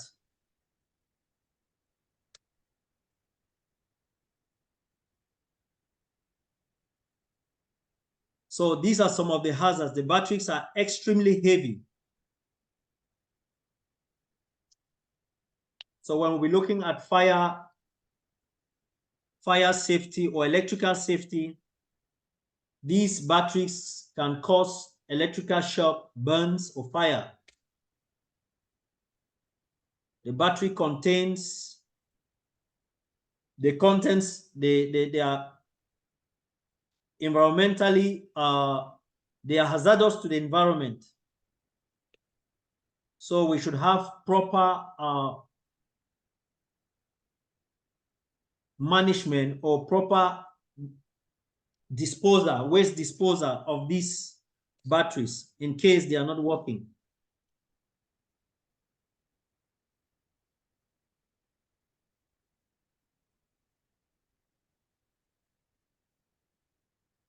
Running very quiet increase the risk of collision with pedestrians. Battery leads can short or result in burns and electric shock. So most of the accidents when it comes to battery powered trucks, corrosion, explosion, electrical shocks, fire, burns, and burns. What control measures or precautions? The batteries must be charged in well-ventilated areas away from ignition sources. Sulfuric acid, which is highly corrosive, should only be handled when wearing appropriate PPE. Battery handling should be mechanized. Because of the heavy weight, we should use mechanical aids to lift these batteries. The electrical rigs may require the use of insulated tools or gloves. So we have some electrically insulated gloves that can be used for live electricity. Maybe while working on live electricity, those kind of gloves or personal protective equipments can be used while handling this type of batteries. Diesel-powered trucks. We have spills that can result to pollution, environmental hazards, dermatitis in contact with the skin. The exhaust fumes, they are toxic because of the carbon monoxide that it produces.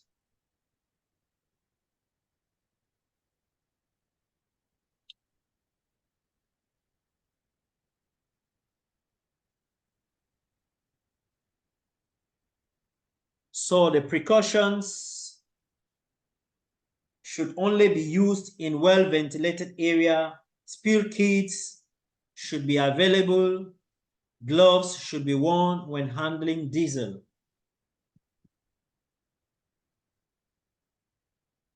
And same for LPG-powered trucks. They are explosive. The exhaust fumes are toxic. The cylinders are very heavy, so it requires mechanization.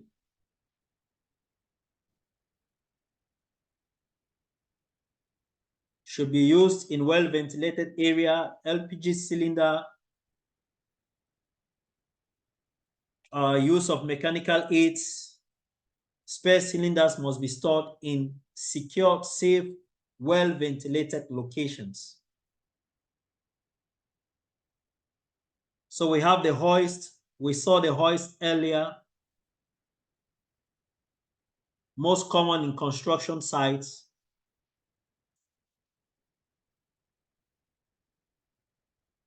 The main hazards: falling objects, being struck by the load, becoming entangled in moving parts, fall from heights.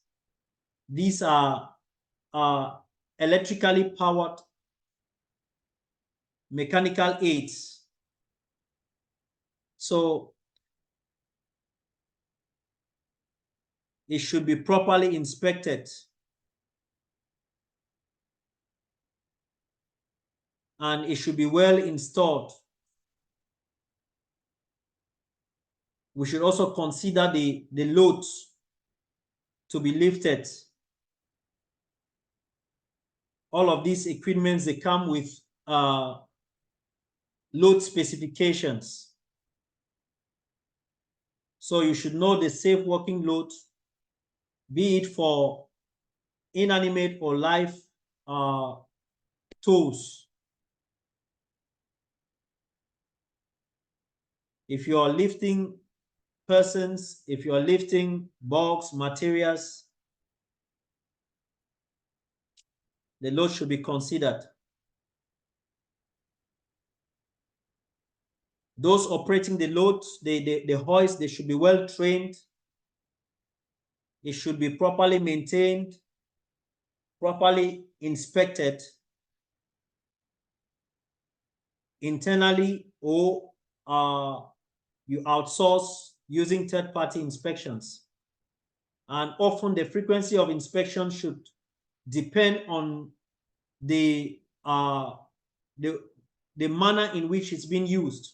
If it is frequently used, then the rate of inspection should also be frequent.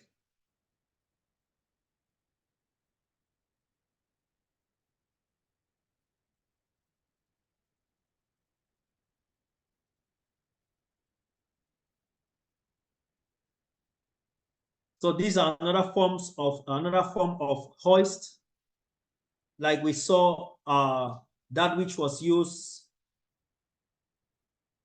in the hospital. This can be used as well to lift, mostly in workshops or garage, for removing car engines.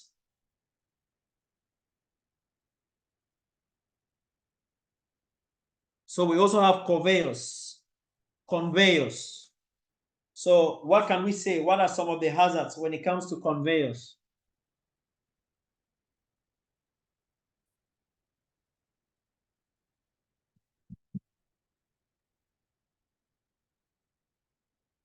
Conveyors. We've seen different types of conveyors.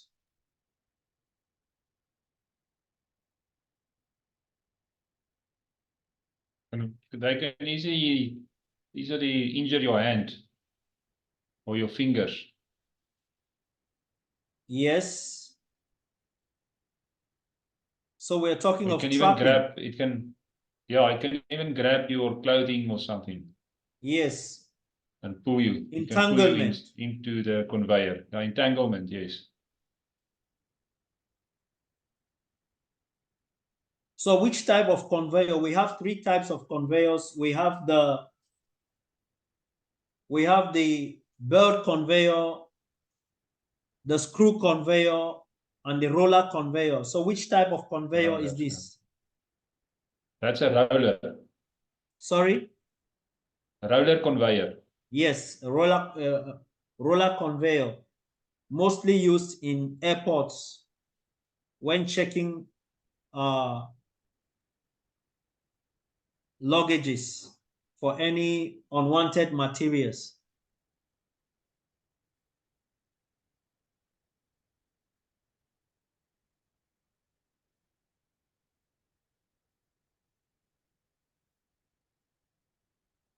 So most of these hazards, they result from trapping, contact with moving parts of the conveyor, entanglement, like you said, striking, maybe materials falling from the conveyor.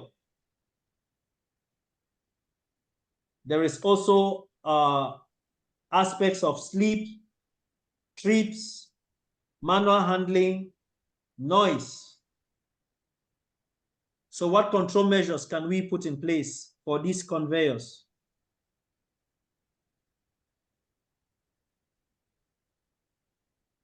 What can we say? You can put like a guardrail on the side, so then they won't have stuff falling off. Yes. And that would also stop you from being entangled or your fingers being nipped or something. If you've got guardrails on the sides. So it will help for two things. We can use more specifically fixed guards or side guards. Yes. Side guards, yes.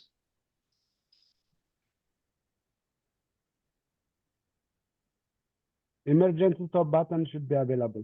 Excellent. Emergency stop buttons.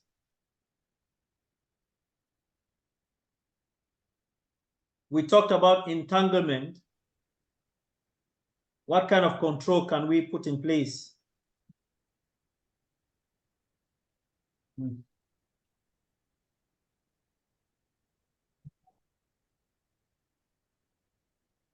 So those operating these equipments, they should avoid loose clothing. Restrict the access. That's training. Yes. Training and information. Great.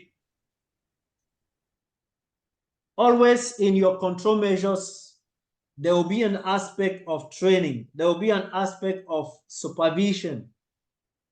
information, instruction, IITS. Always have this in mind. For every control measure,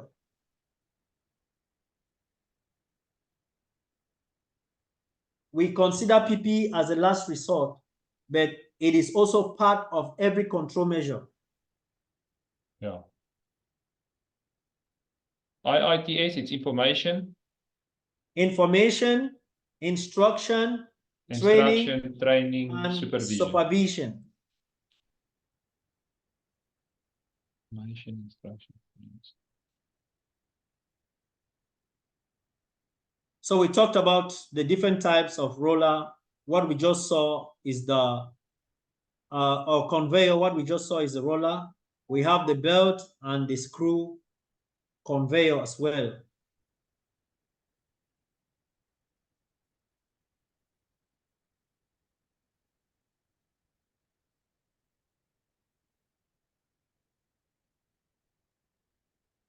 So you can see a form of a screw conveyor. It can cause several injuries, should be guarded at all times. The locking off system should be fitted for maintenance and repairs. So as always, it should be properly inspected, supervised. Those operating this type of conveyor should be trained. So you see the control measures just rotating around all these different aspects. Yeah, that screw conveyor looks dangerous. Yeah. So you can see a typical example of a belt conveyor with guards to avoid entanglement or trapping. A screw conveyor as well. Mobile cranes. That's the last thing we'll just treat before we close. What are the hazards of mobile crane? We have different types of mobile cranes.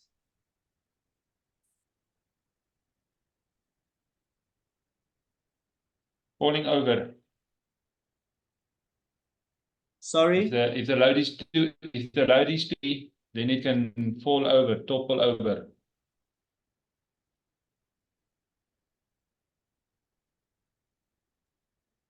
Load falling. Load falling, yes.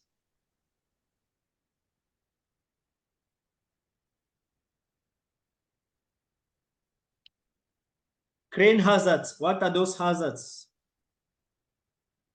Overturning, overloading, collision.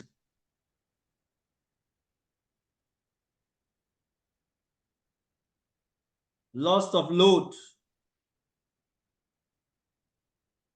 Electrocution. Yes, you can see. Yeah.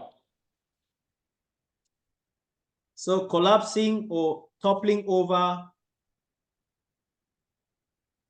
the arm of the crane, striking against other structures during movement, like you can see collision with overhead power lines, insecure load, the load striking objects or people while being maneuvered. So what are the control measures? Or what are the factors we need to consider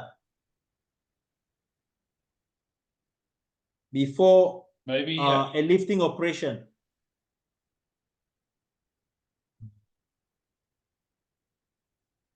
What factors should we consider? Just look at the different types of crane that we have. The load. Yes, we should consider the load. Environment, of course. The environment. The space. We look at the weather conditions. The space. The area. Yes. And the person operating the thing, the operator. Sorry? The operator. The operator of the crane. Yes. He must be trained. Yes, know how we to need do to what he needs to consider.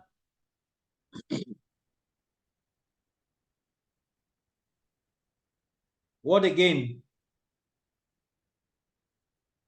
A spotter. There needs to be a spotter. Yes, a A second banksman, person, a spotter. Yes. a banksman, or a flagman. Flagman, yeah. The ground condition. That's a very important Maintenance. factor. Maintenance The Environment. as well. position of the crane. Maintenance, if it's maintained well, Yes. the crane before it starts. So all what we've mentioned are factors we need to consider, or factors that are affecting the crane.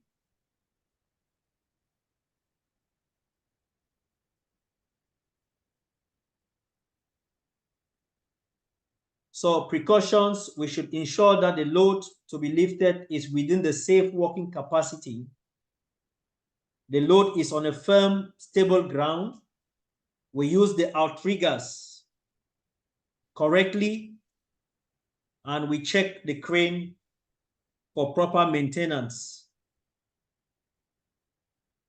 And we should ensure that a certificate has been issued. Other precautions, weather conditions, proximity to overhead power lines,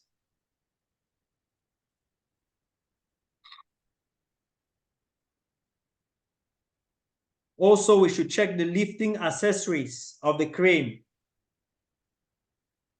What are those lifting accessories or the lifting gears? Can anyone give me an example of these lifting accessories?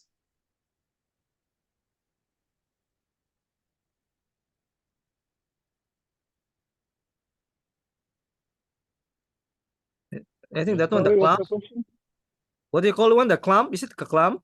The bell, the What? A claw hook. chain? What's the question? Sorry. Examples of lifting accessories for the crane or the lifting gears. A claw hook. What? Clamp. Is That it the clamp? hook. The hook. Hook, yes. I don't know. What do you call it?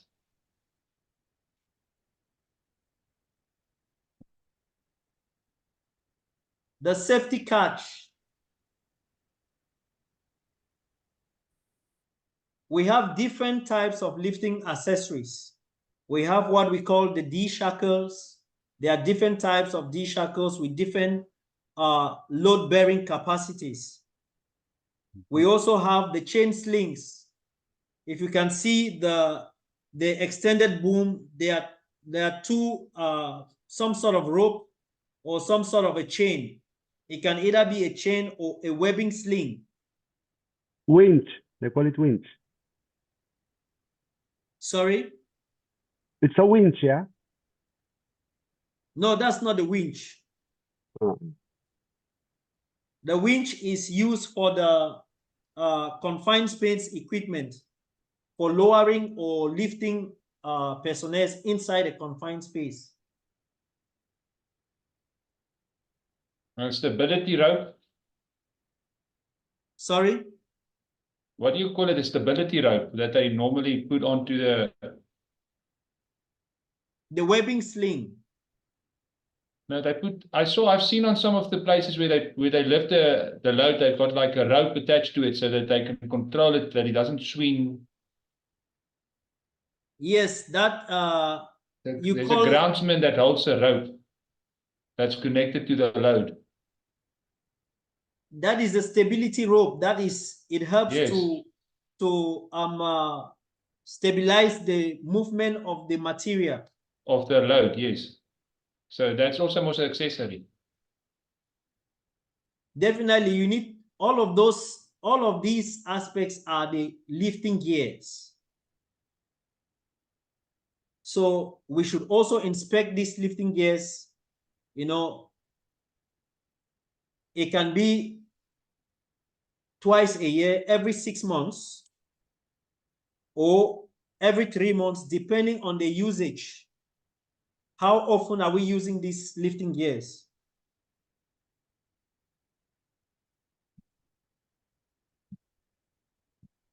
So frequency of periodic examination, like I said, every 12 months, where it is not used to carry people, every 6 months, where it is used to carry people, every 6 months for lifting accessories.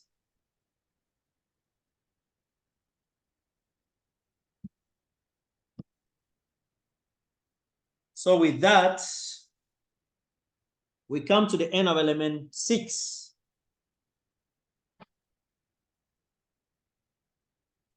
So we've entered a phase of identifying hazards and coming out with control measures.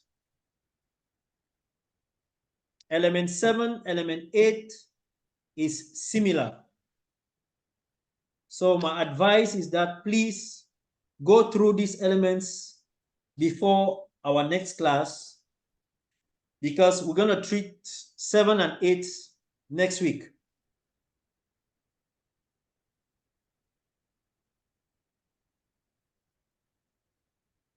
Any questions?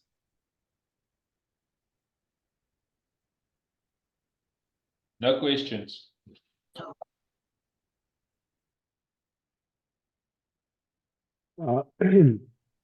Just, I'm curious to know, from all this mechanical operated load handling equipment we just learned today. Yes. Like in Abu Dhabi, I witnessed 2 accidents of like the fall of a crane, rather than the other, this forklift, other things. What do you think the main cause of that? I mean, is it, I'm just curious to know. It's not a question, but. And it There are a was lot of huge, causes. There are a lot of things that can occur for, you know, for a crane to topple. It can be the weather condition. It can be the ground condition. If the crane is not on a stable ground, it can result to toppling or collapse. It can be the material being lifted. If the safe working load of the crane is exceeded, it can result to an accident. It can be the lifting gears. If not properly inspected in the course of lifting, these lifting gears can fail and it will result to serious accident. It can be the technique, the lifting technique, depending on the type of material to be lifted. So we should know which type of material and which type of technique to apply while lifting these materials. So a lot of these factors can contribute to a crane accident. And that can only be determined when a proper investigation is being carried out. You know the immediate cause, the underlying cause, and then you take proper precautions to ensure that it doesn't occur next time. Yeah, I understand that one. Why I focus on that is when there is any accident on this forklift or other the small machines, I mean, the accident will be not that much a major accident.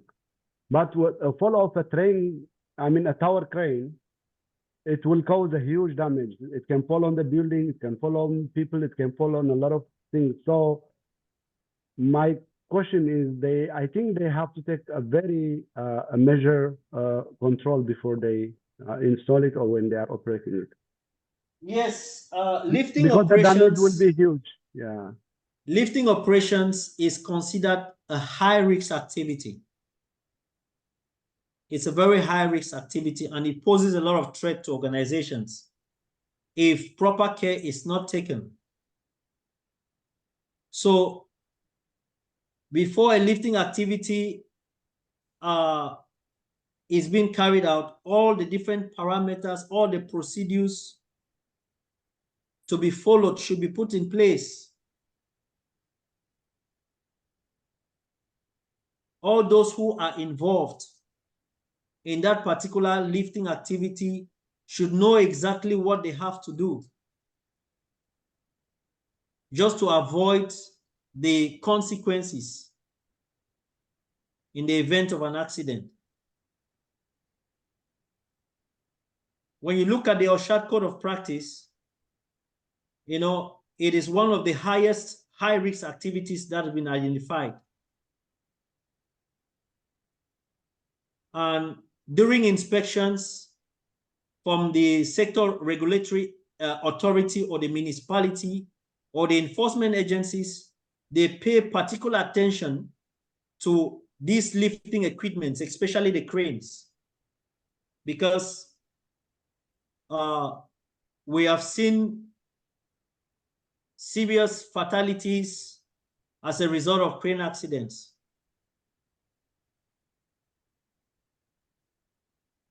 So for any activity that poses a threat to your organization, you should place or take strict measures while carrying out those activities. Follow the procedures as they have been laid down for a successful operation. If while during the operation you realize that the weather condition is not good, stop the activity.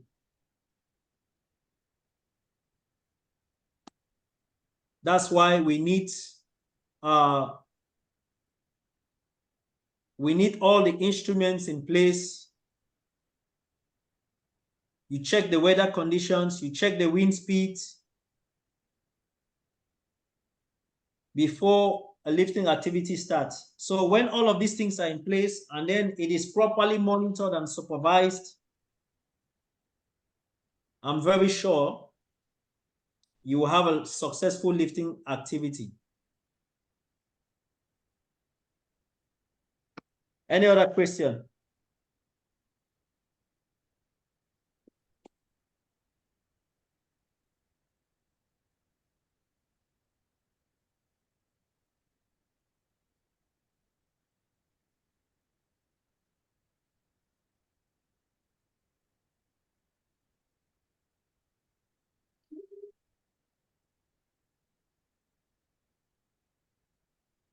Okay.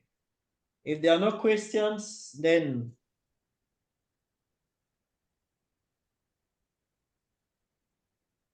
we call it a day.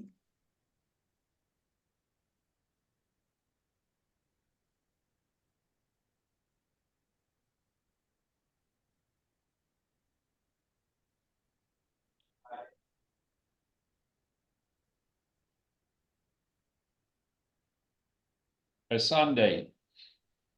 So we meet next week, Sunday, same time. Continue to review these materials. Create time to review them. Okay, thank you. Thank you, Adinga. You must have a nice weekend and a nice week. Thank you. Thank you. So regarding the question, I'm going to send it. I'm going to send it before. I'm going to send it tomorrow, and these questions will be sent to you. Okay, sir. Okay. Okie dokie. Okay, sir. Thank you.